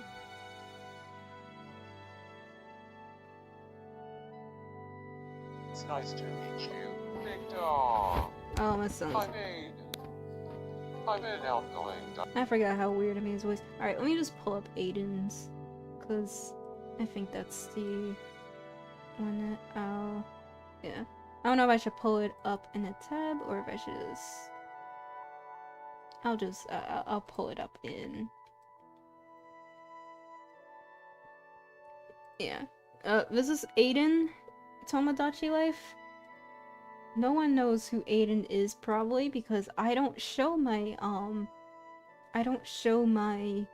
human characters much. Hearing it back, yeah, I was trying to find it, and I started playing it, because I was like, what does he sound like again? And I was like, oh, never mind, he sounds just as dumb as I remember. This is Aiden. He's my satyr character. He's also the one that I beat up the most, both in Tomodachi Life and just in general. But I'm very happy with how he came up. He has a stupid little bang, his little hair bang. He looks so big. He is baby girl, but he's also low-key kind of a prick. Now I have to find the other baby girl. The actual baby girl that I was trying to find in general.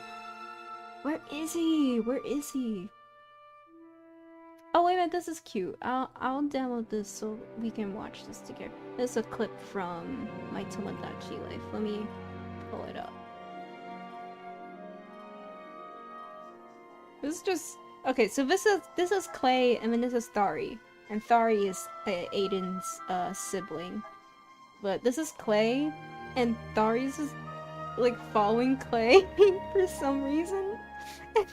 I mean, Clay just starts manifesting Alpha Boss CEO in the sand, and it's like frying me because why is he doing that? I love Clay. I love Thari. They're my sweets. They're my favorites. I love them so much. Thari is so silly, and I like that in Tomodachi Life. They are still silly, very silly thing. Thari was also my favorite to make. I think Thari came out very, very well. That's still not what I'm looking for though. I'm still looking for... Got... Thari humming. I'm just gonna download all of these. But I'm looking for Clay's... I'm trying to look for Clay, like, just specifically just Clay. Because I know I have pictures I took of him when I was first making him, if I can find it.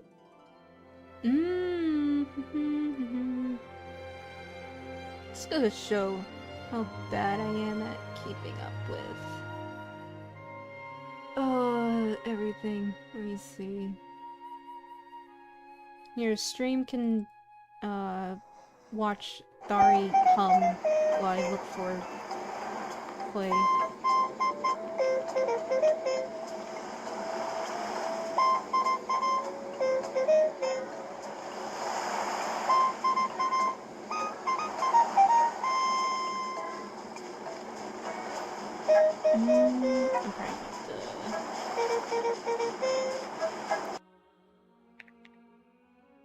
Thank you, Thari.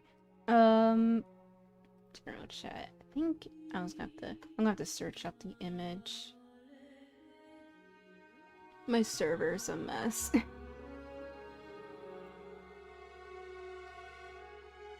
They should add the Spotify. Yeah, I think so too. I think it should. I think they should add that Spotify too. They already outdid themselves with that one. Oh, it's been so long since I've played Tomodachi Life that, like, finding anything Tomodachi Life related in my servers, like, give me issues. I'm still nauseous. I'm like chugging this water to see if it's gonna help bring down the nausea. Oh right, I totally remember touching grass. Oh, all these catchphrases suck. One of them's just, I'm jaxing all over. This sucks. Why did I make that? I'm jaxing all over the place. Why did I make him say that? I mean, that's definitely something he would say, but why did I make him say... Why did he make the entire island say that? Oh my god, they all suck. Okay, because I think one of my friends was, like, making one about, like, balls, and I'm like, oh yeah, what if I just also join the trend and just have him say, I'm jaxing it? Oh, this sucks.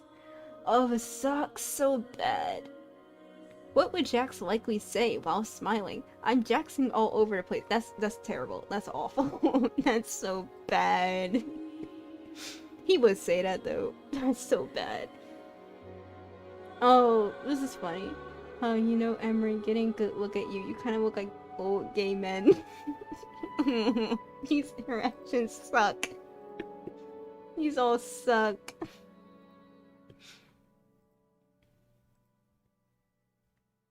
So Clay can't do impressions, at least not of old gay men.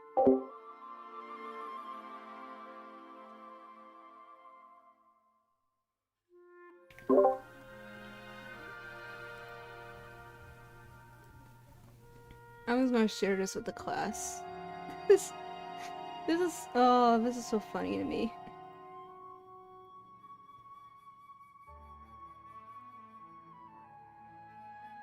So Clay can't do impressions, at least not of old gay men.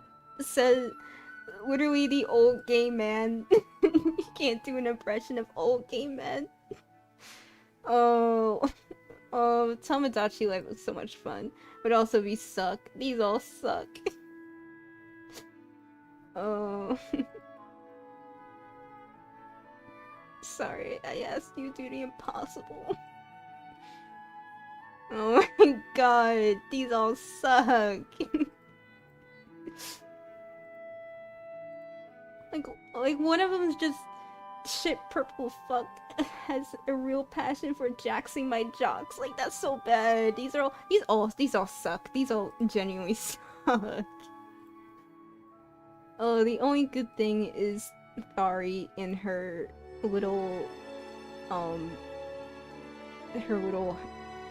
meadow field house. This is the only good one. All the other ones are terrible. All the other ones are terrible.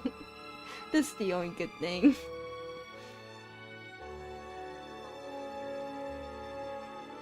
Something about Tomodachi Life brings the worst out of me, apparently.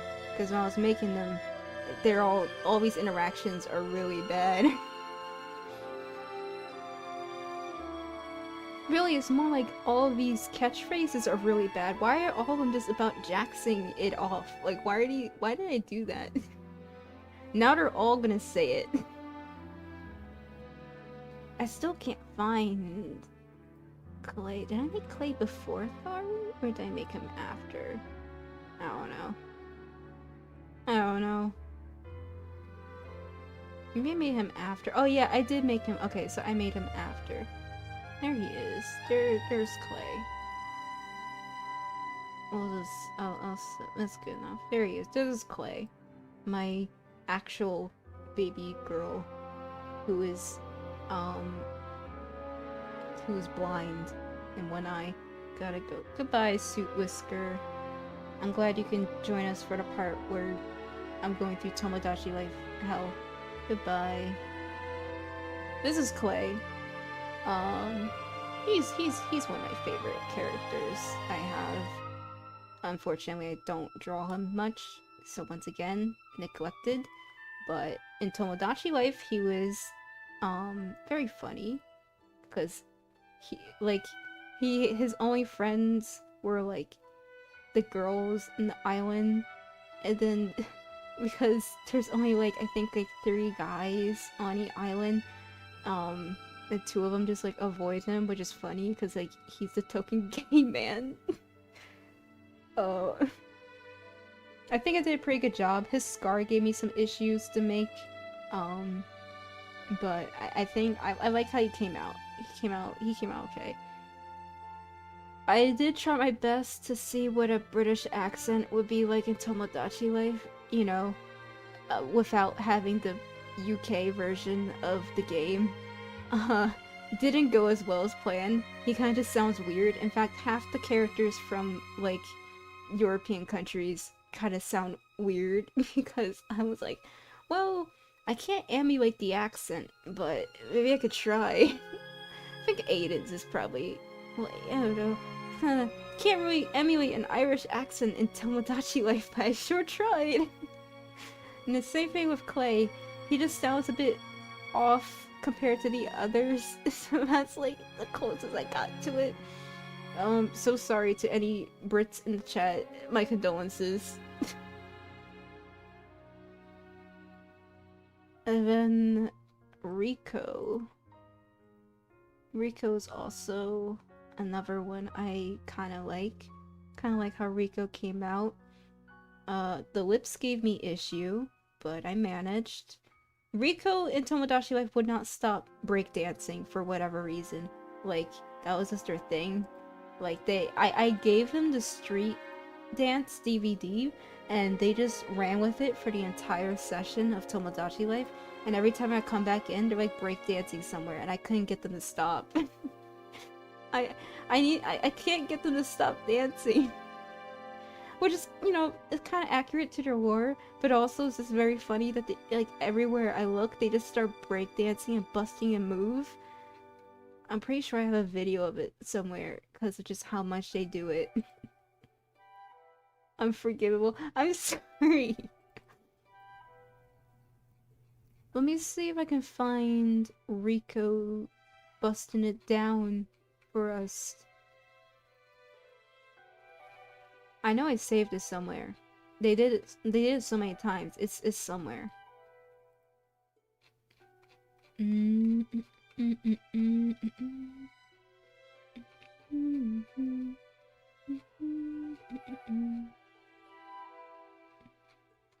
Okay, this is irrelevant, and I just want chat to see this because this is very funny. This is a funny drawing to me. This is completely irrelevant to Tomodachi Life, but it is relevant to the characters, and I'm not going to put context, but this picture that I drew of Thari, Rico, and Clay is very funny to me. No one's going to understand the context of it, but that's okay. I just want to show it off because it's very funny to me. Especially the way they just, especially Clay, the way he looks in like his one strand of hair. Alright, that's it. I just wanted to share that with the class. Back to see if I can find Rico breakdancing. I might not have it here. Oh wait, I'm in images, that's why it's not showing up. I need to look for videos.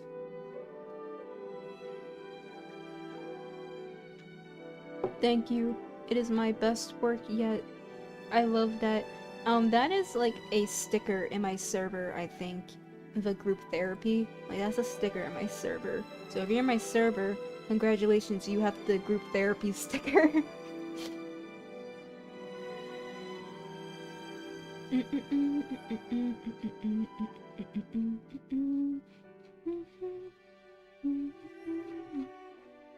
Come on, I know it's here somewhere. Now what's this Aiden talking? Okay, here it is. I found the Rico breakdancing. Wait, let me.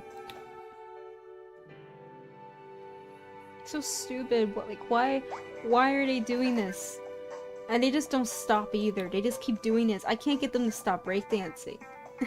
Like, they refuse to stop breakdancing, and it just goes on for like 10 minutes. They're just dancing. They're busting a move. They're busting it down.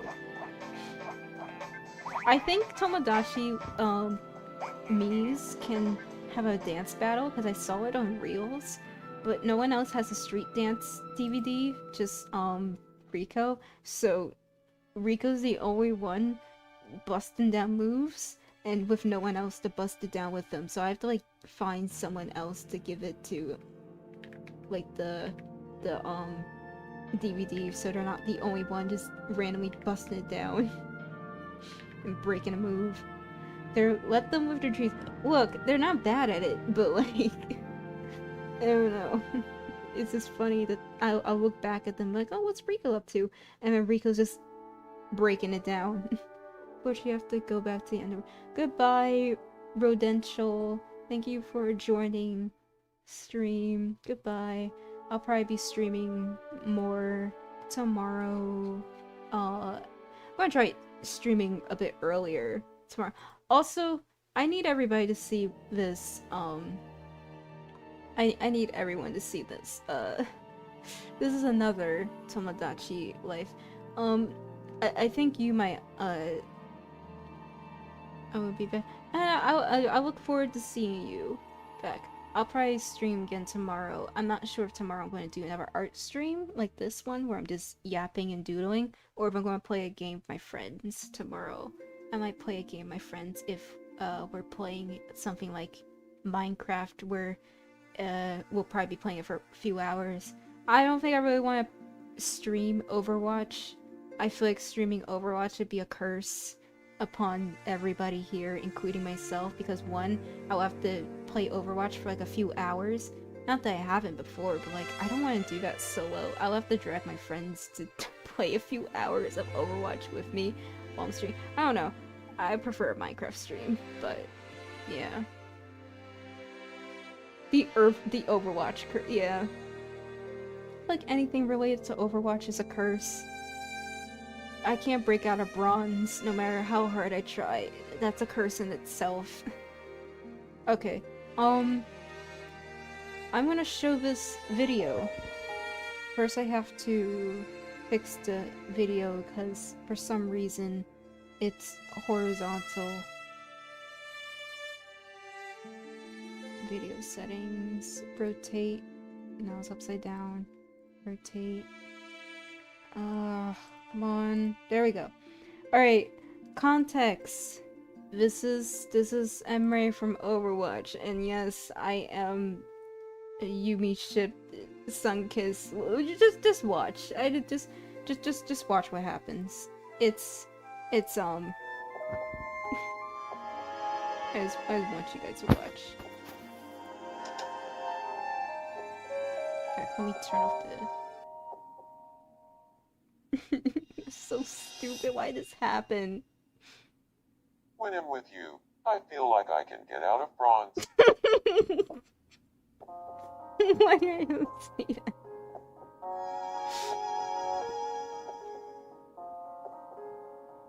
Hold it right there. The one who truly loves Sunkissed is me. I confessed my feelings first. Why are they means I there? love Sunkissed Why most. is Rico there? Sunkissed. Why Which of is us do Rico you there? choose? Why are they there?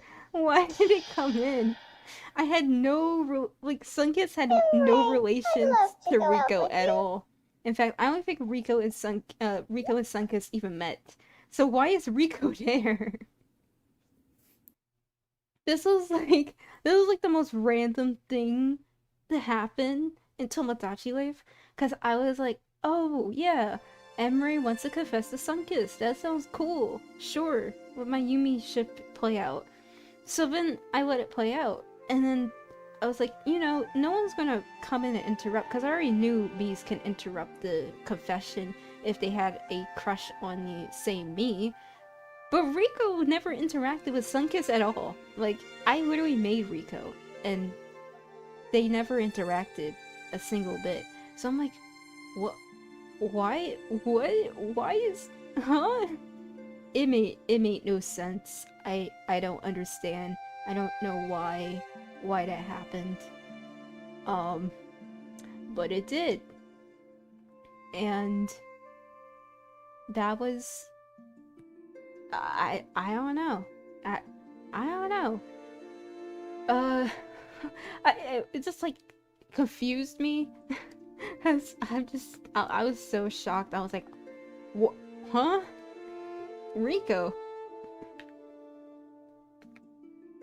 Ironically, I will say that does seem like something Rico would probably do. Like randomly crashing a person's confession just out of pettiness of their heart, because they are so full of spite and pettiness that it literally is on character for something for them to do. But also, why did they do that in the game? They should not have been able to. Because I don't remember Rico and Sunkiss interacting, and like no one was Rico's friend. Because I intentionally made it so they didn't make friends. I know that's cruel on my part, but it's for the character. So like, I don't know. I don't know, that was so funny to me. That just sent me. Like, what's happening? What? I need to go play Tomodachi Life. I think I promised one of my friends I would make their character in Tomodachi Life. So, like, Clay and their character can have, like, some epic yaoi or something. But then I kind of, like, forgot. So I need to, like, get back to that. Because I like epic yaoi. Kinda need my epic yaoi. Okay, I think these are, I think these are pretty good. I don't think I need to add anything else to these, sun-kissed weasels, sun-kissed, minks, stoats, I don't know, whatever you want to call it. I honestly didn't pick whatever she would be for this. I kind of just wanted to draw a long creature. So, she could be a stoat, she could be a weasel, she could be a ferret, she could be a mink. You don't know. I don't know. Probably something like a mink or weasel because of the coloration, but yeah. Let's see. I think I'll keep... what are my friends doing? What are they doing? Are they doing anything interesting tonight?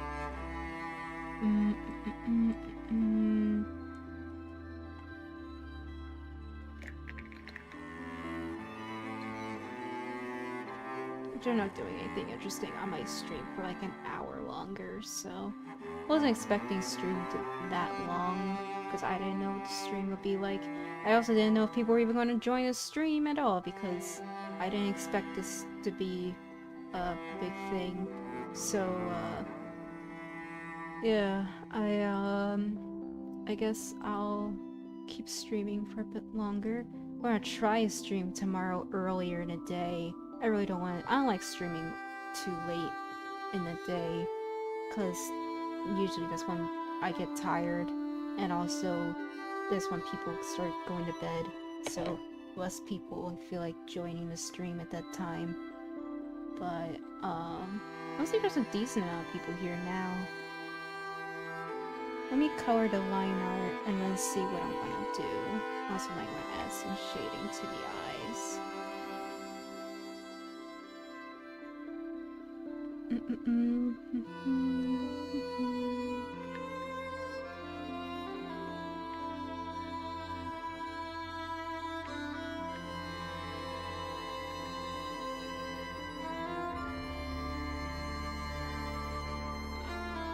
These sun kisses or sun stoats are very cute.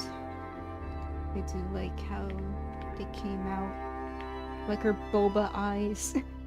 That's what I call the, like, you ever seen those, like, memes where it's, like, they have the, like, a hamster, and then they show the hamster's, like, eyes, and they, you know, the eyes of the hamster are very, like, compact, and then they got, like, a boba, and they're like, would you still drink this? Like, how could you? Like, that's why I call them boba eyes, because they do look like boba balls. The way some of these animals' eyes are, like, just small and beady. Got little boba eyes.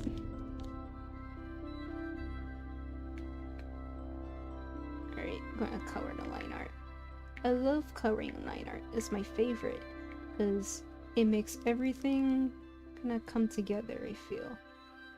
That's why even though that animation for Artfight took me so long, I still colored the line art, because it's like, I feel like one of the main defining features of my style is coloring line art. I like coloring the line art. Sometimes it can give things a softer look.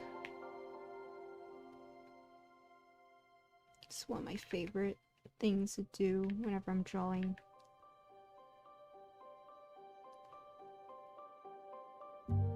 I remember when I was surprised not everybody colors their line art.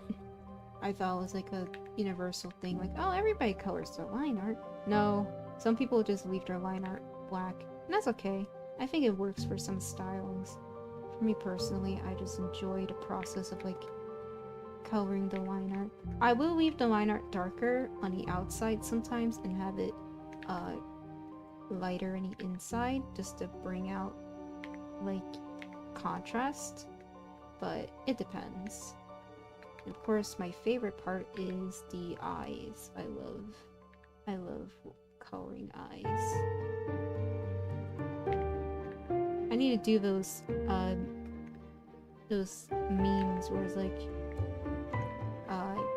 where you show different eyes styles and such, because I love drawing eyes, love coloring eyes. It's my favorite parts.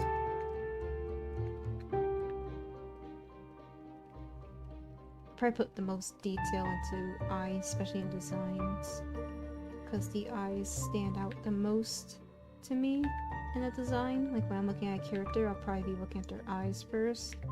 They're also the most expressive.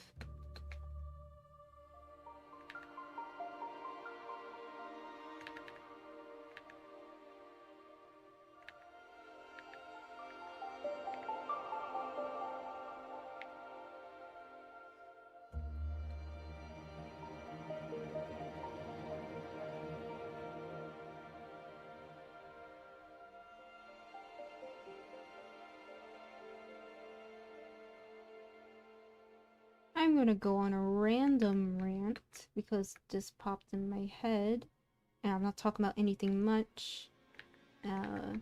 But I know on Insta stories, I was, cause like one of my main goals, and like I'm very happy and appreciative that my current video, Harpy Hair, ended up gaining so much traction.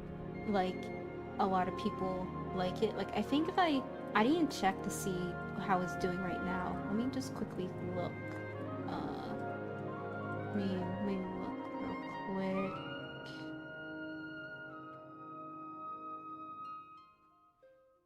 It's gonna go to my channel. Oh my gosh, I'm almost at 800 subscribers. That's not terrifying at all. Oh, interesting. Let me see. Alright. Oh gosh, it's like literally one step away from 10,000 views. That's crazy. That's not scary at all. like I said, I'm very appreciative and happy that people like the Harpy Hair video. Like, obviously my goal was, you know, hoping people like it. It's not that I don't want people to like it. It's just that it does add just a bit, just like a smidge of anxiety, because not the fact that there's so many eyes on it, but rather the expectations of me as a creator, an artist, and what I draw and do, and the expectations of what people will assume they'll see for the most part from me. And like, most of it is predictable. Like, I draw cats, I draw animals, I draw animal people. Like, that's predictable. That's probably never going to change for a long while, and I stick to that niche. That's fine. But I'm also someone who likes to break out the box and try new things. And I've been trying to do that for a while now, like drawing human characters and such. The only thing is that drawing human characters requires, you know, time, practice, which I, certainly gotten used to. But a certain audience too, I feel like it requires, because not a lot of people are looking for human character art if they're not, I guess, interested in it. I don't know if it's strictly just because social media and like the algorithms don't push what you make to the right people. But I always struggle to get human art to resonate with people or people interested in it. Like, it always performs worse, which is expectant. Like, I expect that, but like, I've been trying to draw it and post it more to get people used to the idea of me drawing it, because I do like drawing it. I have human characters I want to share and talk about, but like, I don't know. If people don't seem interested in it, I feel less compelled to like share art of it. That's why a lot of the art of my human characters remain in my Discord server rather than public, but I'm trying to change that. So like, this blowing up is not a bad thing. It's just like kind of just a bit more anxiety inducing because it means people are probably going to expect me to only draw like warrior cats adjacent things or animals and just stick with that forever, which isn't the case. I like changing things up. It's just I don't know how to get people to, I guess, stay on board. Like, if people don't like that, that's fine. I just want to find people who do, and it's trying to find that connection of an audience that's broad enough to like what I currently do now, and hopefully the things I do in the future. That's like a struggle. But that's like, I kind of went more in detail into that on Insta stories, but that's kind of the main thing at the moment. I'm sure it'll get better with time if I keep posting like my characters in human art and everyone just, you know, gets used to seeing it. Just at the moment it's kind of like a struggle to even get it pushed up there. But hopefully that improves.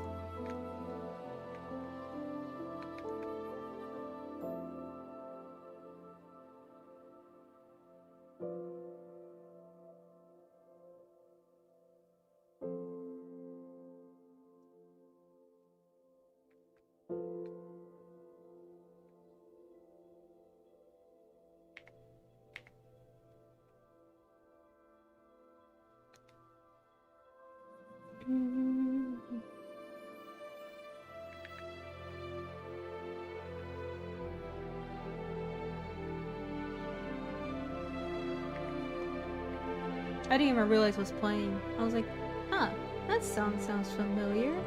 And then I realized, I'm like, oh.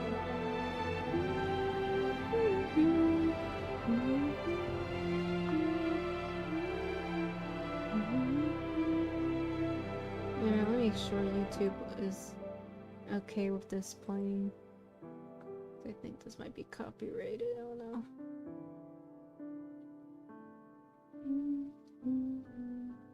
Yeah, it's okay, yeah. I have similar experience with people expecting only seal art free. That's different. I wasn't expecting seal art.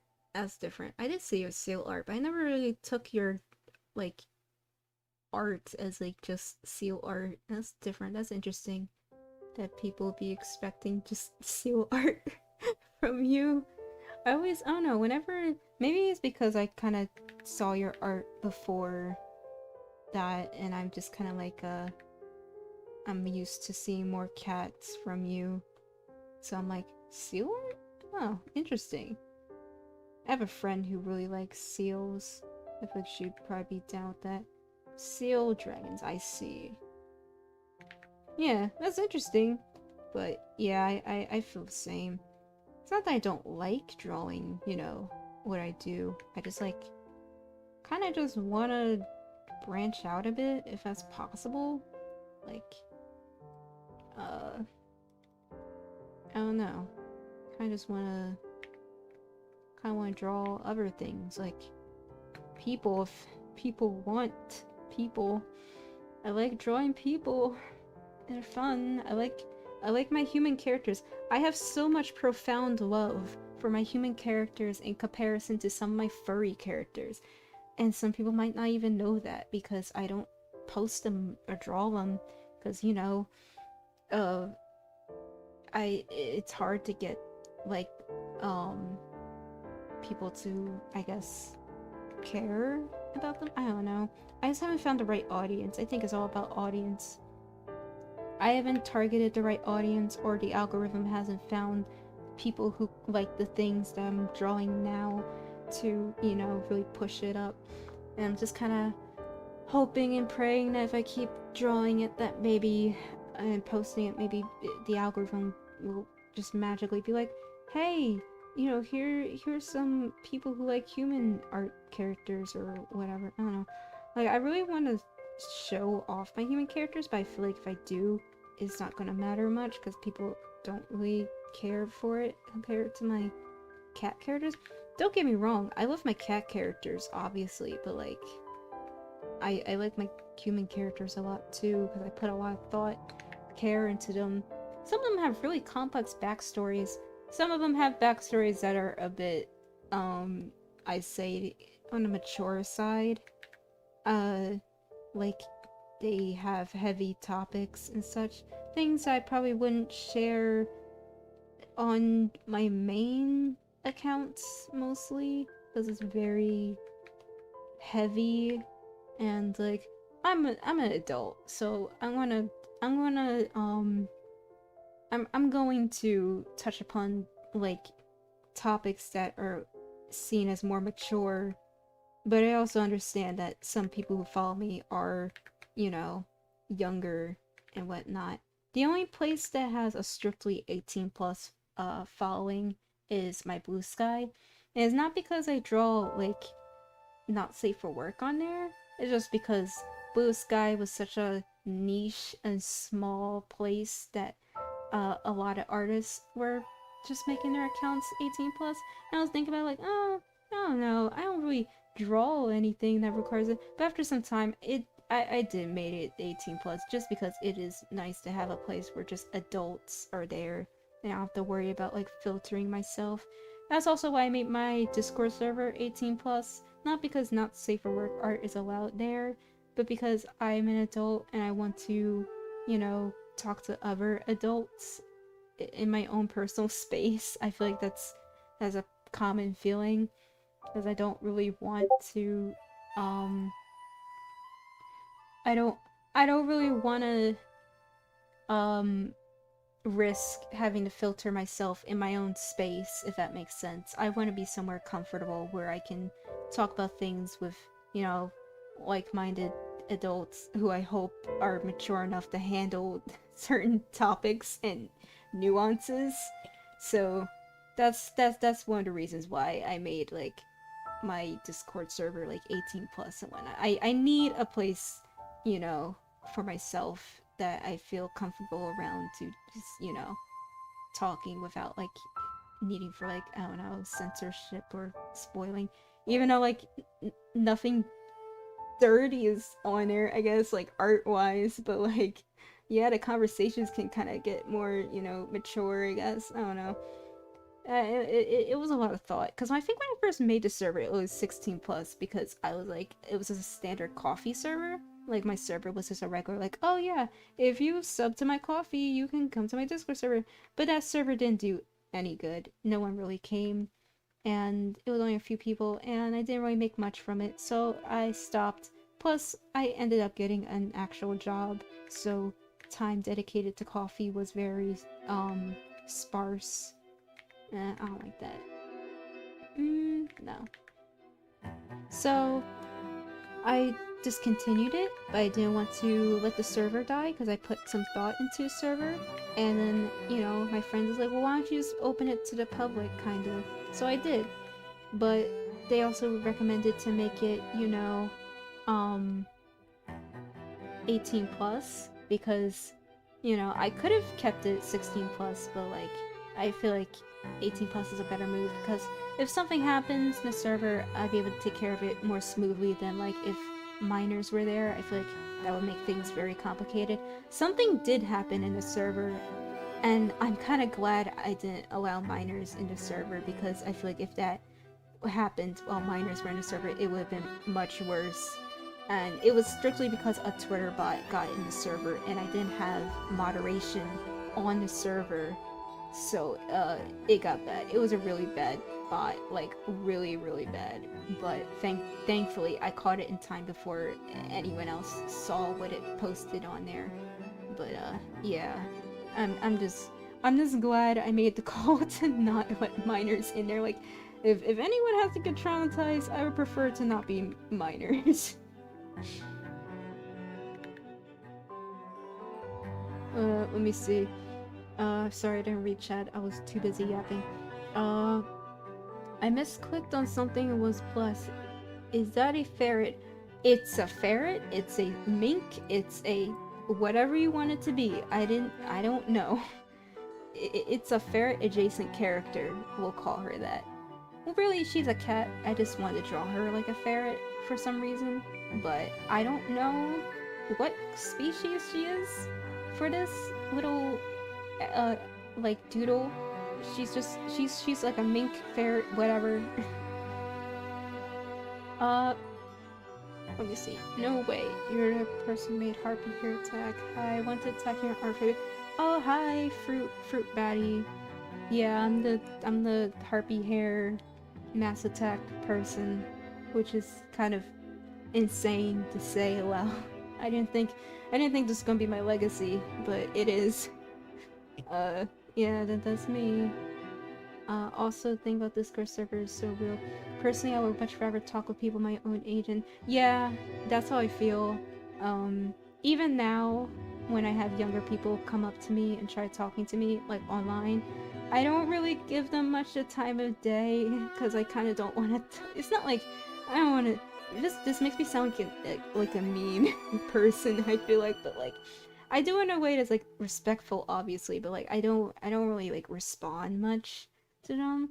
If it's in a like comment section, yeah, I'll respond. But like if it's DMs, I don't respond to anyone in DMs unless I know you anyways. So like I definitely don't feel like responding to anyone because I'm like they're probably young, and also I don't want to talk to randos on the internet and DMs. Thank you, especially on places like TikTok.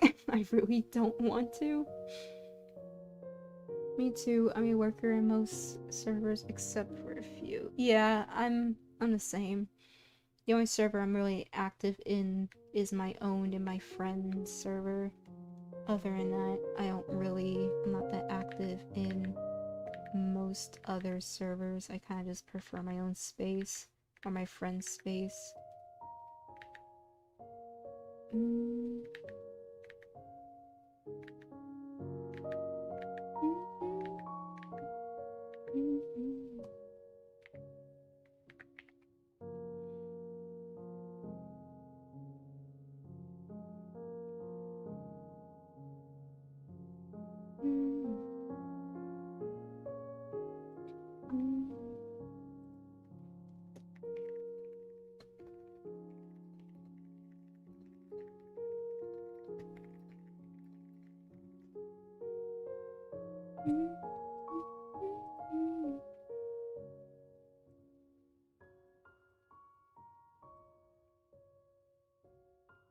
No idea what's playing right now.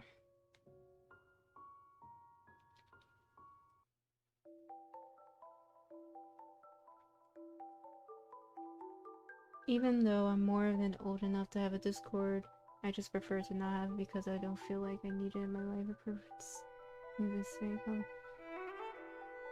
Yeah, that's fair. I've always had Discord, so I'm probably going to be staying on Discord for however long it lasts, I guess. It's the only place where my friends really are at the moment, especially friends from other countries. Because it's a bit harder to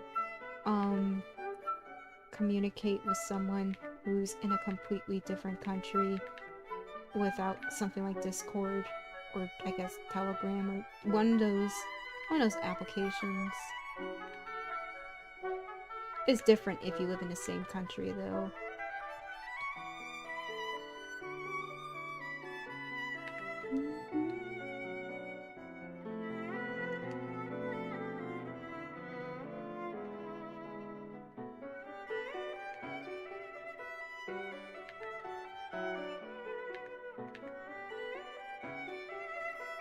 My Discord server is more like a glorified hangout, really.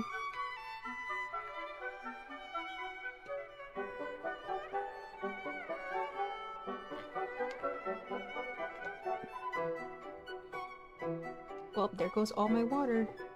I don't really do much in it other than post some art.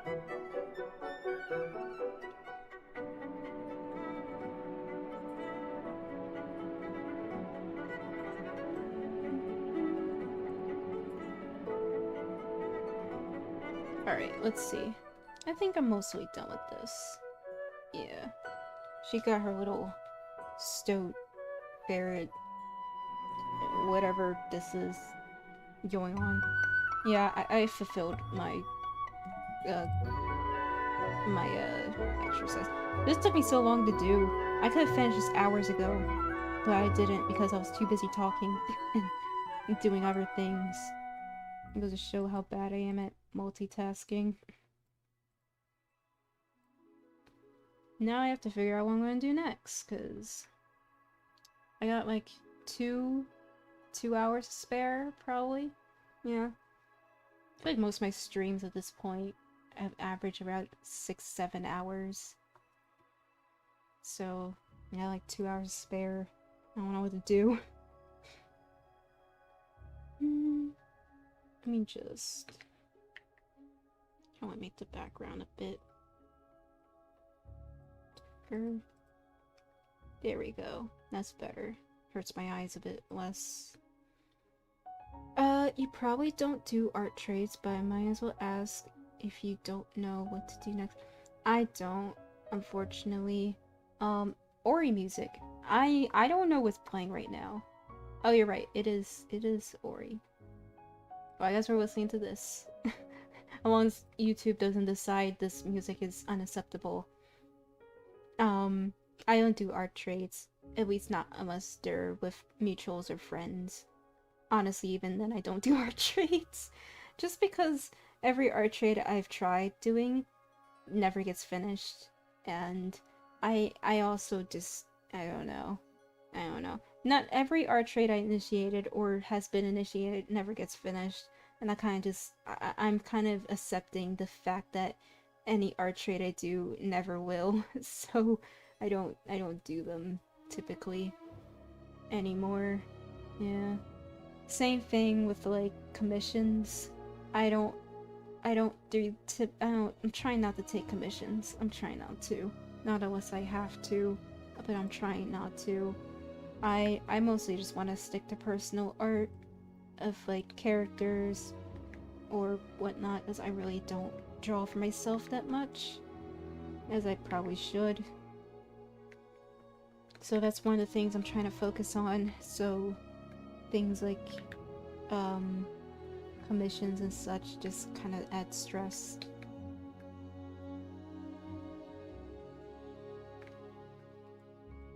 Maybe I'll stay true to my word and try drawing a character. I just don't know what or who. Maybe I'll see who I got to. Let me see. Let me look at my whip works in progress. I got some like doodle pages of unfinished character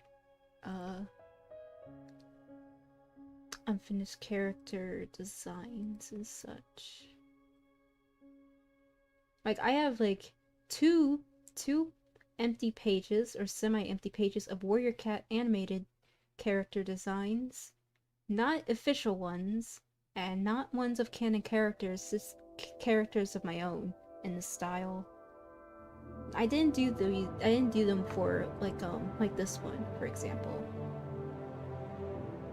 This one's a friend's character, but I drew it in the Warrior Cat animated style. I think I did add this to my portfolio, if I remember. I think I did add this to the Warrior Cat animated portfolio. During the time applications were around. Yeah. It's not bad. It does have some errors now that I know the style a bit better. I should be doing more practice of the style too, honestly. But I haven't. But I should.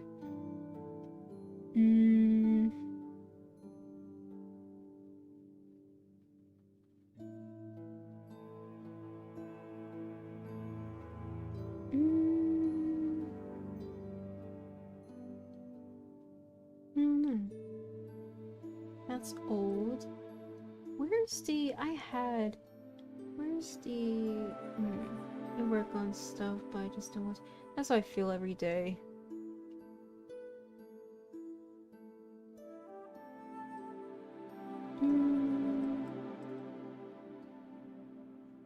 That's an Aiden work in progress. This is how most of my canvases look. just big empty space and like a single drawing in the middle, because I make my canvases like 3000 by 3000 pixels, sometimes even bigger, and I just start doodling, and then I just stop doodling, like I don't fill it up, and then I just leave it there. I should probably stop doing that. It's probably gonna be wasting space. I should probably stop, but yeah, this one is like, never mind, this one's even bigger than I thought. This one's like 5000 by 3000. It's bigger than I was thinking. I don't know. I'm so used to making bigger canvases and then drawing so small, because if you zoom out, this is pretty small for the full size of the canvas. Like, that's small. But I do it that way because, I'm thinking, oh, well, at least the quality won't be too bad. Because I don't like drawing on a small canvas and feeling cramped and then having to enlarge the canvas. So I draw the opposite way and draw on big canvases and draw small because it feels like there's more room for other things, except I don't draw other things on the canvas. So anyways, this is Aiden. I really like this Aiden render. I think this was part of a style test because I was trying to test out a style for my human characters. So I used Aiden as a prototype. I really did like how this came out. This is all using one brush, my crunchy smooth brush. So for like the hair and the like lines, the hash lines, they're all using this one brush. I do like this rendering style. I think it's fun. I haven't tested it out on many of my other characters yet, but I mostly tested out on him. I need to draw him more. I used to draw him a lot more when I was first like drawing him or making him, but I haven't done that yet. I should probably draw him more. I should draw all my characters more.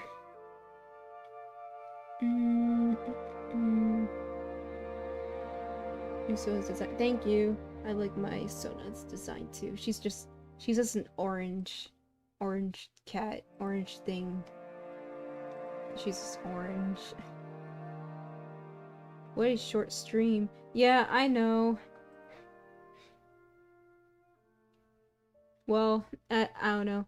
I got sidetracked. Please do draw him more. Yeah, I'll draw him more. In fact, I'll draw him right now. Let me close this tab. We'll draw him together. Let me just make sure this layers. Okay. Yeah. Oh, that's a different layer. Delete that. We'll draw him right now. We'll start with his boxy head. Like a box head. This is how I normally draw him too. Like this stupid box head and just like those dumb eyebrows, like they're like arrow shaped. The nose, his tiny ears, his stupid hair that I hate so much. His horn, or lack of, and then his scar. Yep, there he is. There's Aiden. There he is. there's Aiden, all his glory. He's like such a dumb looking eyebrows. Like they're just like arrows, like kind of like, I don't know. I don't know how to describe it, but it's very stupid. It's very reminiscent of some of those anime designs where like the characters have these exact same brows. I don't know why he gave him these brows, but it fits for him. But they're very stupid looking brows. Very dumb brows. Like it's just it's like an arrow pointing type brow. I have this urge to draw Pokemon and make Pokemon OCs and Pokemon. Do Pokemon and do Pokemon. I haven't gotten into Pokemon in a long time, but I used to play a lot of Pokemon games. My favorite Pokemon game is still X and Y, even though that's very old, but I still like that game because it was my first Pokemon game on a 3DS, and it was also just, I really liked the Pokemon in that game, like the fire types and everything. So it's one of my favorite games. I completely forgot how to draw people, so if I'm gonna be drawing him, you guys are gonna have to bear with me, because I literally forgot human anatomy, because I haven't drawn people in several months. So even though Aiden is technically a satyr, he's very much a person, like closer to human than animal to me. So like, oh, I have not drawn.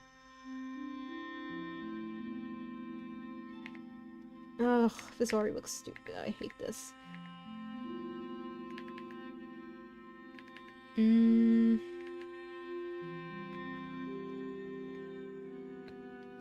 Satyrs are cool. Yeah, I like satyrs. I have 3 satyrs, and they're all siblings. Maybe I'll pull up their references after I'm finished. Goes like this, scar goes like... I'm realizing how many characters have scars on the left side of their face. Like their left side. I'm realizing how many characters I give scars to. Like Silent Blight has her scar on her left side.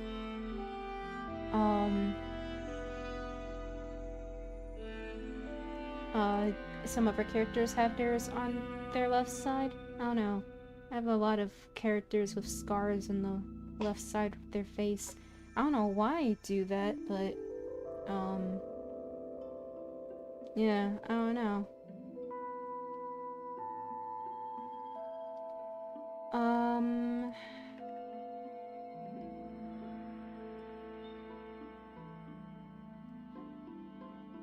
A scar on his left side, but my right side. Yeah, maybe I see a lot of characters with scars on their left. Maybe it's like a, I don't know. Maybe it's like if you're a right-handed person or something. Like I think I draw a lot of characters left-facing because I'm right-handed, and I thought that was just a me thing. But apparently, a lot of people who are right-handed draw their characters facing left, and I think it's just natural because their hands. If you're right-handed, you know, if it was more natural to draw on the left, like drawing somebody facing left. So it makes sense. It makes sense. Usually when I try to draw something facing right, I will flip the canvas to make it feel like it's facing left.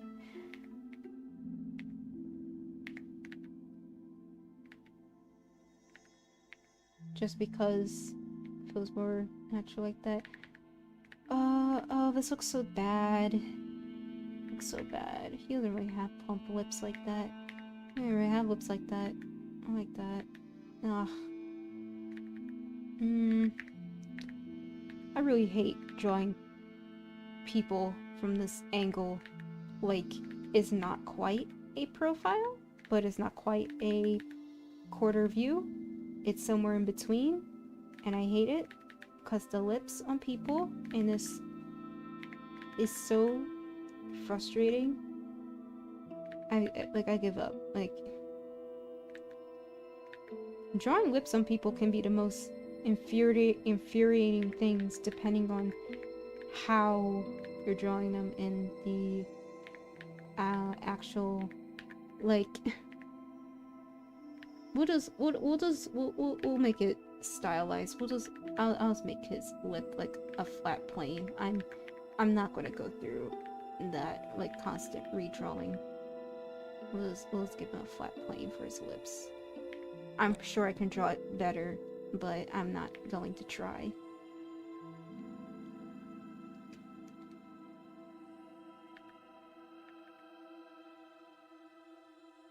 He has a scar, and he has this broken horn, and then he has a stupid hair.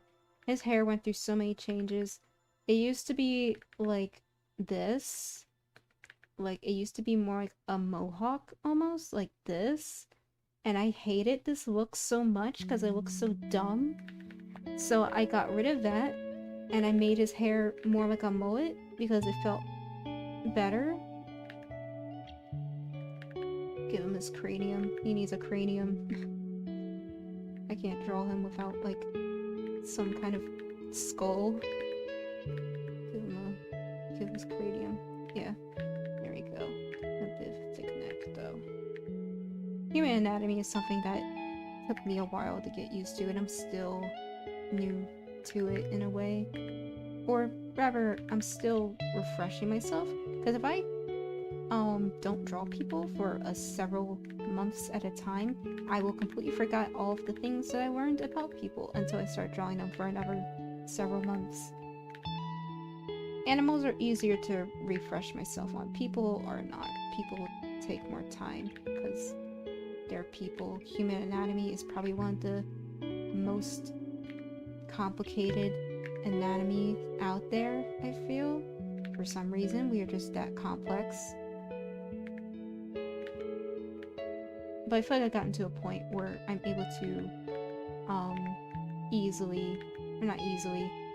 more effectively regain my skills after some refreshers and guidelines, which is good. It means I'm improving. It's still painful though. Like, it still sucks, but it's fine. This looks a bit better. I had to change his bangs. I didn't like the original bangs he had. He's supposed to have like curly hair, or curly wavy hair, because he's like half goat, half sheep. In satyr like type, not literal. Like he's not an actual, you know, like just satyr sheep. And then it's kind of like that.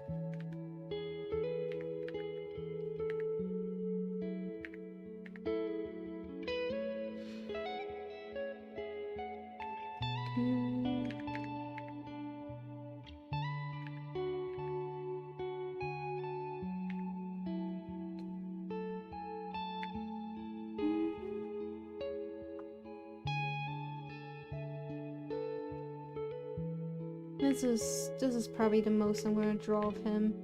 I haven't drawn him in a while. I feel very out of practice.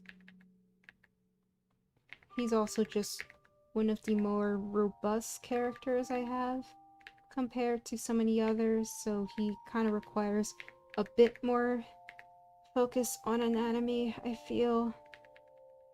He has muscles. Oh, I hate muscles. I did a small anatomy course on muscles for like less than a week, and then I immediately forgot everything I learned, so I have to go through that again. Yeah, this is a very crude drawing of Aiden, because the horn is gonna piss me off, because I haven't drawn him in a long time. Yeah, that's a very crude drawing of him. What does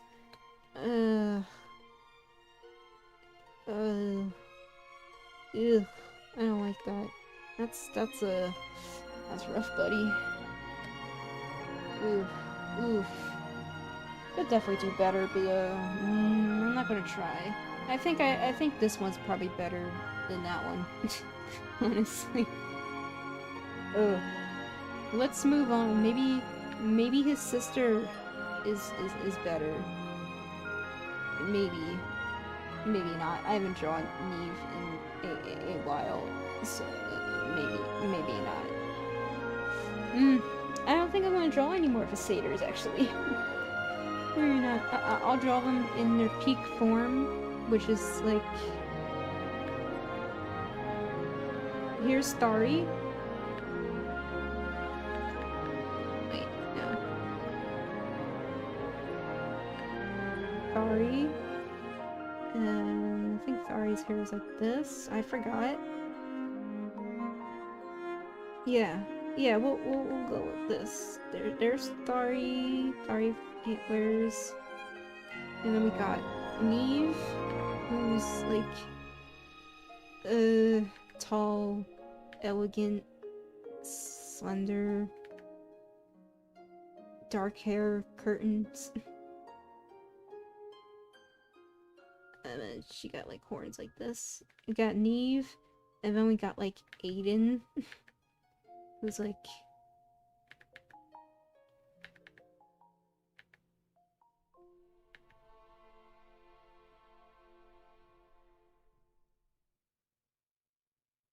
Yeah, sure.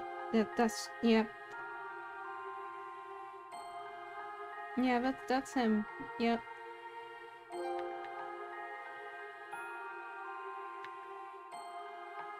No, he's not that buff. We'll just make him like this. He's actually kind of a pathetic, yeah. Also, he's shorter. He's not short as Starry, but I think it's funny to make him like the same height. Give him his stupid hair. There we go. There you go. So these are the Satyr siblings. I'm not drawing any more of them. This is all you get. We got Thari, Neve, and we got Eden. They're all happy together.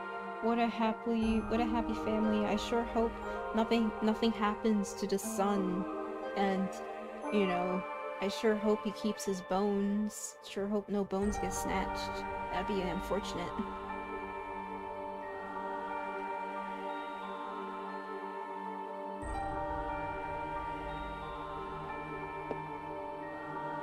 Thari's just happy to be there. I don't think Thari knows they exist. I could grab an actual reference of Thari, or rather, what I got as a reference for Thari. Thari doesn't really have a reference sheet, because I didn't make them one. But I did make them a concept because, I was trying to redesign them. But give me a second to look that up. And while I do that, oh no. I won't take long, let me just see.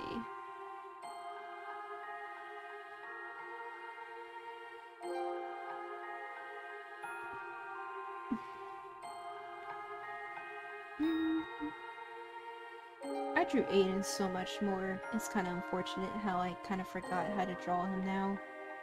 It's unfortunate. I need to practice people again so I can draw him in his glory. And by glory, I just mean, you know, his traumatized self. 'Cause...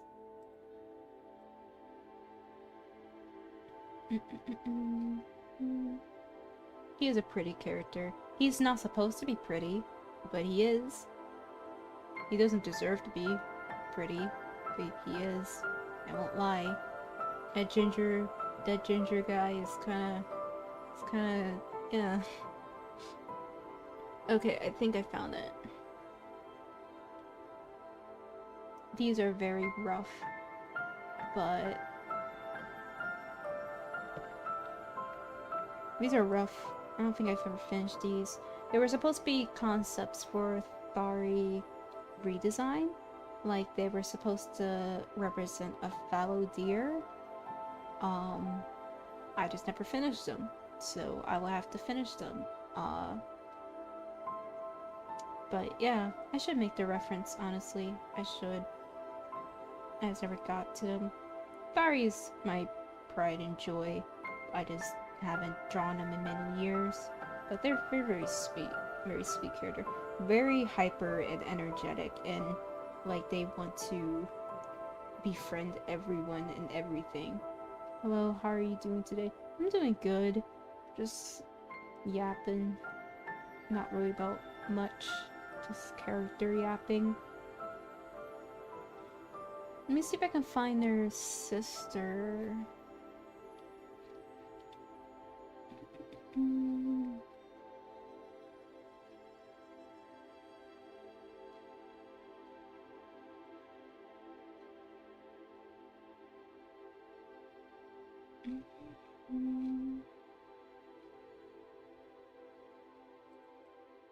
I don't think I gave Neve a proper full body reference, which is unfortunate.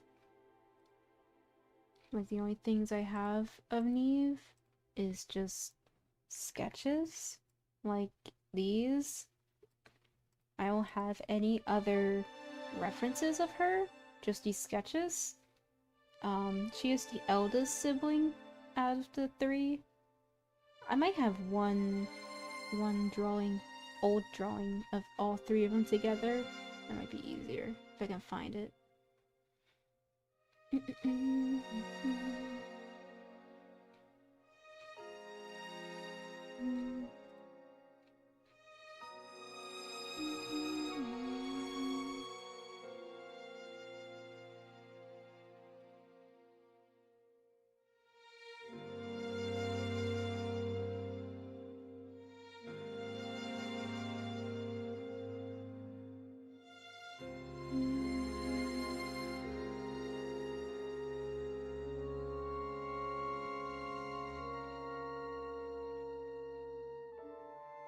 It'll take me forever to find at this pace.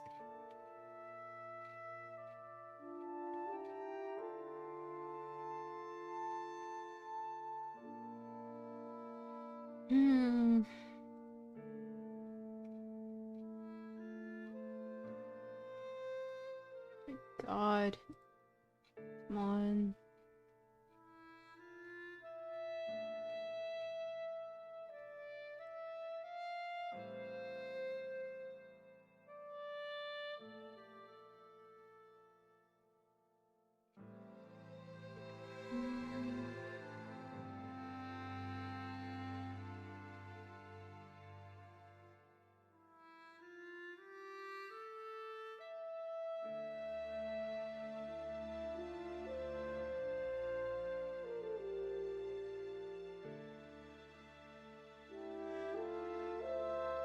That it? That might be just it.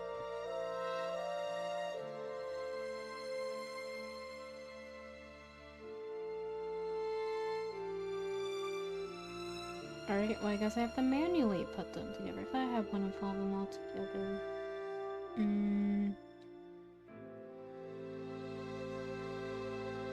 Maybe not. That's okay. I'll just...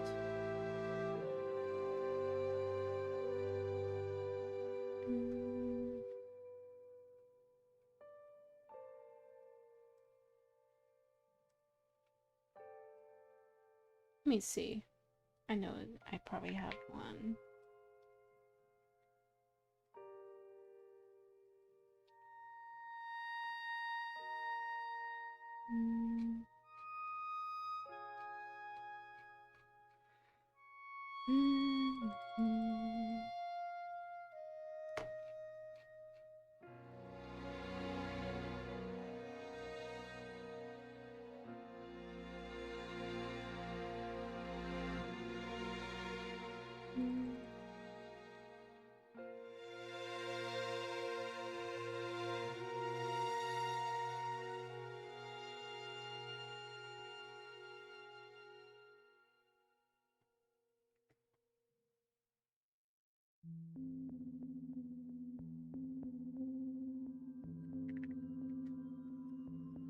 Okay, Discord's gonna break on me, that's fine.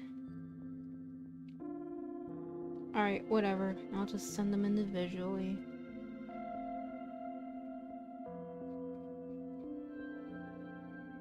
Let's do it one at a time now.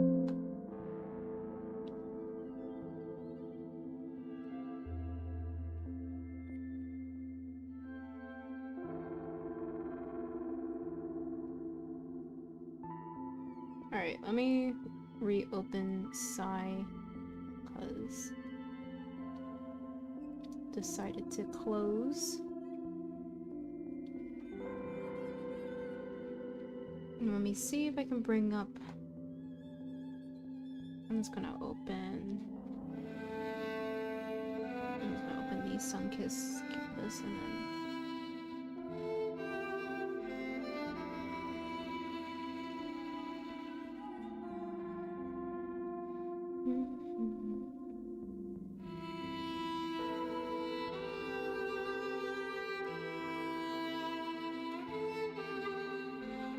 And just like that, I lost it. Wonderful. It's amazing how fast I can lose files. Let me see. Maybe it's on my phone. If it's on my phone, I could just send it to myself then.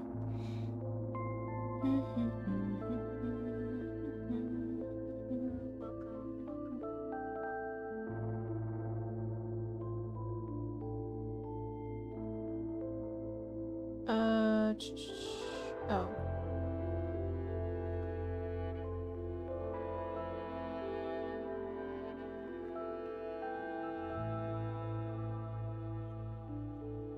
I have to respond to that later. Let me see if I can bring this up.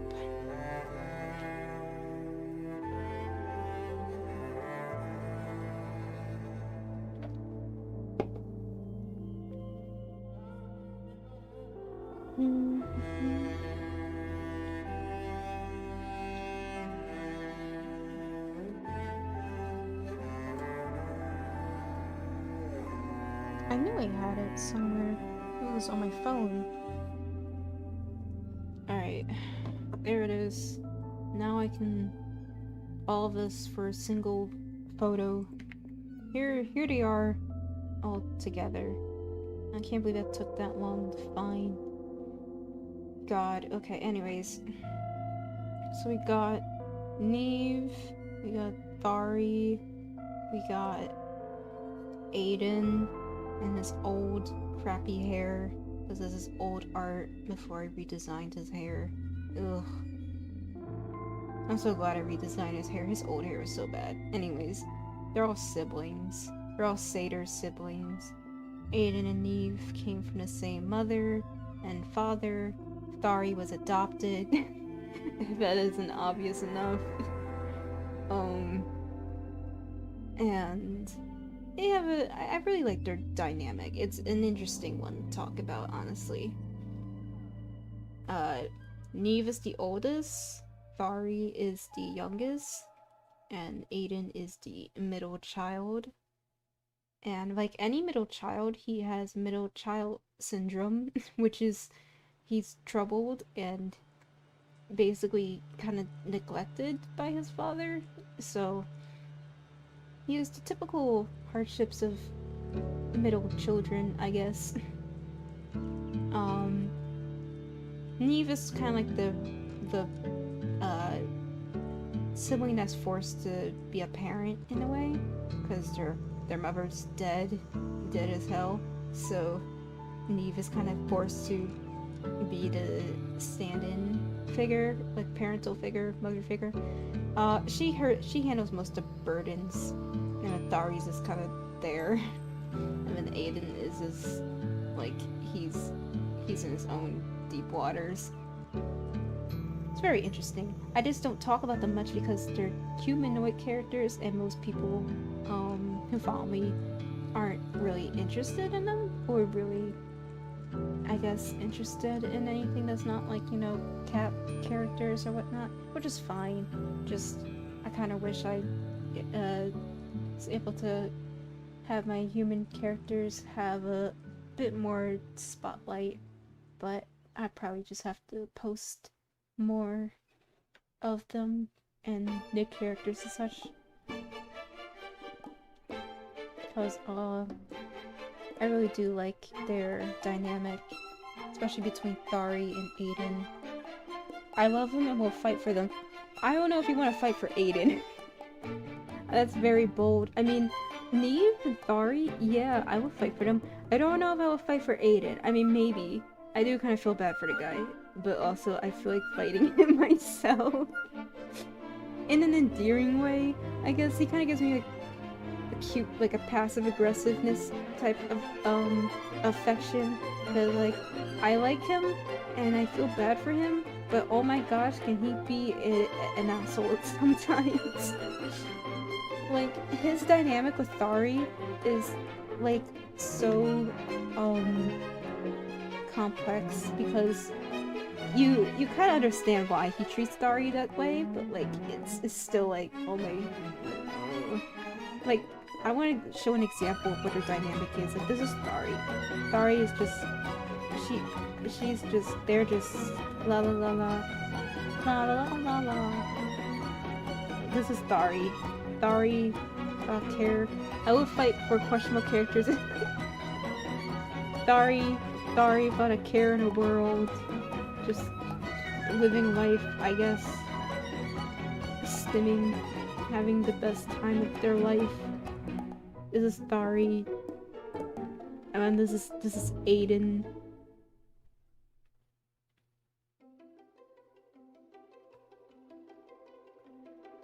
He's just seething at her for like what seems like no reason, but you'll understand the reason. I gotta make his eyes bulge out more. Like he's livid. Like he's so done. This is their dynamic. Like this is the dynamic. This clueless, oblivious.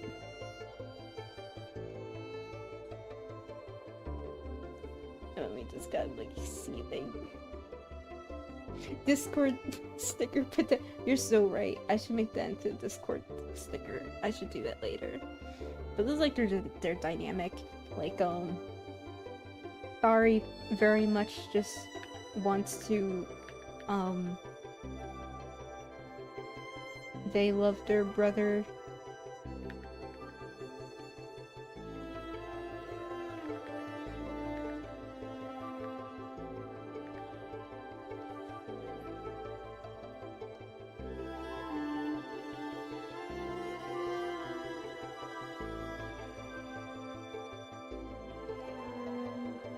Ari is like a ray of sunshine, but like the oblivious kind that makes you want to pull your hair out sometimes because they do things and you're just like, Ari, why would you do that? Why would you never do that? But they don't know. They're just they I don't think Thari knows they exist.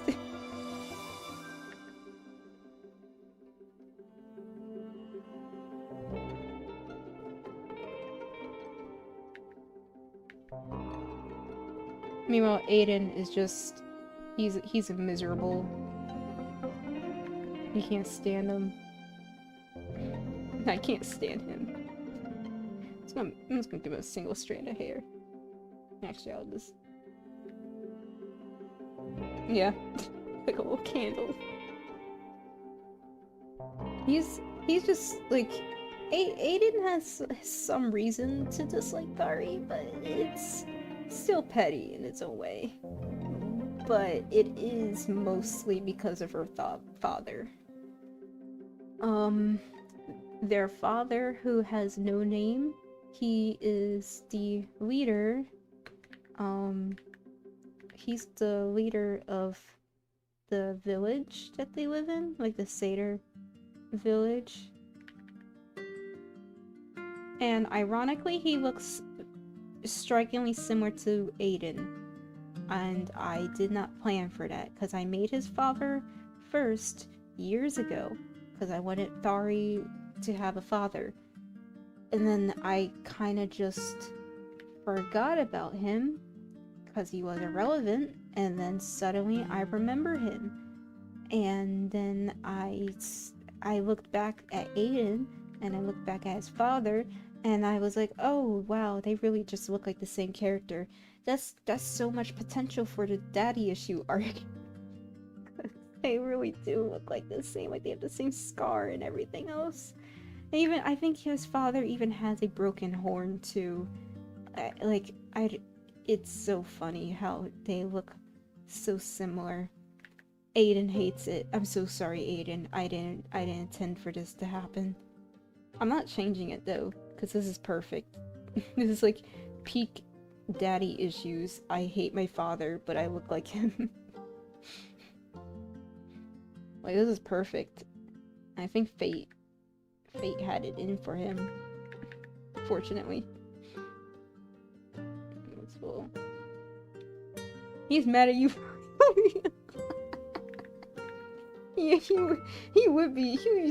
I'm pretty sure Aiden would beat me up. Like, you're the reason I look like my dad and I have my daddy issues, and I also got beaten to a pulp and horn broken. Like, yeah. He will be mad at me. He will probably beat me up. But like, this is the dad, and then this is Aiden. I think I do have pictures of the dad, but I don't feel like digging them up. I already spent too much time looking at my Discord to find photos. I'm not doing that again. But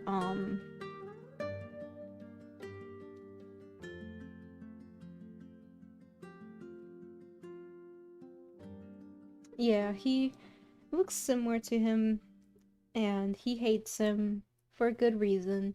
His father is kind of the reason Aiden is lacking something. Just something. He's just lacking a little something. I don't know if you noticed. I don't know if you noticed, but he's just lacking something. You know, lacking something. He's just lacking something. You know, he's lacking something. He's kind of lacking something. Something's not right. He's just a little. He's just lacking something. He's his dad's kind of the reason why he's lacking something. A certain bone, if you will. I wonder what he is lacking. Yeah, I wonder too. Kind of missing a something. Kind of missing a bone structure, perhaps. Something is kind of you know, he's kind of missing a bone. I don't know which bone, but he's missing a bone. But his father is kind of the reason for that. But I'll get into that a bit. Basically, Aiden's father lost his wife to Aiden. If you know Silverstream story, then I don't have to say much more. Let's just say his mother got Silverstreamed, and now Aiden's kind of like, well, shoot. Okay, so his father kind of blames him for the, like, yeah. And his father's like, ugh, you're the reason she's gone. But, like, he's not explicitly saying that. He's just kind of subtle about it with his, like, the way he treats Aiden. Kind of like that. You know, fun. It's always fun to blame your, you know, your kids for your wife's, passing. As if they had anything to do with it. Like, yeah, on one hand, I get it, you know. But on the other hand, like, dude, it's a baby. They didn't intend to kill her. So, you know, she's dead, and Neve is the oldest, so she kind of has to step up and become the, I guess, quote-unquote, parent, which is fun for her. She loves it. She loves all the unnecessary stress that gets put onto her. And, Aiden, for the most part, he's a troublemaker, but, like, in a good way, I guess. He has a, like, I would say his core, Aiden has a good heart. He does mean well.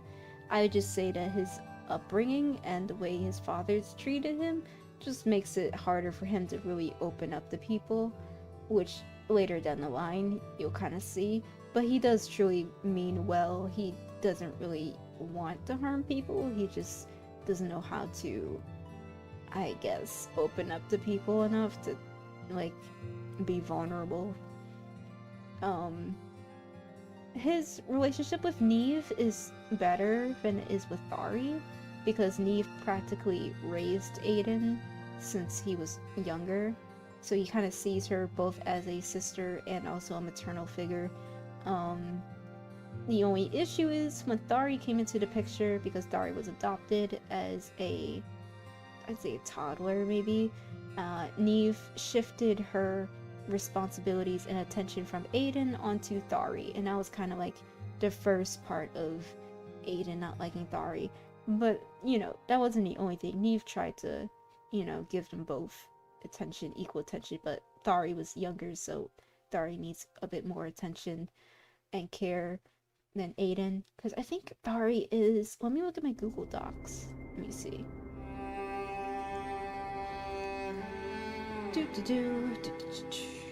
Where is it? Where is it? Here it is. I have a whole Google Docs for them. I have half my characters. So, let me see. So, Neve is 32, Aiden is 28, and Thari is 22.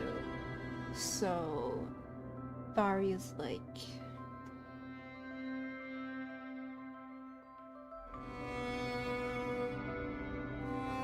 6 years younger than Aiden. So yeah, that makes sense. Yeah. So she's younger than Aiden is.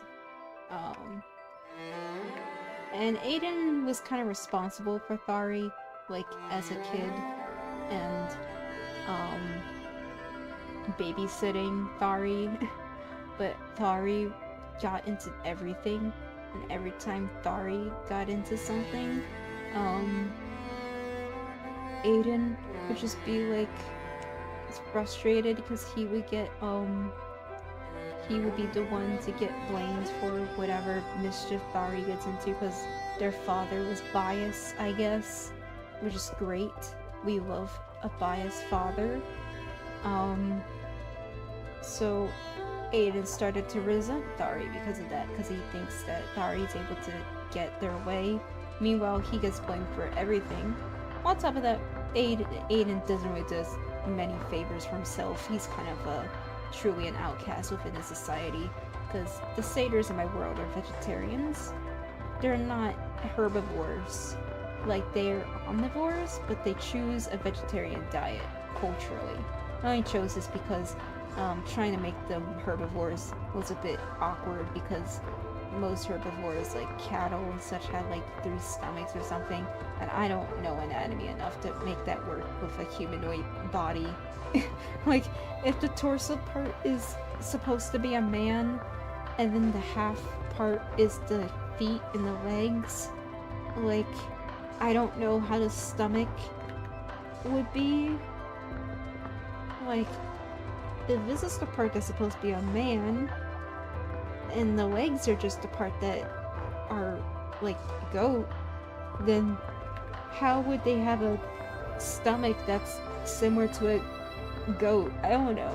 I just made them omnivores like people are, but they choose to be vegetarians. Just so it's easier to be like, yeah, they can digest meat, they just choose not to. So,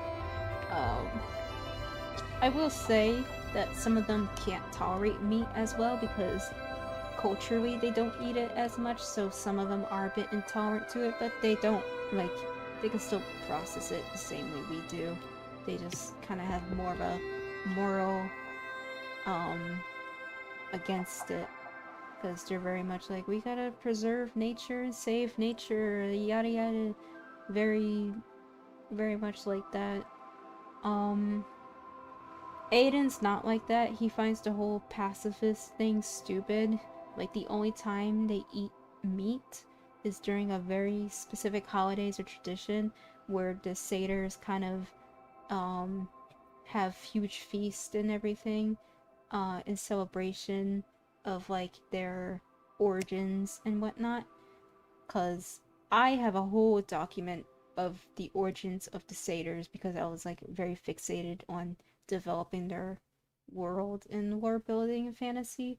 I'm not gonna go through all that because that's a whole like 10-page document of me writing out everything. So Aiden doesn't respect it. He's just like, if I want to eat meat, I want to eat meat. So he doesn't get the favorism of many of the satyrs in the world, in like the village, really. So it makes him like an outcast. The only satyr he did end up befriending was like one other satyr. I was like, I forgot what he looked like. I forgot how to signed him, but he was like this cool satyr. It's like a troublemaker satyr. Stupid hair still. It was called the bad boy satyr.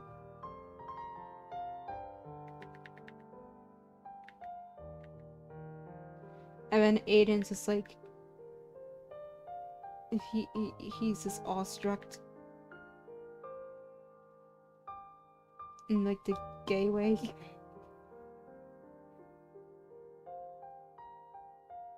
And that was when Aiden discovered he kinda likes guys. This is when it all happened. This was probably his with a sexual awakening, I guess. In that way. Yeah. Yeah, he was like, "Oh wow, this guy is so cool. I want to be his friend." And then he kind of like summed down along the way. He was like, "Man, he's just so cool. I want to be his friend." Wait a minute. It's kind of sad actually, because he doesn't realize he likes him like that. He doesn't even realize he likes guys like that when he was younger. He just kind of like fawning over him and like, "Oh, you're so cool. He kicked my feet." Like, it's so stupid. Oh, I hate him. But yeah. Unfortunately for him, this guy is actually kind of a douchebag. Like, let me see if I can find. I did like a mini comic because I was like, I have to make Aiden's boy crush be this asshole who eventually turns on him and ruins gay relationships for him, I guess. That's why he's like closeted, I guess. Well, let me see. Let me see if I can find it. Poor Aiden. He really did just, like, had one boy crush and it was, like, ruined for him because he got beat up by his father and then everybody thinks he's, like, a meek waste of space. The way the culture of satyrs is kind of, contradicting because they say they're like pacifist and peaceful and all that, and then the actual society and culture is like the strongest first protectors, etc., especially among like the men satyrs, big horns to attract the ladies, or I guess the men if you're Aiden. So if you're losing like if you lose a horn, it's kind of seen as like shame because horns are everything to a satyr's identity. If you lose that, then oof, good luck, buddy. Unfortunately for Aiden, he did lose that, and Aiden giving me secondhand trauma. I'm sorry. I think I remember talking about his trauma to my mom, and she was just like, "Why would you do this to him?" I'm like, "I don't know. Kind of deserves it, I guess." Secondhand trauma is crazy, though. I'd have to use that sometime. I'm gonna give you more secondhand trauma as soon as I find what I'm looking for.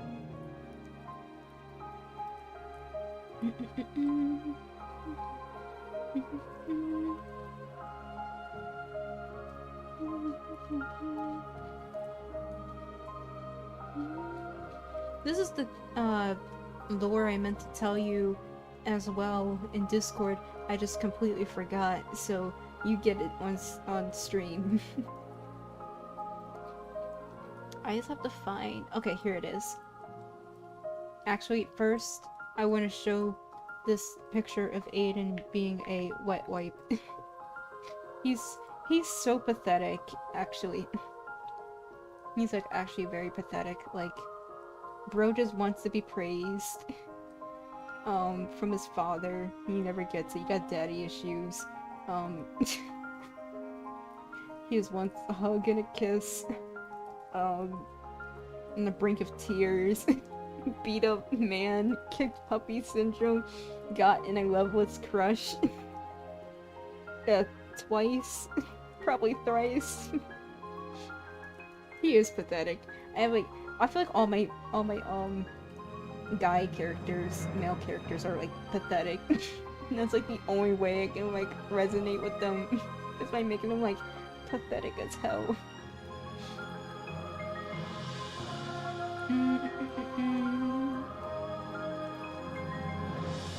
Alright, this is going to be the I'm giving you secondhand trauma mini comic thing, except this is kind of ruined for me because I keep hearing it and I'm gonna just let you see it first before I say what I'm gonna say.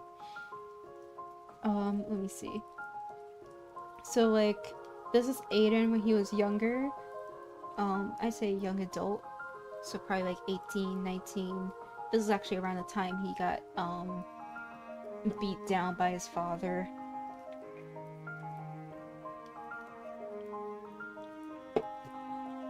Which I'll explain what happens. Basically Aiden got in a fight with his father. Let's just say there was a lot of back and forth, and his father is significantly bigger than him, but Aiden's always been prideful and trying to show like trying to prove his strength. There's also a sparring culture in satyrs, but it's usually between satyrs of similar size, similar stature. Those who spar, there's like rules to it and everything, but sparring is very common with satyrs, like bashing heads to show strength. It's usually used to either court like the ladies or just to prove leadership or whatnot. I have to revisit that. But anyways, Aiden and his father have more than just a sparring match, because most sparring matches don't exceed to excessive violence. Like few scratches here and there is fine. But like it got bad to the point where Aiden kind of just let's just say he lost something, and now he's lacking in something now on his head. He's never getting that back. And so the aftermath of that is like he sees his friend, aka the boy, aka I think I might have a picture of like an actual picture. But until I find that, I'm just gonna keep explaining. He sees his friend and he's like he goes to him because he expects that his friend would be supportive of him, like come, I guess, to his aid or comfort him. And he just got out of like the medic den, so he's like kind of patched up a bit. But he's like, please don't leave me. Some of this is Irish Gaelic. I just forgot how to pronounce some of it. But like this means my heart, and then I think this also means like my heart again. It's Gaelic. I have to, let me just quickly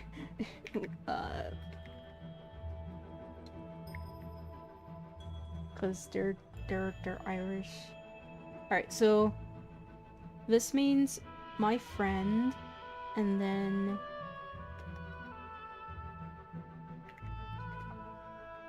okay, so this means my friend, and then this one means my heart, which I think goes to show how desperate he is. Because he goes from going like, please, my friend, don't leave me, I'll do anything. And then he goes from, why won't you look at me? Please, my heart, please. Which I think, oh god, I'm sorry, Aiden. I'm sorry I did this to you. I'm so sorry. Oh, so pathetic and so sad. How am I supposed to hate them? Oh, I don't know. Just... I don't know. I thought him being mean to his sibling would make him hateable. To some people it is. To some others, I guess not. How am I supposed to hate him? Yeah, I'm not doing a very good job of making him hateable as I am making him look pathetic. Hold on, I'm just gonna show the guy. This is the guy this is like his friend. This is the guy who he had a crush on. This prick. And then this is Aiden. Just got his horn and dignity snatched, traumatized. Stop whining. Okay. I don't know. Some people don't like him because he's mean to Thari. But I guess it's understandable if that, that doesn't... This is supposed to be the guy that, he crushed on. I love characters like that though. When I look at Jax as an example, just written really well. Yeah, speaking of Jax, when I was reading this over, because like that one part where Jax was like, we were never friends. And it's like it became such a vocal stim in my friend group, and I hate it.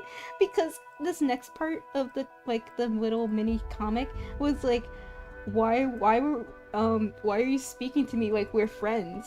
We changed, you changed and not for the better. I can't be serious. Like, I read this in Jack's voice, like, we were never friends. Oh, I hate it. You are my playthings, and I get joy out of making you suffer. Like, this is the voice that I'm reading this in now, and I can't unhear it. We were never friends. I hate this. That's literally what happened too, and I hate that that's literally what happened. And then in the next part, Aiden is just like having his Pomni moment, where he's just like, how would you think we would be friends? We were never friends. Yeah. So that's why I was like, let me just read out what happens first before I like make jokes on it. This is the guy though. I also have more concept art of him here. I wanted to make him look as slimy as possible, but like, you know, kind of in a appealing way, like a bad boy kind of way. Like Aiden wants that so bad. Cause he's so cool. He's so cool and special, and yeah, like yeah, I wanted him to look like someone you would probably hate in high school. Basically.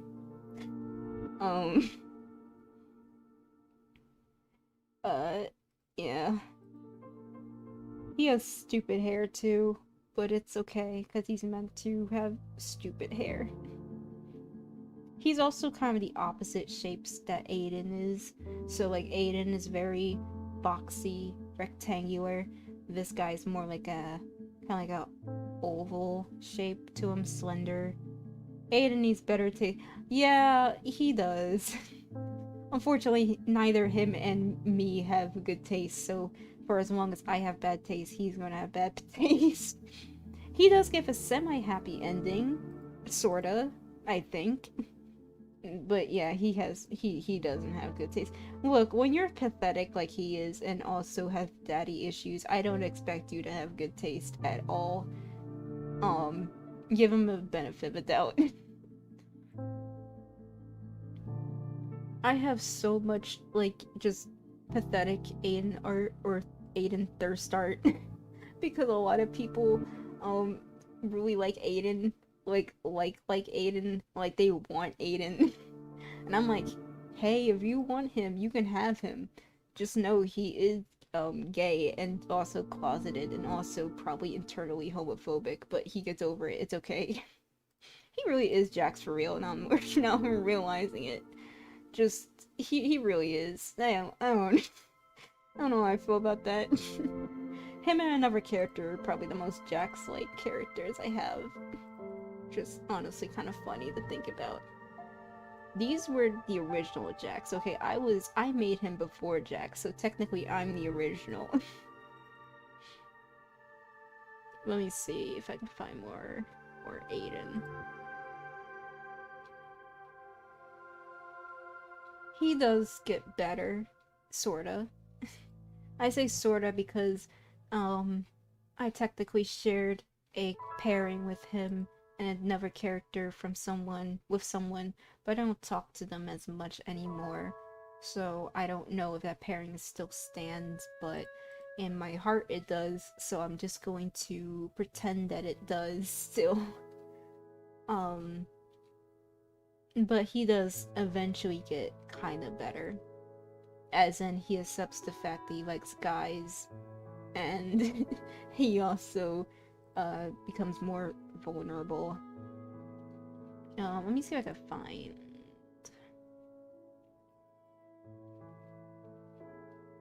Trying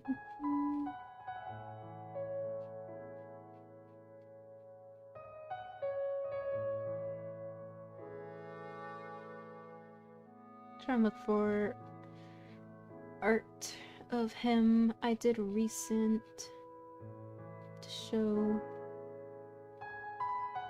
Yeah, here we go.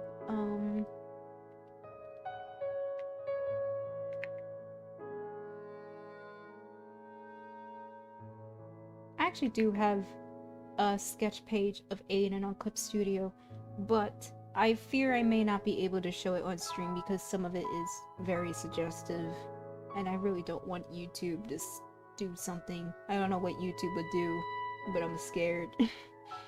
Like, some of it's very suggestive art, so I probably won't show it on stream, but he's okay now. Okay-ish, I say. He ended up confessing to a different guy he liked, and the guy is like, oh, I like you too, and then they kind of just made out. And now he's like, oh my gosh, what gay love does to you. His hair has overgrown, which I kind of prefer. All of my male characters have overgrown hair at this point because I like guys with long hair. He looks more old. He honestly looks more like his dad, and I think that's kind of both funny, sad, and also just shows some growth. Because he used to cut his hair, and he didn't want his hair to look like his dad, which is long. Like, if I showed a picture of what his dad looked like, you would be like, oh yeah, this man's cooked for real. Let me see. I don't think I'm going to be able to find a picture of his dad, but I can try. But he honestly looks more like his father now than he did before, which I think is ironic and funny because he tried so hard to look absolutely nothing like his father, only to then end up looking like his father. But at least he's like happy-ish about it, because he's got a boyfriend, I guess, so good for him. Character growth. It just goes to show the moment you get a boyfriend and you're gay and in love, your daddy issues disappear, I guess. That's not true. No one take those words from my mouth. It's not that simple, but let me see if I can find a picture of his father.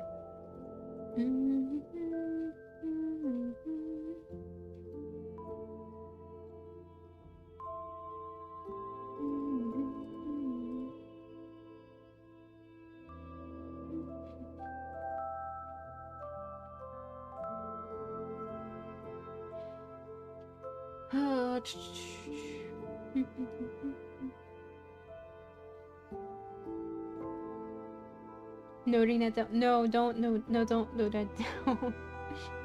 No, don't. It's not true. Sometimes gay love can make your daddy issues worse. And sometimes it can make it better, but... Alright, this is old art.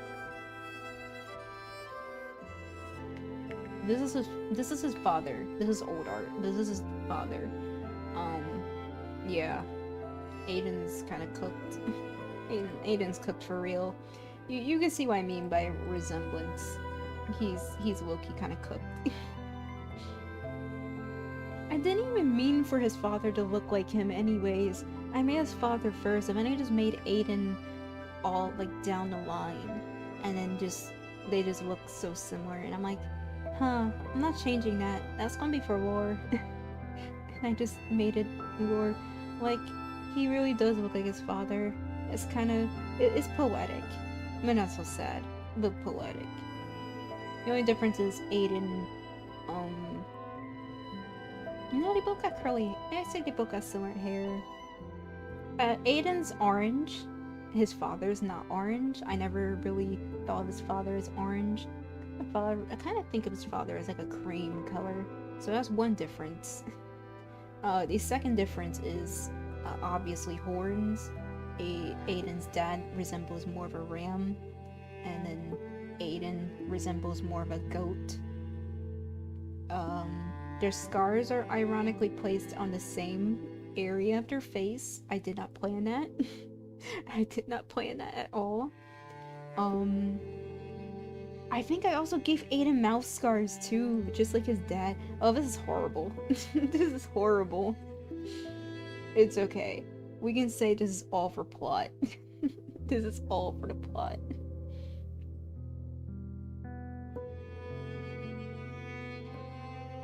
But yeah, Aiden, he improves just a bit. Just a bit. Not much, but he's better than he was before, I feel.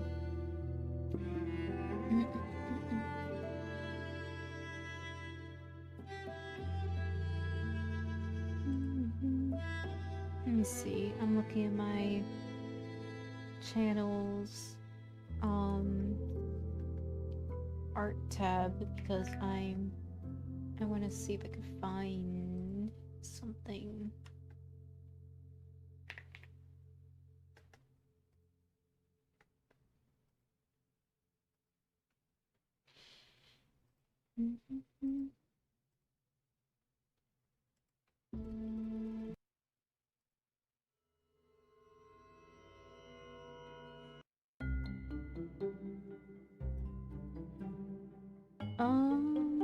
But yeah, that's mostly it to his story.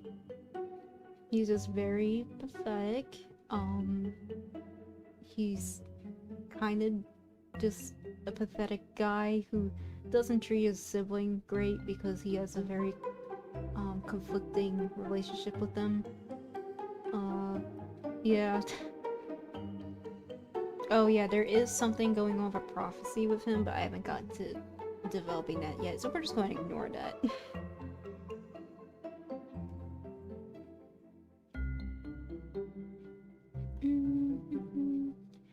Let me see. How much time do I got on the clock?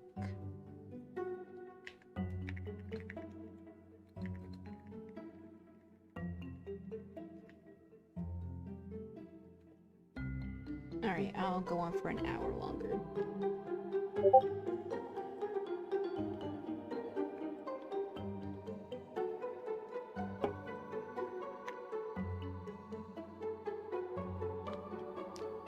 I'll go on for 1 hour. When it hits 7 hours, I'll stop streaming.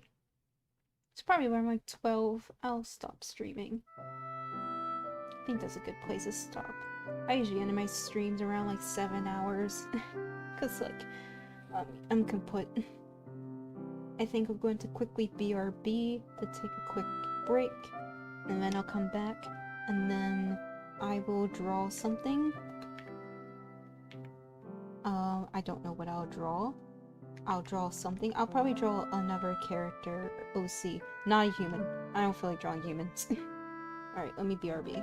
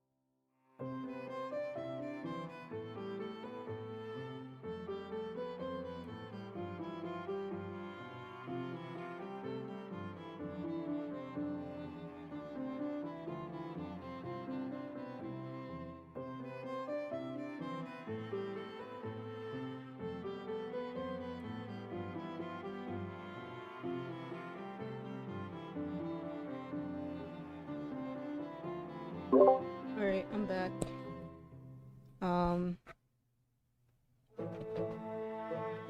Alright, I'm gonna probably stream just for a bit longer, and then I'll end it. Excuse me, I'll end it.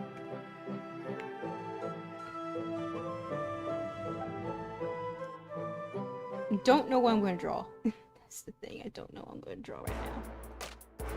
I've just been doing a bunch of yapping and nothing else.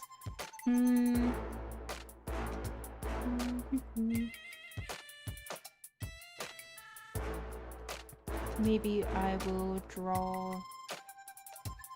What is playing right now?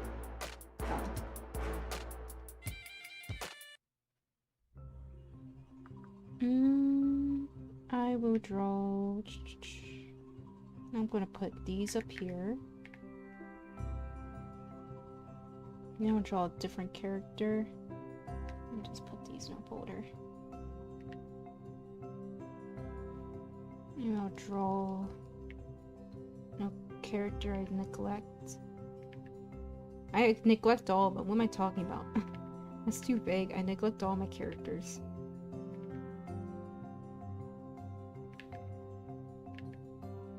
Character I really neglect. Maybe. That's all of them still. I need to stop doing that. I need to stop neglecting my characters and draw them.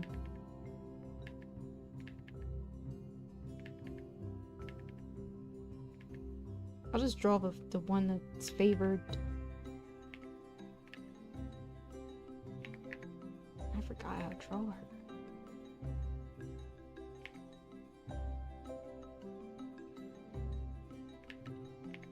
You know it's bad when you try drawing your character and you already forgot how to draw them because you don't draw them enough. That's why that's usually a sign. A bad sign.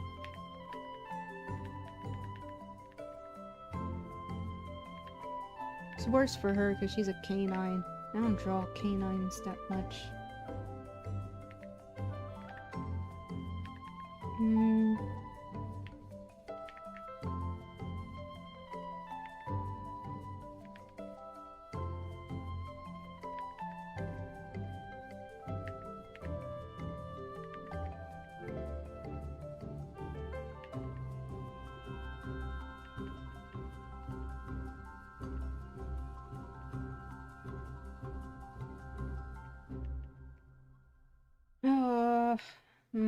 Let me see.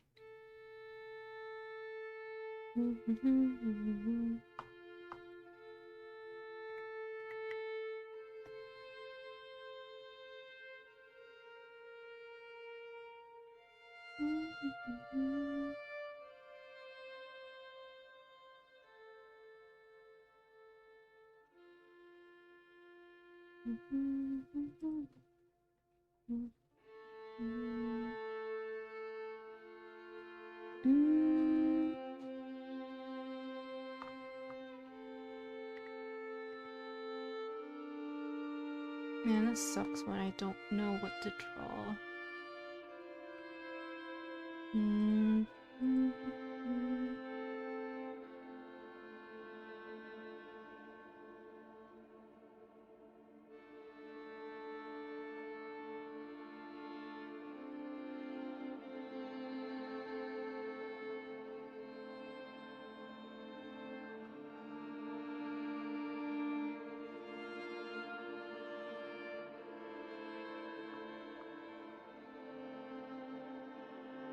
Oh, I gotta figure out what I want to draw.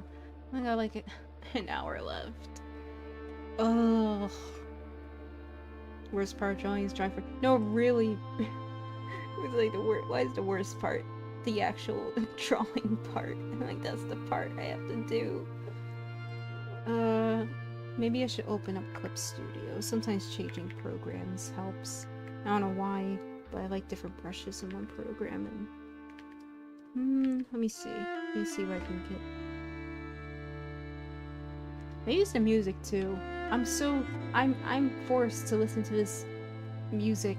Not that it's bad music, but like, can I listen to anything else? YouTube? Please. I need to fix my Twitch so I can start streaming on Twitch or cross-streaming.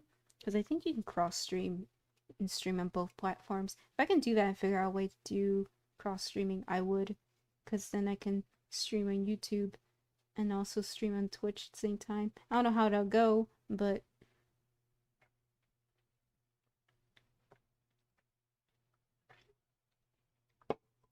I can't listen to this music no more though. I have to listen to something else. I've been listening to this for like the past several hours. Like, it'd be so cool and so nice if Twitch let me play, if YouTube let me play literally anything in my playlist. That'd be so cool. So nice. I want to see. Personally, personally, I would really love to listen to literally anything else.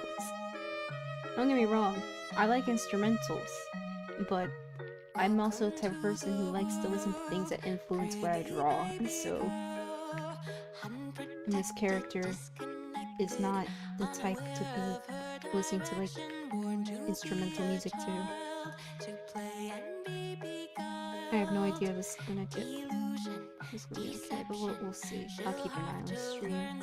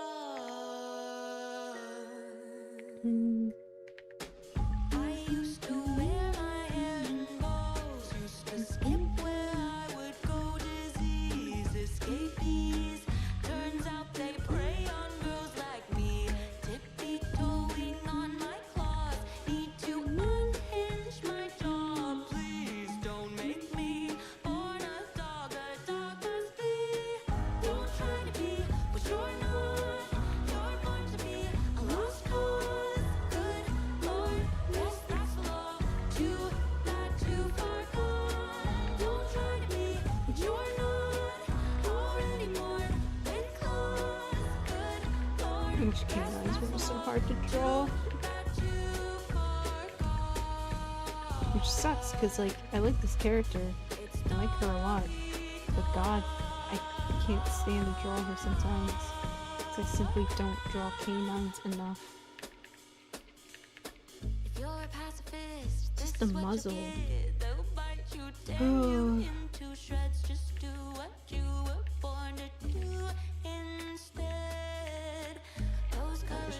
This is so bad. Why are canines like this?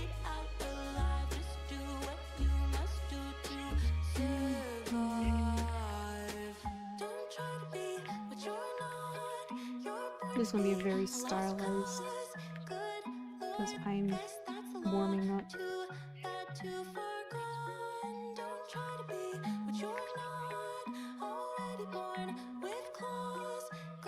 This doesn't look anything like her either, but it's fine to warm up. We are unfortunately going to listen to that song again, because I will loop songs. That's something streamers gonna have to get used to, is hearing the same song over and over again. Probably the good thing of me talking, so it drowns it out.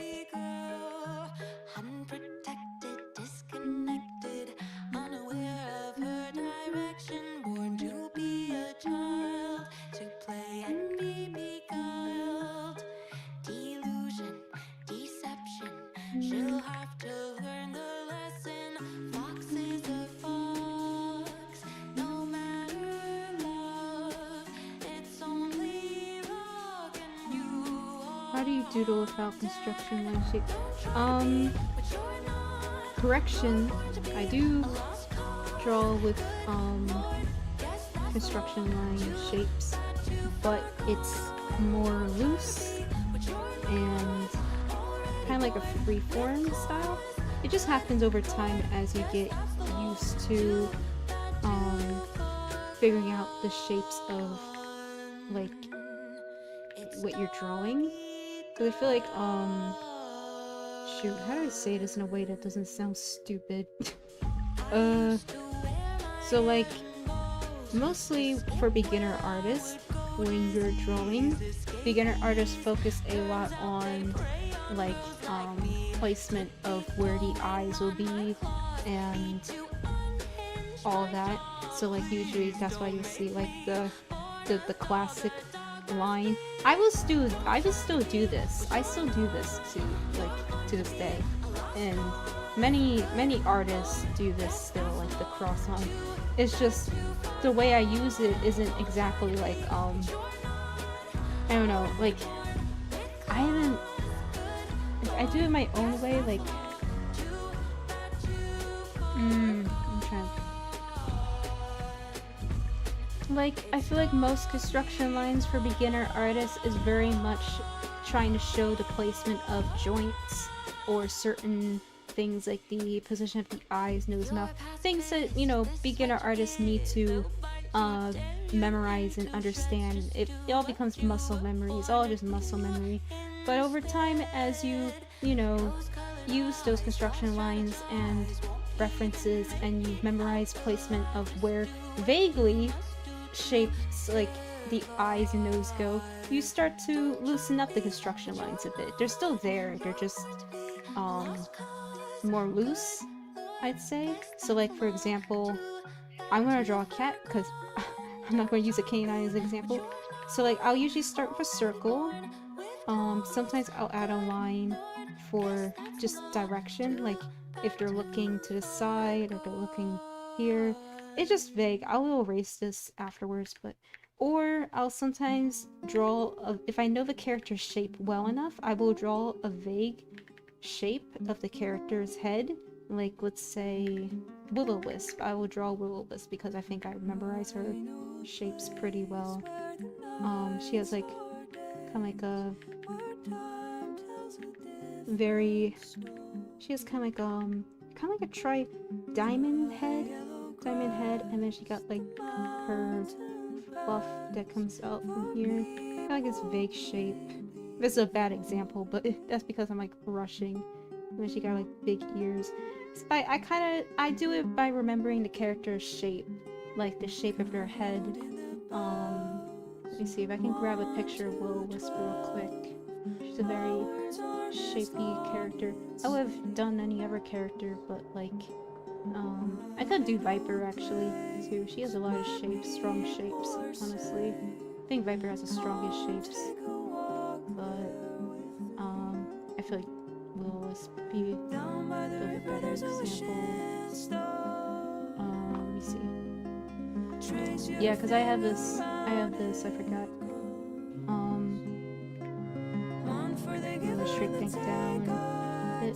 I usually try blocking out the shapes of the character I'm drawing.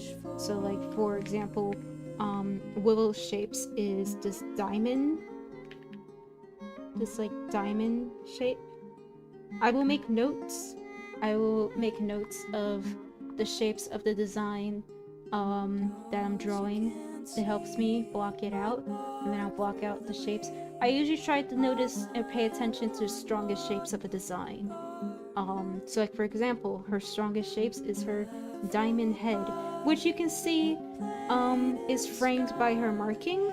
Her marking frames her diamond-shaped head, and that's how I kind of usually know how to like draw the head, because I usually go by the markings. So like this would be vaguely where her face would be, because her markings kind of just box it out.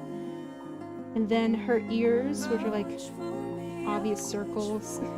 And then her fluff, which kind of follows this like... There's two ways I draw it, but I've been drawing it more like this lately, where it's longer, kind of tapers at the end, like this. And then I just kind of add those shapes together. I have in my notes like diamond-shaped face, droopy sad ears, fur spots. I just keep track of things like this. So like when I'm actually trying to draw her, I can just draw the vague shape of her face, just like this diamond shape. I usually go for this diamond shape with a lot of cats, because cats kind of have this vague shape, I feel. Or sometimes they'll have a boxier look to them if they're like orientals. And then I'll draw maybe a construction line here just to show where the eyes and the mouth will fall. And I'll sometimes draw a circle for the muzzle placement. And then I'll just kind of just roughly sketch it in. Still keeping in mind of those shapes. So I still use construction lines, just very loose, I would say. It's not, you get more loose with it as you practice. It's all practice. Like you kind of end up finding your own way of forming those construction lines to look more organic. That's a better word for it, to look more organic. So then I'll kind of like roughen the eyes. This.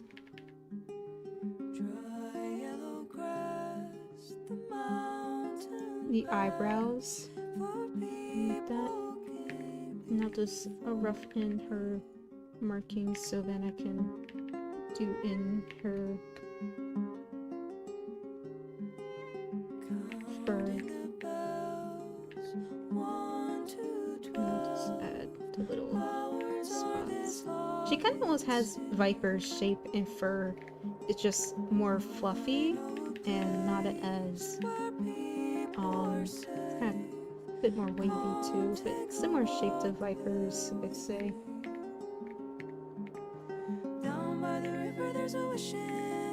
This is very rushed, so it's not great, but this is a vague, like just how I usually do it. As for the ears, a tip I can give for the ears that I learned, so like usually for the eyes and the eyebrows, I'll start from the corner of the eye and I'll bring that over. You'll see this in a lot of Disney styles, like The Lion King, or just general Disney styles. They have it where the brow kind of starts from like the corner of the eye to the end of the eye for like the marking, and I kind of been doing that as general guidelines, but also just it's easier to, it's kind of like it's called like the mask approach, where you kind of like draw a character's eyes like a mask, like Spider-Man mask, people would call it, and then you draw the eyes, kind of like that, because if you divide it, it's like, yeah, it's kind of like that approach I do for characters' brows. It helps keep the brows and the eyes like in place. It also helps figuring out where the nose bridge is, but then I could just follow it from the eyebrow like that. Everything kind of connects to each other when it comes to anatomy, honestly. So like that.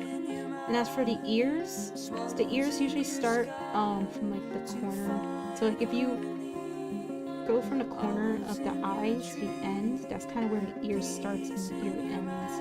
And I kind of learned about that like maybe a year or so ago. So it's good guidelines for keeping track of the ear placement. They kind of like follow like from this point to this point. Like where the corner eye starts and ends. That's kind of where the ears are. That's generally what I usually do for the ears.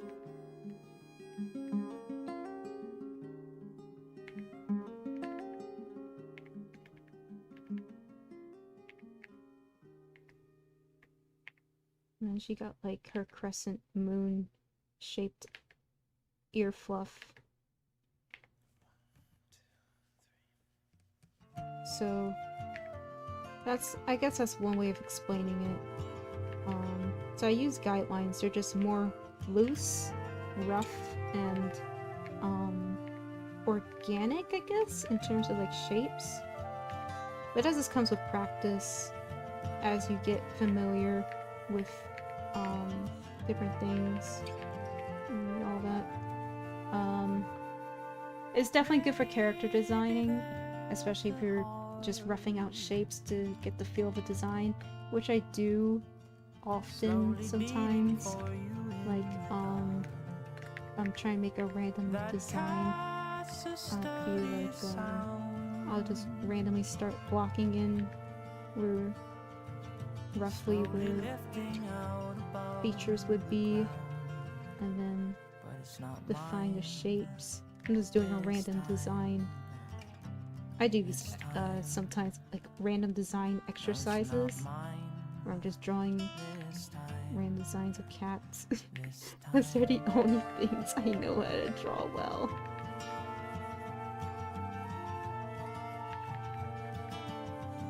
I am not a professional, by the way. This is just my own character design device that helps me. There's definitely more efficient ways of doing it than this. This is my own way that works for me. So this character is probably like a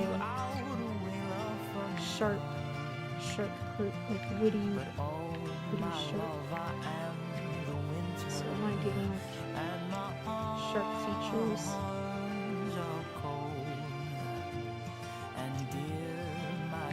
Maybe they're old. Kind of look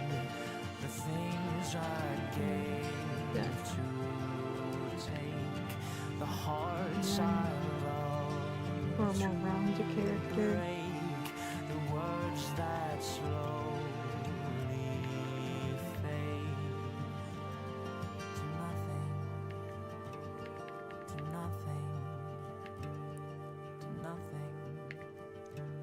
Eyes.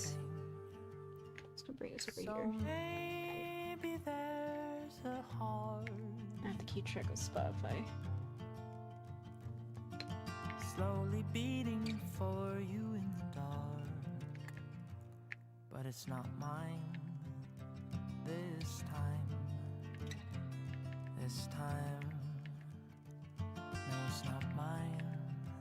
This character's got like big cheeks for some reason. I think I drew characters like this before, but they got big cheeks. With the jaws.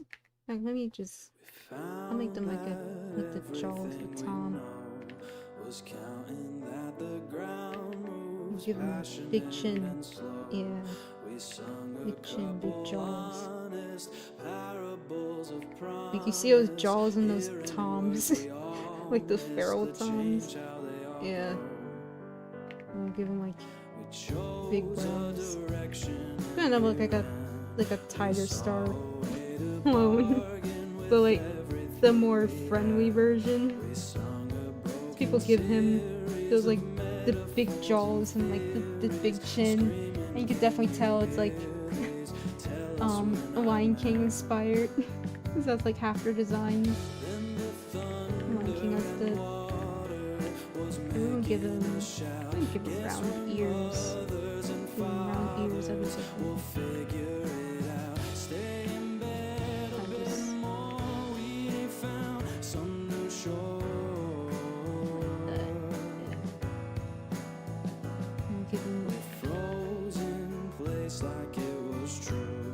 Give him big fluff.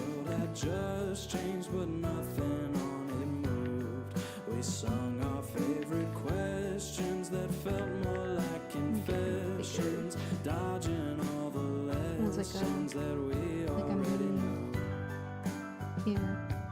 We fought the weather and the stars. We threatened every fortune that wasn't in the cards. And then for the last one, there's like a lot to do something different time zones, people box your shape.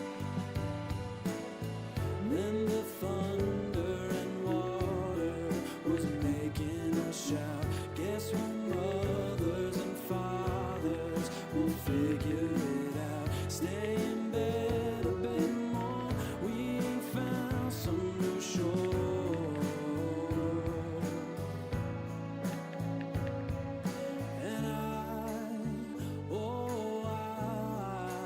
Trusting in an ancient thing, and I gotta be fine, holding on a single string, tied to everything. I think this character would be more of a Link's type character. So Born for everything we know.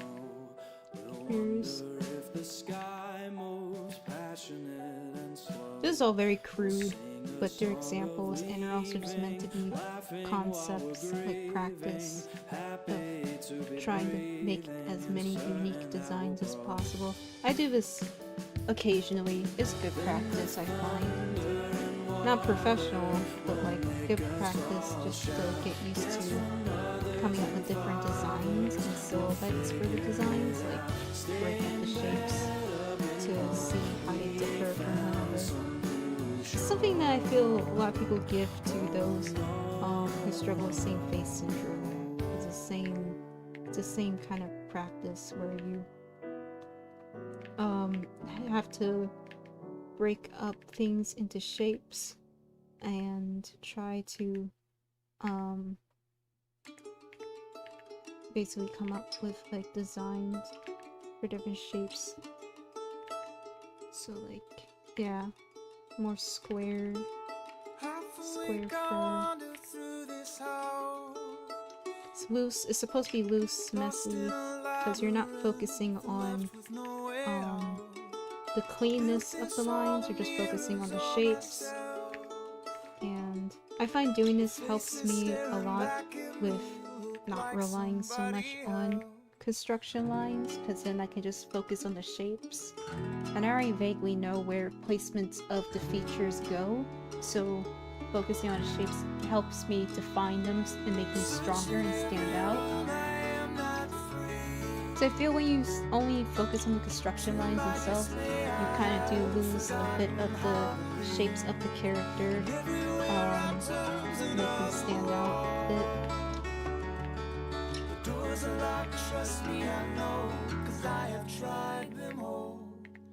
Good enough, never good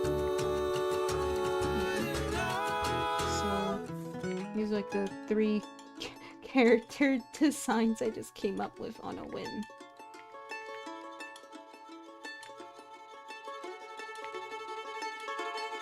Perfect, you're my poison. I sip on you to wash down the shame. And though I am hungover in the So we got the sharp character with their narrow cone shape. And then we got like the triangle, like this. I love drawing characters with this like shape to them. Usually just snivy type of characters. And you got the round cheeks, round everything. Round.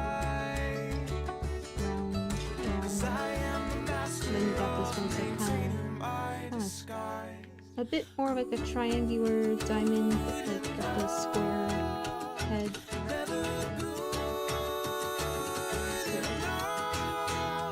And let me just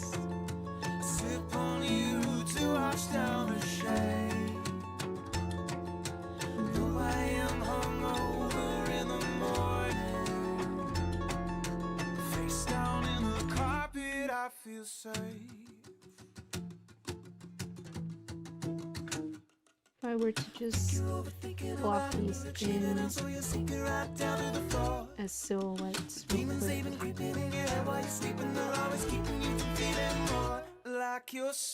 This is the one thing that I think most people in character design will tell you is to have a strong silhouette of the character. Like if you're able to define the shapes of the character and also break them up. So I usually do this. It'll be harder with this character because this character has a lot of closed shapes together, not as defined. But you can kind of see the difference between them, like pointy, round, some oblong, rectangular shape. But yeah, this is the main thing I do that helps me not rely so much on strictly construction lines and getting my shapes out there and kind of just defining them, making them stronger. Yeah, that's just what I do though, and it helps me. It definitely helped me get my character designs to have more stronger shapes to them, because I feel like before my shapes and characters were not that great, like strong compared to they are now. Like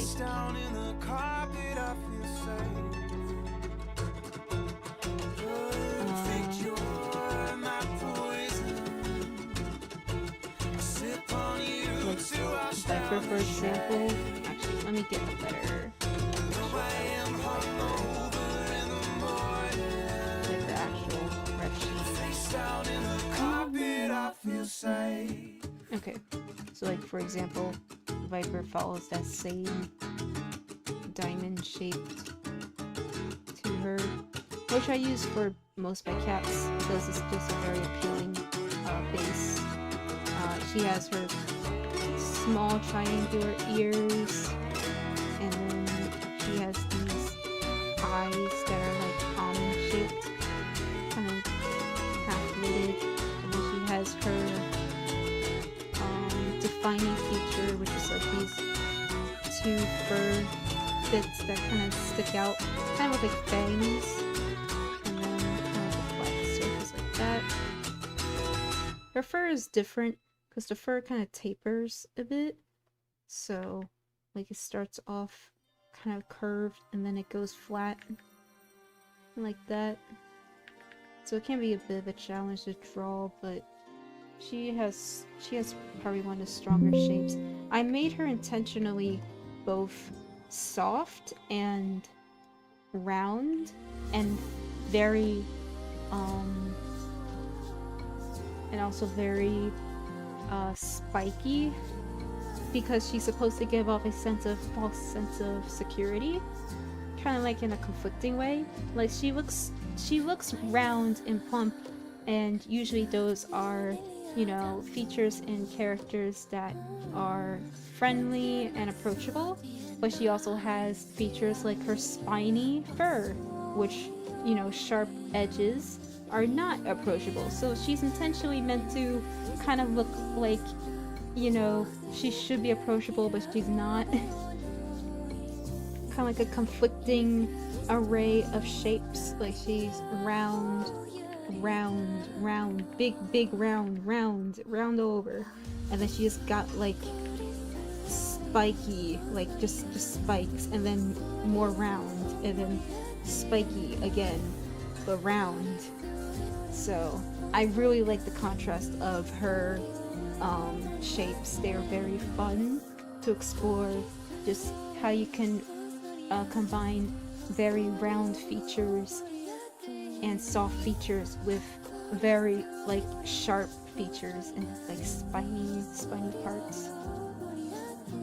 Just adds to her character. Like she looks like she's so like, I don't know, she looks like she's supposed to be like approachable and alluring, but then kind of like almost something uncanny and threatening about her too, but you just don't know what. So let me go back to what I was I don't even know what I was going to draw. I'll just save these as well at the end of the stream. But I hope that answers a question. I probably derailed a lot there, but yeah.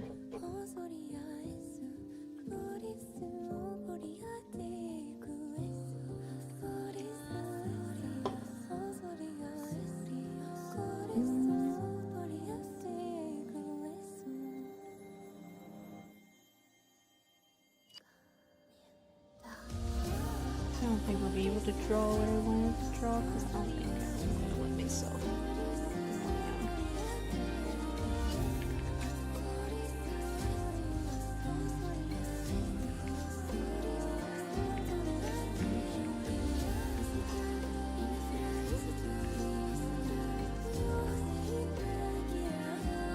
I don't think I draw it. Actually, I do want to draw a below list now.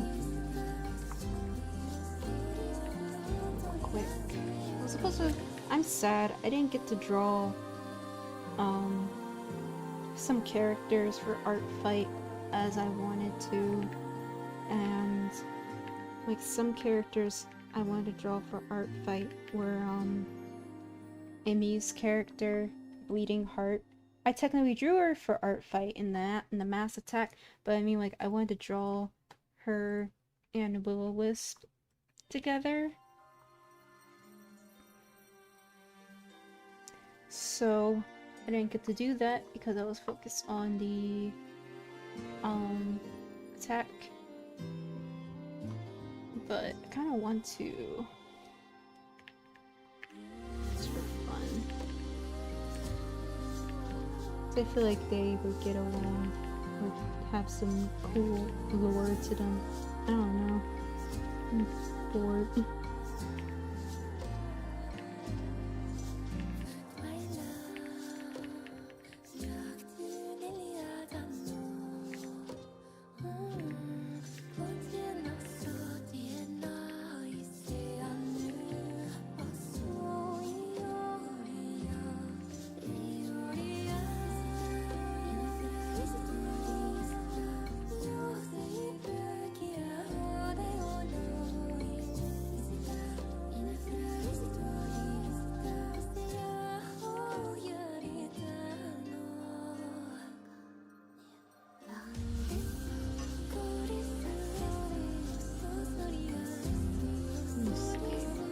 I haven't drawn a profile photo in a while. Can't remember if I had any more of this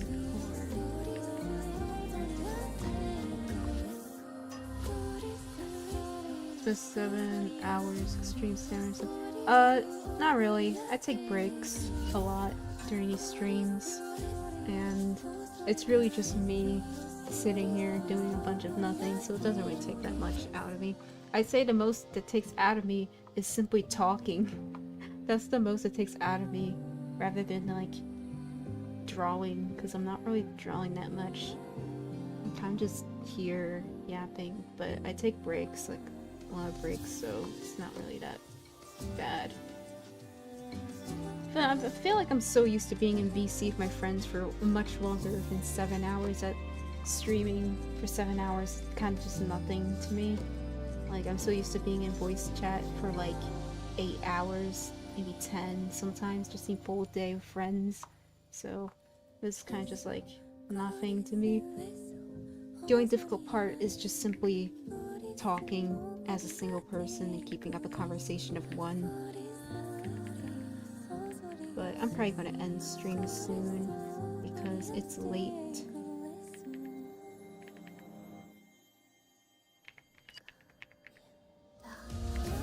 And I don't think I have much in me to draw at the moment. I think I reached my peak. Yeah. Let me see.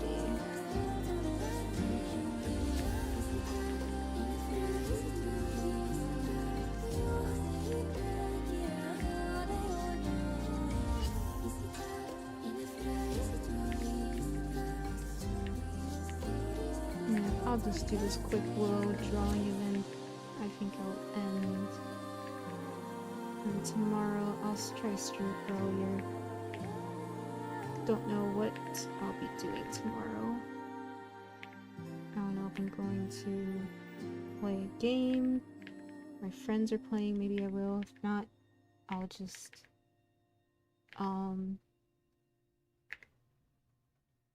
probably stream art.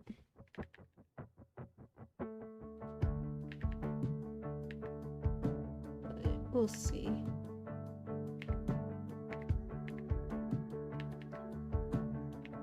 Girl, why are you so ears? Sweet. Such big ears. When I was taught to stay inside the car in the parking lot,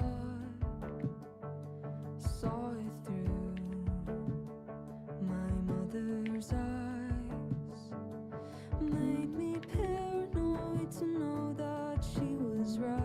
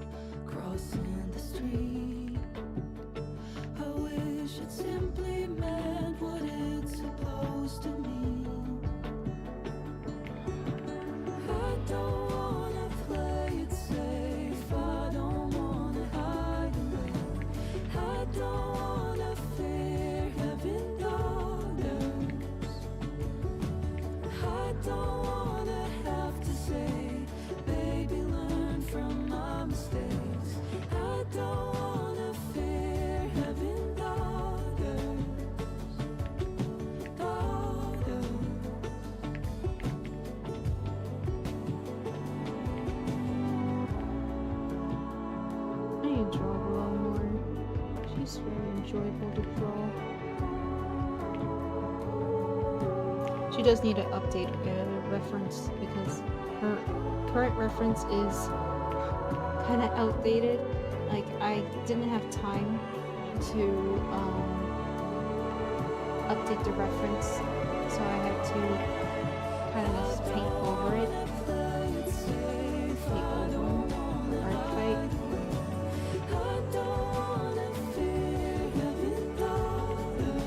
I'll eventually draw her a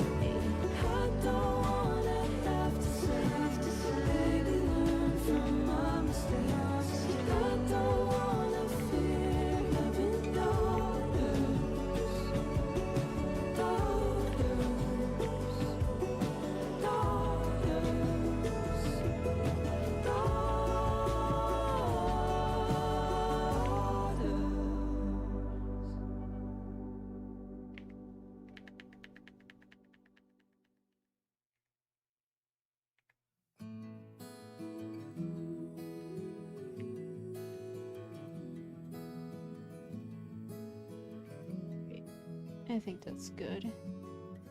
Probably where I'll end stream too. Cause I wanna play games. I don't really wanna draw anymore. I'm done. I'm done with drawing. I'm not drawing. Yeah. And it's not too bad. And it's not, I didn't do much this stream, but that's kind of the point. The point of the stream was just to do nothing after working endlessly on that Mass Attack. So, yeah. Thank you for coming. Anyone who's still around, gonna probably end stream now. And, like, play games or something, I don't know. Alright. I'm gonna end stream now. Thank you for coming. Probably stream more tomorrow. I don't know what, but yeah. Alright, goodbye.